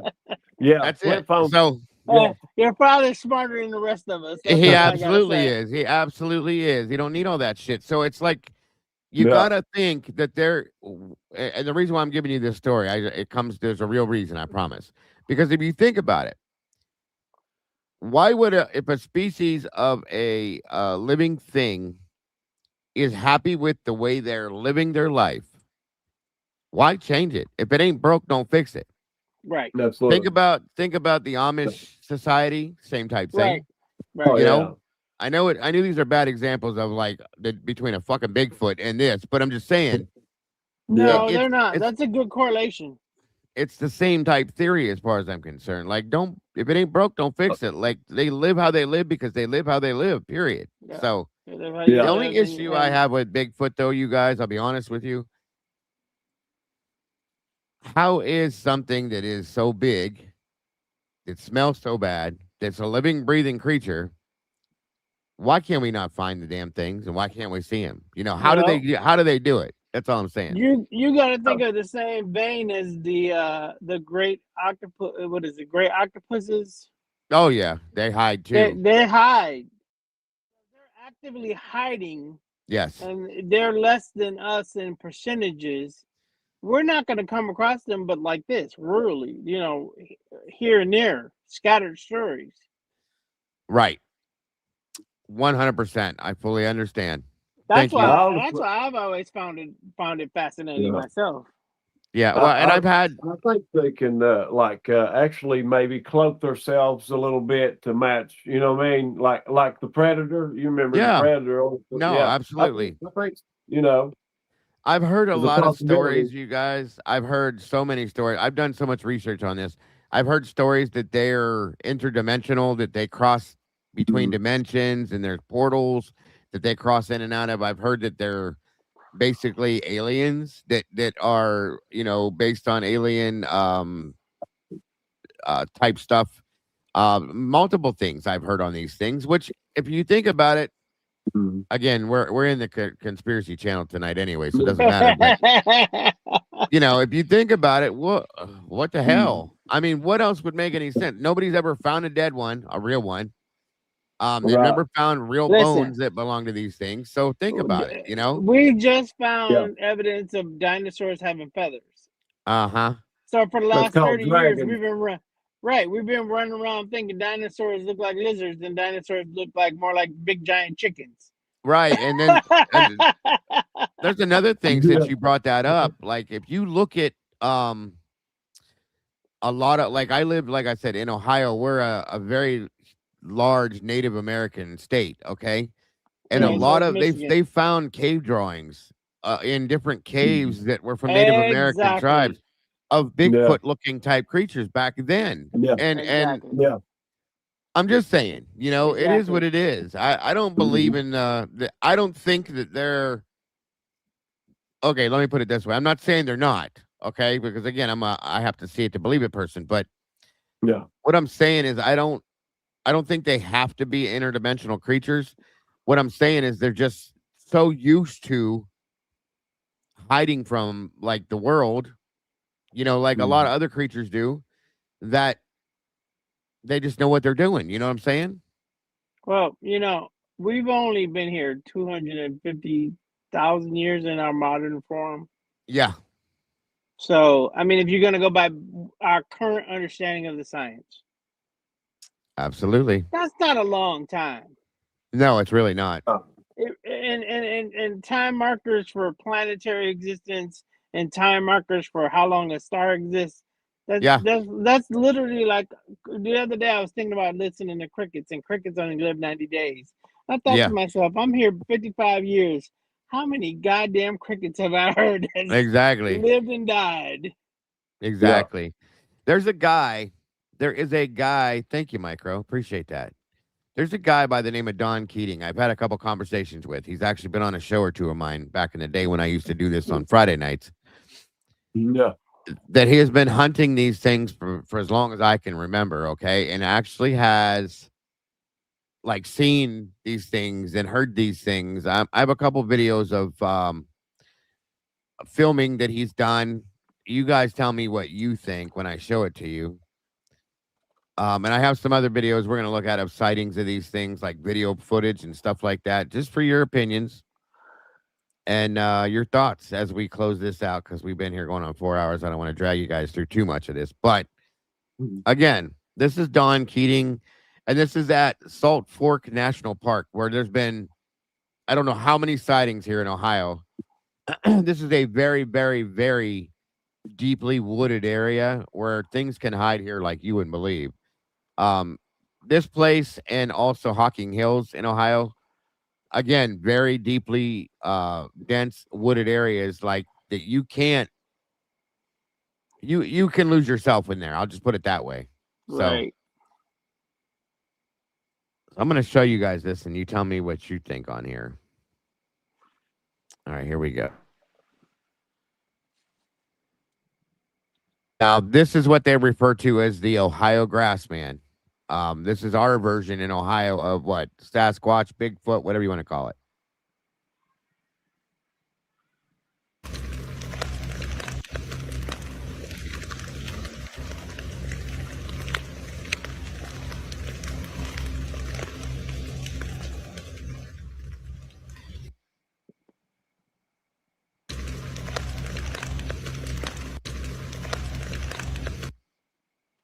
All right, so I'm going to turn this down or slow this down. I'm sorry.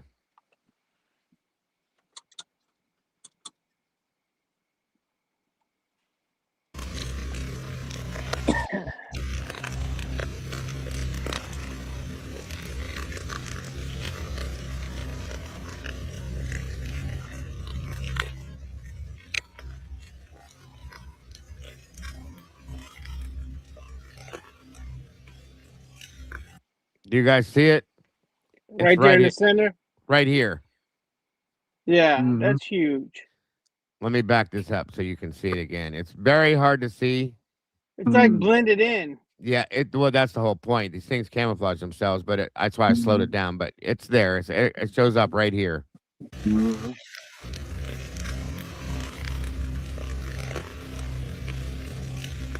Yeah, that's huge. And he's caught this thing more than once. Different variations of this. Give me a minute here. I'm going to show you a couple more. There you go. Was he recording that himself? Yeah. Yeah. Okay. He goes out. He went out to an area. Don Keating. He's been out in that park. I don't know how many times, but he went out to the area because there were different sightings there, and he just kind of planted himself in a spot where they've said that they saw him time and time again. And then, without even, from my understanding, that story is he didn't even see it until after he took the video home and looked through it, and there it was. So, wow, yeah, right, Yeah. right. My thing is just like we keep catching these corrupt cops. The more videos we produce, right, the more we're gonna see. Exactly. You know, do you know the story? What was the story of that interracial couple? And I hate using that term. It's the dumbest term in the world, in my opinion, but that's because I come from interracial parents. Was it Betty and from the 60s, the late 60s? I forgot the UFO one. Yeah. And she said she put down a star chart, the actual star chart. Oh, yeah. I'm like, you don't just make that up out of your imagination. No. Betty and Barney Hill. Yeah. Yeah. You don't just come out of your imagination. No, I've looked into them too. So this video here, if you listen, you have to listen. This isn't so much a visual. It's the sound that you hear. There aren't animals that make this sound, okay? 1 minute here. 1 minute. Okay. Yeah, this is more of the audio.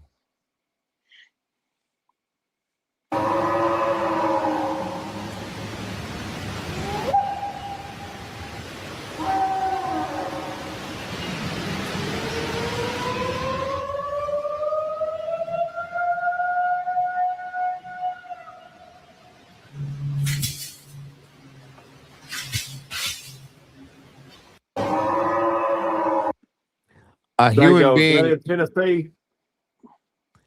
No, this is here in Ohio. Is that in Ohio? Yes, it is. Wow. And a That human being can't reach that level to be that No. loud. no. Those decimals are out there. They're up there. Yes. You know. And Yes. you can actually hear the communication. Oh You know my what God, I mean? yeah. And Like we it's the same thing as dolphins when they're communicating, or whales. Oh yeah. Yeah. Yeah. Yeah. Like I said, Those a human speakers right cannot there have get to that be. loud. Right. That's amazing. Mhm. All right. So this is a compilation of footage. And again, there's been many hoaxes out there, but you guys, Yeah. it's your perception, what you think. 1 minute here. Let me show you this stuff here. Well, that's one problem I got with it, Dago. You have all these people trying to, cut out wood, Bigfoot feet to, Oh yeah. cast. Yes. I mean, come on. It's cool. I like the Jack Lynch Sasquatch. He's funny. But Absolutely. damn, man, I mean, give us a break here. And I've watched like human beings make those sounds, and Yeah. they can Yeah. make the sound, but they do not get that loud. It just doesn't happen. Yeah. Bobo can do it pretty good. Bobo is but- good, yeah, very much so. Yeah, yes. yeah. All right, so these are visual, from my understanding.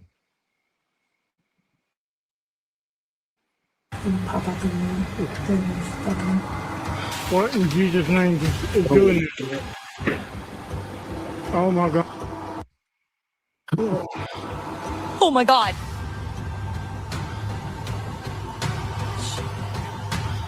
Yeah. Oh, look at the size of that thing. Oh, dude, that's not fair. That's not fair. That's not fair.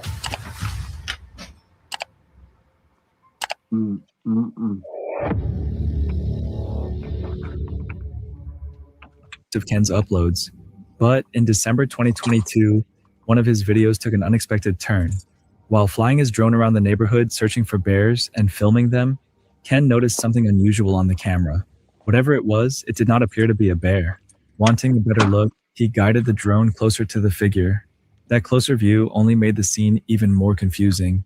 The shape looked large, upright, and unusual enough that many viewers began debating what Ken had actually recorded. All right. So I wanted to just show you a road near where I live. Curious if there's any bears down there. It's the first part of December, so typically there you don't see them. I have a few minutes. So I'll go for a little quick ride and take a look. Well, the bumps are certainly out. You can see the sign over there. It is aptly named Bear Hollow. Let's go down and take a look. Saw a mother bear and two cubs this past spring. I don't know where they would be now. Whoa, what is that? What? I'm going to get out and take a look. What is that? Gotta turn around. I gotta get back there. I'll shut the camera off for a minute. I'm going to use the drone.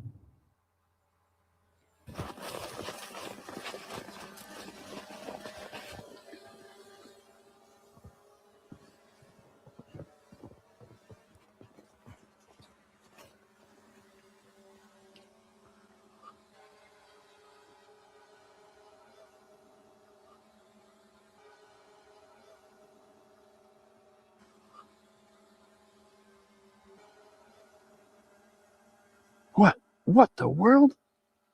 What is that? What? That's huge.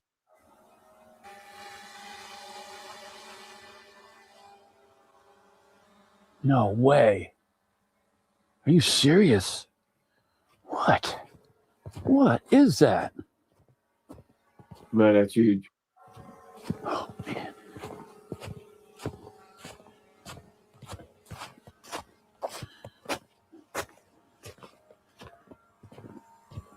What the world?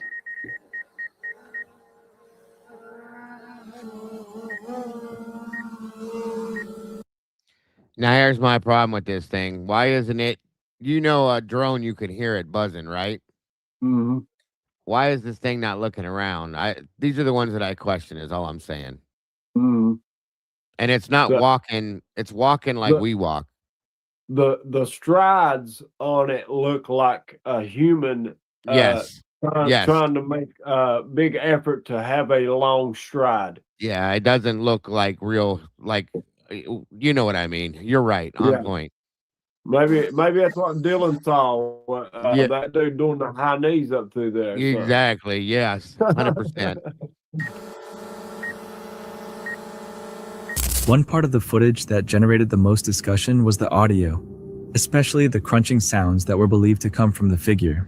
The figure itself appears noticeably large, and its slow, heavy footsteps match the type of movement many people commonly associate with Bigfoot stories. That makes the footage difficult for some viewers to dismiss completely. An outdoor recording sound can be difficult to interpret. Distance, ground conditions, and the surrounding environment can all affect the way footsteps or cracking noises are heard on camera. Still, if the footage was staged, the person wearing the costume did a remarkably convincing job. What's that, bud? Wonder how deep that snow is right there where he's walking. You're right. Right. It looked like it was pretty, substantial. Yeah, it doesn't look too bad. Doesn't look too bad at all. That just looks like a human making extra strides to, have that 6 foot stride or 5 foot stride, whatever. Right. And I have, like I said, I have no doubt with these things. And there's some of these that I don't doubt. There's some that I do. That one I'm going to question. I'll just say that. Yeah. Yeah. Same. There's more coming. Of behaving like the legendary creature, whether it was a real unidentified figure, someone in disguise, or something else entirely. The video leaves just enough uncertainty to keep people debating. So what do you think Ken's drone really captured that day? This unsettling video was later uploaded online after being shared by a man from South Carolina, USA. The footage shows him reacting to strange sounds coming from his own backyard, prompting him to step outside and see what was happening. What he discovered was captured on camera, and the scene immediately drew people's attention. The damage left on the tree looked severe, with broken branches that appeared far beyond what an ordinary backyard disturbance would normally cause. To create the level of destruction seen in the footage, the uploader believed it would require the strength of something like a gorilla or a chimpanzee. That comparison made the video especially shocking to many viewers because the setting was not a jungle or a wildlife enclosure, but an ordinary backyard in South Carolina. To be clear, this case was not connected to the escaped lab monkeys from South Carolina. I hope you can hear this. It sounds like gorillas fighting in the tree. They're breaking limbs bigger around than me.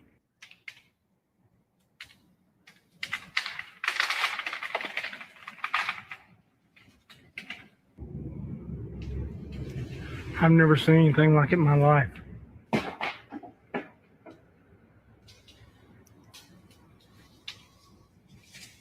This is the second time I've come over here trying to figure out what it was. They started breaking limbs off and throwing them at me. And I still cannot figure out what it is. Look, they're ruining this freaking place. What in God's name is it? It's bigger than me, whatever it is. Because it's breaking limbs off that I will.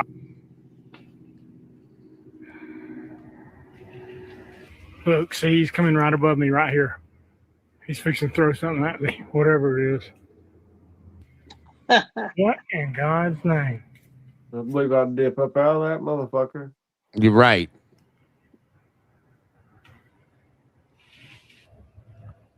Some people are just brave or stupid, because if that was me, I'd be out. Yeah, 100%. That's bigger than me. Look at that, look at that, look at that, look at that, look at that. What in Jesus' name just is doing this?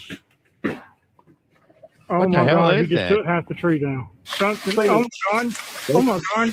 There's something in that tree? Oh, it's gotta be I don't even think a bear would have a chance in Hades and it doing Nah, bear wouldn't climb that high. Yes. Yeah, that's a healthy tree, maybe even 12 inches in diameter that he just broke because he's pissed because I'm getting close to him. I think I'm gonna bounce because I think he just hit the ground, which means he's about to face me on foot just because they're mad. My God, look at the tree. He just freaking broke in half. The focus was the strange noise, the damaged tree, and the question of what kind of force could have caused it. When viewing tree damage on video, it can be difficult to judge the actual amount of force involved. A branch may appear solid on camera, but its age, moisture, existing cracks, and angle can make it much weaker than it seems. Even so, the footage leaves viewers with an uneasy feeling because the sounds and damage seem difficult to explain with a simple answer. Have a good night, Kathy. Maybe it was an animal. Maybe the tree was weaker than it appeared. Or perhaps an important detail is missing from the footage. What do you think was really moving around in that backyard? They had no idea this short video would become so widely shared online. Before long, it had reached hundreds of thousands of views and sparked intense debate among viewers. Where is he? He's coming on. He's there. He's going to pop up in there. There he is, popping up.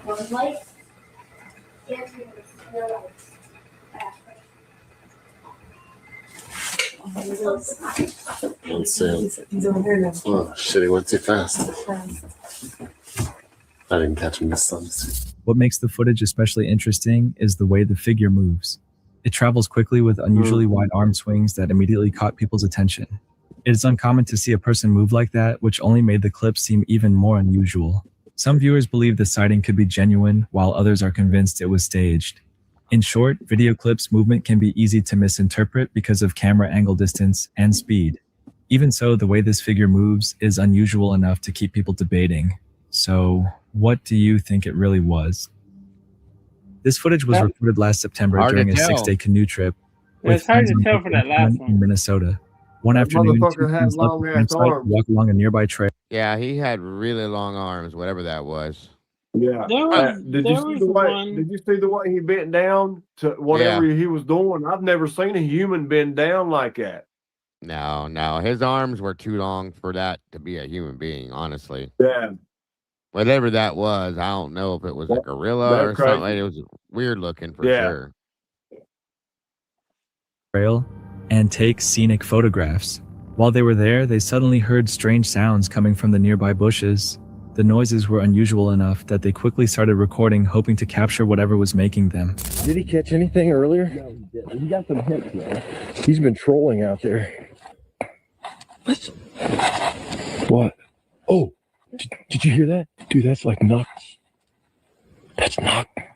something's knocking, dude. That's not a woodpecker. What is that? Do you have your camera? I can't see anything. I can't see it. Dude, is that a bear? Diz, is that a bear? Get your camera. Come here. I can't see it. Can you see it? Oh, look at the size of that thing. Dude, that's not a bear. That's not a bear. That's not a bear. At the beginning of the clip, 2 loud wood knocks can be clearly heard. It is also worth noting that the group appeared familiar with Bigfoot-related reports and stories which may explain why the sounds immediately caught their attention. At first, they believed the large, fast-moving figure they spotted was a bear, but that changed when they saw it running upright through the forest on 2 legs. The figure appeared to have an enormous stride. According to the footage, only 2 steps seemed to cover more than 5 feet, making its movement look unusually powerful and incredibly fast. In the slow-motion replay, viewers get a clearer look at a tall black figure moving from left to right through the trees. Its movement is unusual, fascinating, and honestly a little unsettling to watch. In forest environments, loud knocks can sometimes be difficult to identify. Echoes, falling branches, animal movement, or impacts against hollow wood can all make sounds seem louder or closer than they actually are. Perhaps it was a bear viewed from a misleading angle, perhaps it was a person moving in an unusual way, or maybe there is another explanation. What do you think they really saw near that trail? This image shows an interesting example of an alleged Bigfoot sighting. The location appears to be a remote wooded area matching the type of environment where Bigfoot is often reported. In the photograph, a dark, broad-shouldered figure can be seen moving through the brush. At first glance, it appears strongly built with a slightly hunched posture and long arms details that are frequently associated with Sasquatch reports. However, the figure's that looks like a damn gorilla. I mean, it looks like a double-built gorilla. Yeah, that thing's huge. Like the torso ratio appears closer to that of a human than the longer torso commonly described in many Bigfoot eyewitness accounts. That detail makes the image more difficult to accept without question. Even though this is only a single photograph, the posture is still worth examining. Bigfoot is often described as walking with a smooth stride and noticeable arm swing. Here the figure appears to lean slightly forward, but it is difficult to determine whether its movement truly matches the biomechanics seen in famous footage like the Patterson-Gimlin film from 1967. Legs look Another small. possible point of concern is the fur. Real animals usually have hair with uneven texture, color, and thickness. In this image, the covering on the figure appears too uniform, which may suggest a costume rather than natural fur. A still photograph can capture a body in an unusual position, making it difficult to judge movement from a single frame alone. The image certainly feels eerie, but there are still too many unknowns to consider it convincing proof. So, what do you think this image really shows? In June 2022, a chilling video from Russia appeared online showing a stranded driver who claimed something was following him while he was stuck beside the road at night. The video uploaded to YouTube by Traversa shows him using a night vision camera to record glowing eyes watching from a snow-covered forest. As he moved through the snowy landscape, the figure seemed to follow and intimidate him, although it was never seen clearly. That clearly looks like a gorilla the way it's moving, for sure. Rocky Mountain Sasquatch organization later shared the footage suggesting it could be possible evidence of the legendary creature. Some viewers believed it might have been a Yeti Bigfoot or even a dark spirit, while skeptics argued it may have been a person wearing glasses and crawling close to the ground. Night vision can make reflective eyes or glass appear especially bright in the dark. Even so, the footage remains unusual enough to keep the debate alive. This unusual video was reportedly submitted by someone serving in the U.S. Army. The footage was recorded from a military helicopter using a thermal imaging camera, making the scene even more intriguing.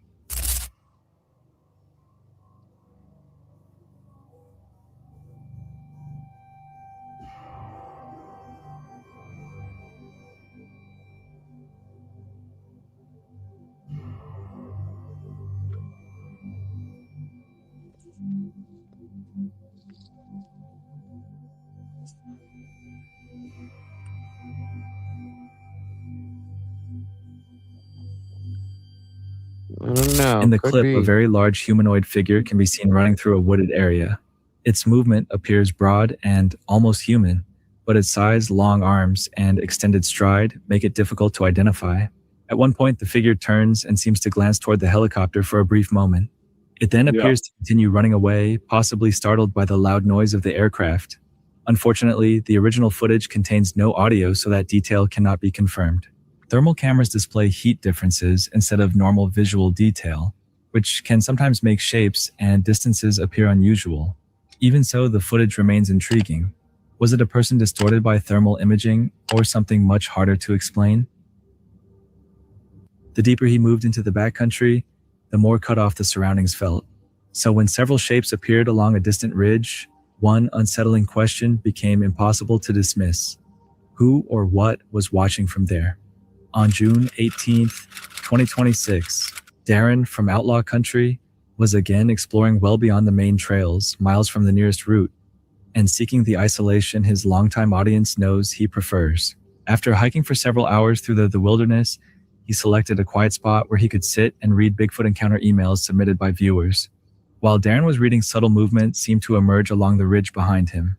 As though he sensed something nearby, Darren stopped and looked toward the hillside. Only moments earlier, multiple distant shapes appeared to become visible in the background. And I'll be in touch for sure. If I can sneak away for 4 days of fishing with you, I'd love to do that. It would be a blast.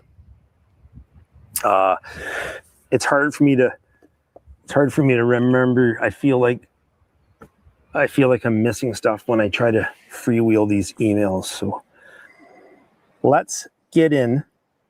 That's crazy. Let's get into some emails. You see that? Mm-hmm.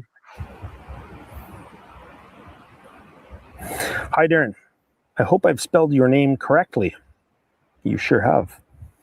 I live kind of between Gatlinburg and Sevierville, kind of in a rural area, which is how I prefer it. I once saw a wild man last fall on a hike near Gatlinburg. I had my dog Ella with me. We were about 3 hours into a 7 or 8 hour hike. when she stopped on the trail and started growling at a thick patch of the forest. From a great distance, people or animals positioned on a hillside are often difficult to identify because important features become less visible. Uneven terrain and partial cover may also distort their actual size and form. Were the shapes merely other hikers who had somehow reached such remote backcountry? Or was something else observing Darren from the ridge above watch carefully and reach your own conclusion? What do you believe was standing there? That's wild. Located in Northumberland, England, Harwood Forest features thick woodland twisting paths and peaceful surroundings. Thanks, For Cap. years, hikers, campers, and outdoor enthusiasts have regularly traveled there to experience this quiet, natural atmosphere. To Damien, who runs the YouTube channel Fell Wanderer, the woodland also served as a destination for bushcraft trips and remote camping. His usual content typically presented outdoor living as peaceful.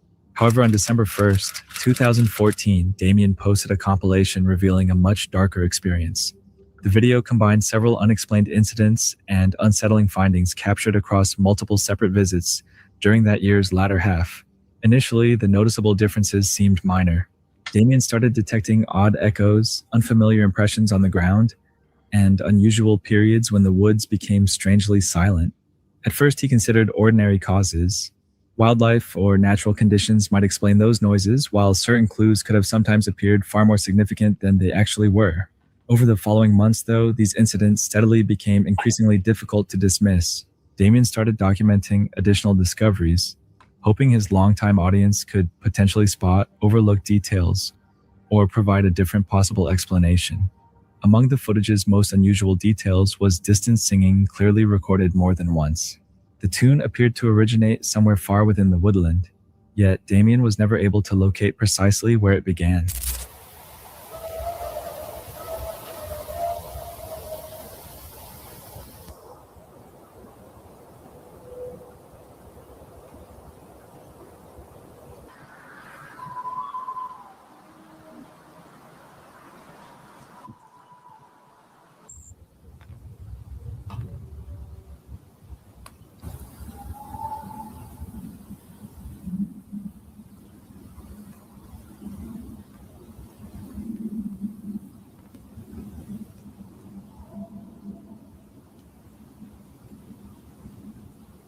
Sometimes snapping branches nearby followed the singing.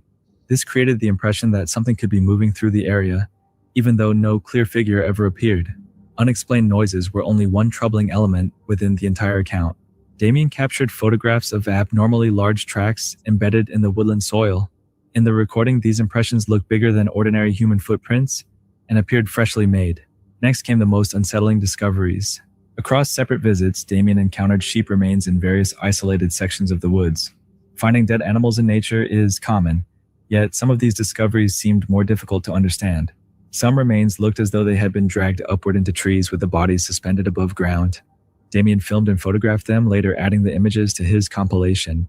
By this point, distant singing snapping limbs, oversized tracks, and sheep remains formed a pattern of incidents that produced far more questions than explanations. Damien noted that every incident could reasonably have an ordinary explanation when considered entirely alone. Yet, experiencing them all together within one forest ultimately made everything appear considerably stranger. Certain viewers believed the collected clues might indicate an unidentified animal secretly inhabiting the surrounding woodland. Others thought the incidents were completely separate and could instead result from ordinary wildlife environmental noises or errors in interpreting Damien's observations. The footage generated substantial online debate. Some people emphasized the oversized footprints and mysterious singing, whereas others argued that ordinary forest conditions might account for much of what appeared. Still, no explanation fully accounts for every part of Damien's experience. Maybe every unusual occurrence had an unrelated and ordinary explanation. Yet when unsettling sounds, oversized footprints, and disturbing findings repeatedly emerge within one location, naturally avoiding suspicion becomes increasingly difficult. What do you believe was actually occurring throughout Harwood Forest? While walking alone through the woods in daylight, a hiker catches a quick flicker of movement near the edge of his sight. He pauses briefly before pulling out his phone. Feeling his pulse rise, he heads toward an open patch nearby for a clearer look. He lifts the camera at the right moment and captures what appears to be an enormous human-shaped figure moving quietly through the trees. Unable to tell whether it is an animal, a a trick of the light, or something tied to Bigfoot stories the hiker keeps recording.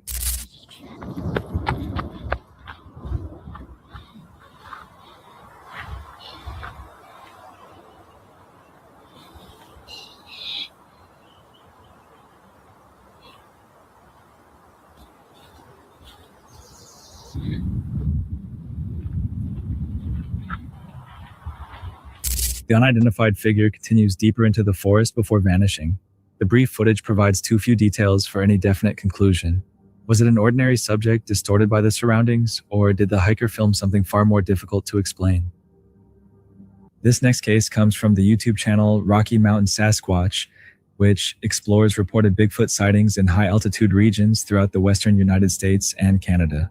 In the Wasatch Mountains, 2 men were standing in a valley at roughly 4,200 feet above sea level, while using a powerful telescope to observe a frozen ridge more than 9,000 feet in elevation.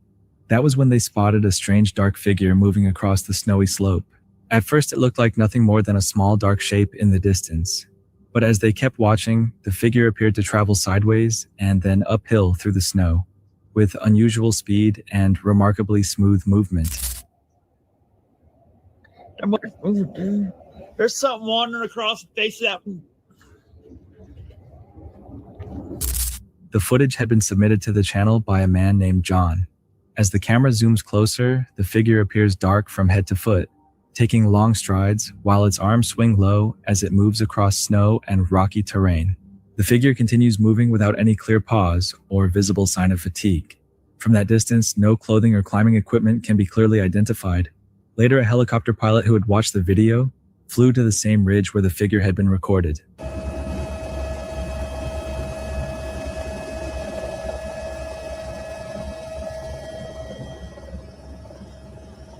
The camera looked down at the snow and captured a long line of tracks, positioned almost directly in front of one another.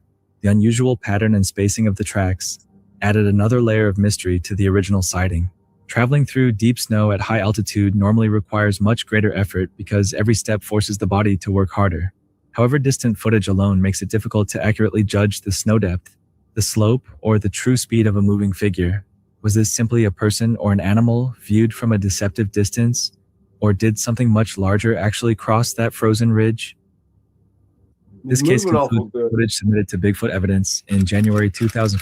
What's that? I said that was moving awful good. That Yeah, it was. deep. Very smooth, too. 15 by a witness named Matt. The video was recorded during a canoe trip through the swamp channels of Lettuce Lake Park. At first, the figure moving through the dense marsh vegetation was believed to be a bear. The area was heavily overgrown and difficult to see through clearly, with reeds and low branches blocking much of the view.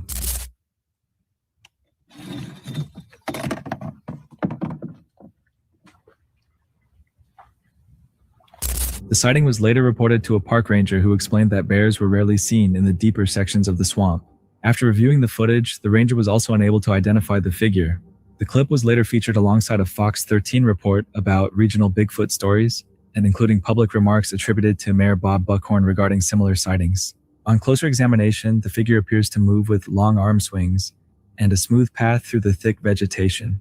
Its movement does not clearly resemble any known local animal, but the subject remains far away and is never approached.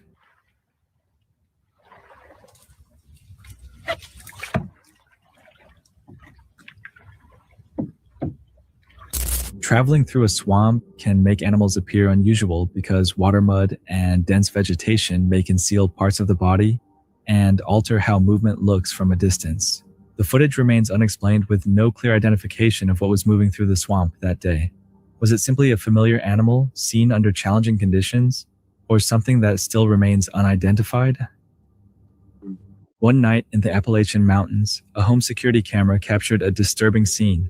In the footage, a dark human-like figure appears within the shadows, with 2 glowing eyes visible in the darkness. Moments later, the figure vanishes from sight. Some animals have reflective tissue behind their eyes that can cause them to appear to glow when illuminated by infrared or other light sources during the night. However, the figure's overall shape remains difficult to identify based on the footage alone. Its unusual appearance and sudden disappearance left the family with far more questions than answers. Was this simply an animal viewed from an unusual angle? Or could it be connected to the Bigfoot stories surrounding these mountains? A family living in the Appalachian woods started noticing holes appearing in the fence behind their home. Wanting to find out what was causing the damage, they reviewed the footage from their security camera.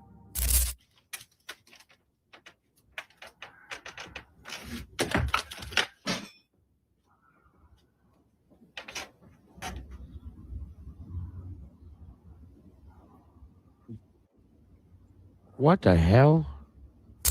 What they discovered did not resemble an ordinary animal and left them uncertain about what had been recorded. Although they were frightened, the family was also curious, so they decided to share the footage online. Security cameras can sometimes distort size and distance, especially when the subject is moving or partially hidden from view. The family was still unable to determine what caused the damage.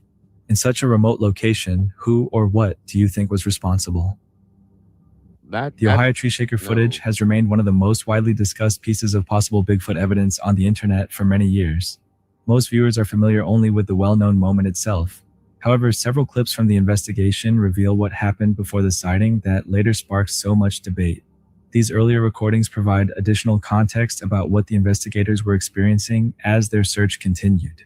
The investigation ultimately led to the footage that became well known throughout the Bigfoot community and beyond. Take a careful look at the footage and consider the entire sequence. Right up ahead of us there, I just saw two figures walking. And I'm hearing. We're gonna get up there as close as we can. Hopefully we can get video. Holy crap. Chris. There they go.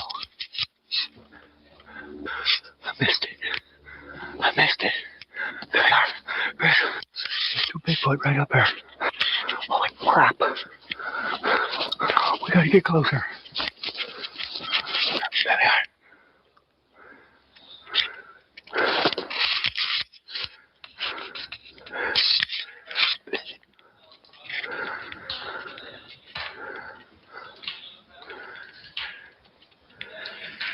We got to get out of here. We're too close. We got to get out of here. Does it show possible evidence of something still unknown? Or could there be a more ordinary explanation?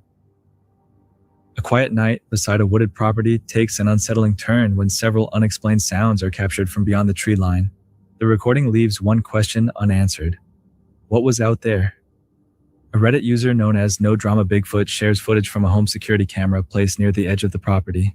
During the night, the camera records several unusual sounds coming from the surrounding woods. Deep knocks, distant howls, and unfamiliar vocalizations interrupt the silence, making it difficult to determine what might be hidden deeper inside the forest.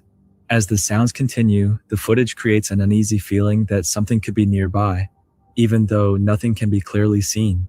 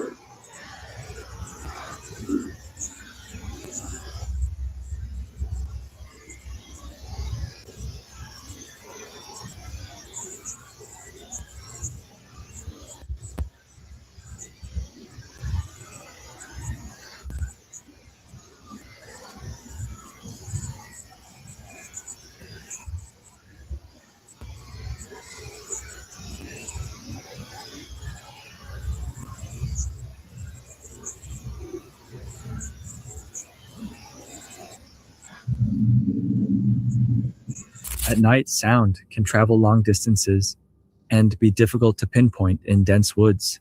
Were these simply normal forest sounds, or was something hidden beyond the camera's view? A woman is hiking through the woods after dark while using her phone to record the area around her. During the walk, she notices a huge dark figure standing completely still among the trees. She zooms in for a closer look. The figure appears extremely tall, and its ape-like outline resembles the familiar image commonly associated with Bigfoot. Even though she's clearly frightened, the woman keeps the camera aimed toward it. The unknown figure remains hidden in the darkness as she continues recording. After a short time, it slowly walks away and disappears deeper into the forest. Feel it. Oh my God.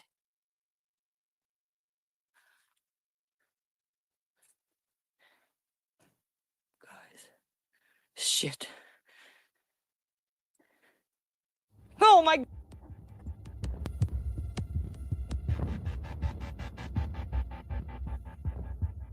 Phone cameras often lose detail when zooming in on distant subjects at night. In low light, blurred edges and deep shadows can make a person or object appear very different from its actual appearance. The darkness and poor visibility make the encounter difficult to judge with certainty. Was she watching an ordinary figure distorted by the conditions, or did she record something much harder to explain? That's it for tonight. Which moment creep? Drop it in the comments. Have your own story. All right, y'all. That's gonna do it for tonight. I hope you guys enjoyed that. I'm a little burnt out now. Any last thoughts? You're muted, boss. There you go. I said that it sounded like they was speaking some kind of language there the whole time. I heard whispering and crazy shit. Yes. I have nightmares now. There you go. Thank you. Good stuff. Good stuff. That was again. Thank great you. stuff, I appreciate man. you joining me tonight, sir. Very much. Yeah, so. man. Appreciate you having me. Every time, anytime. Always welcome to join me. So, guys, thank you guys so much for joining me tonight for Cafe Conspiracy. There'll be more, probably other versions of this that we're going to get into, as well as all the other stuff that we get into. But I will be back tomorrow at the normal time to do our normal stuff as well. So I hope you guys have an amazing night. Hangman, thank you, brother. Again, I hope you have a great rest of your night. Everybody else, don't forget to love yourselves, love each other. Don't change nothing, folks. You truly are the beautiful people, and I'll see you all very soon. Much love. Take care, folks.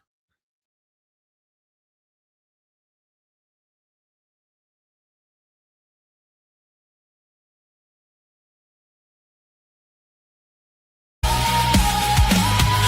coffee's gone cold. The neon still hums. Another night's ending.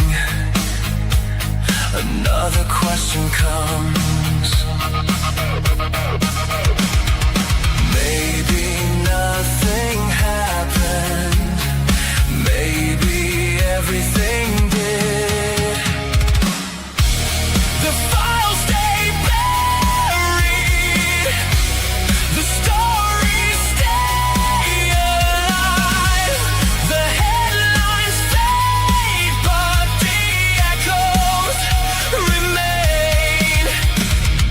Different decade, same old game. 3 a.m. at Cafe Conspiracy. The sign still flickers for those who choose to see. Truth tastes sweeter.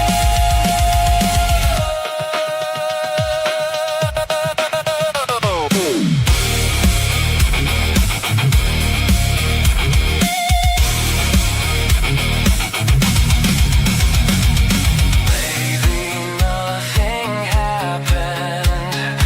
Maybe everything did. The files stay buried. The stories stay alive. Different decade. Same old game. The sign still flickers for those who choose to see. We'll leave the light on. The questions never sleep. You decide what's real at Cafe Conspiracy.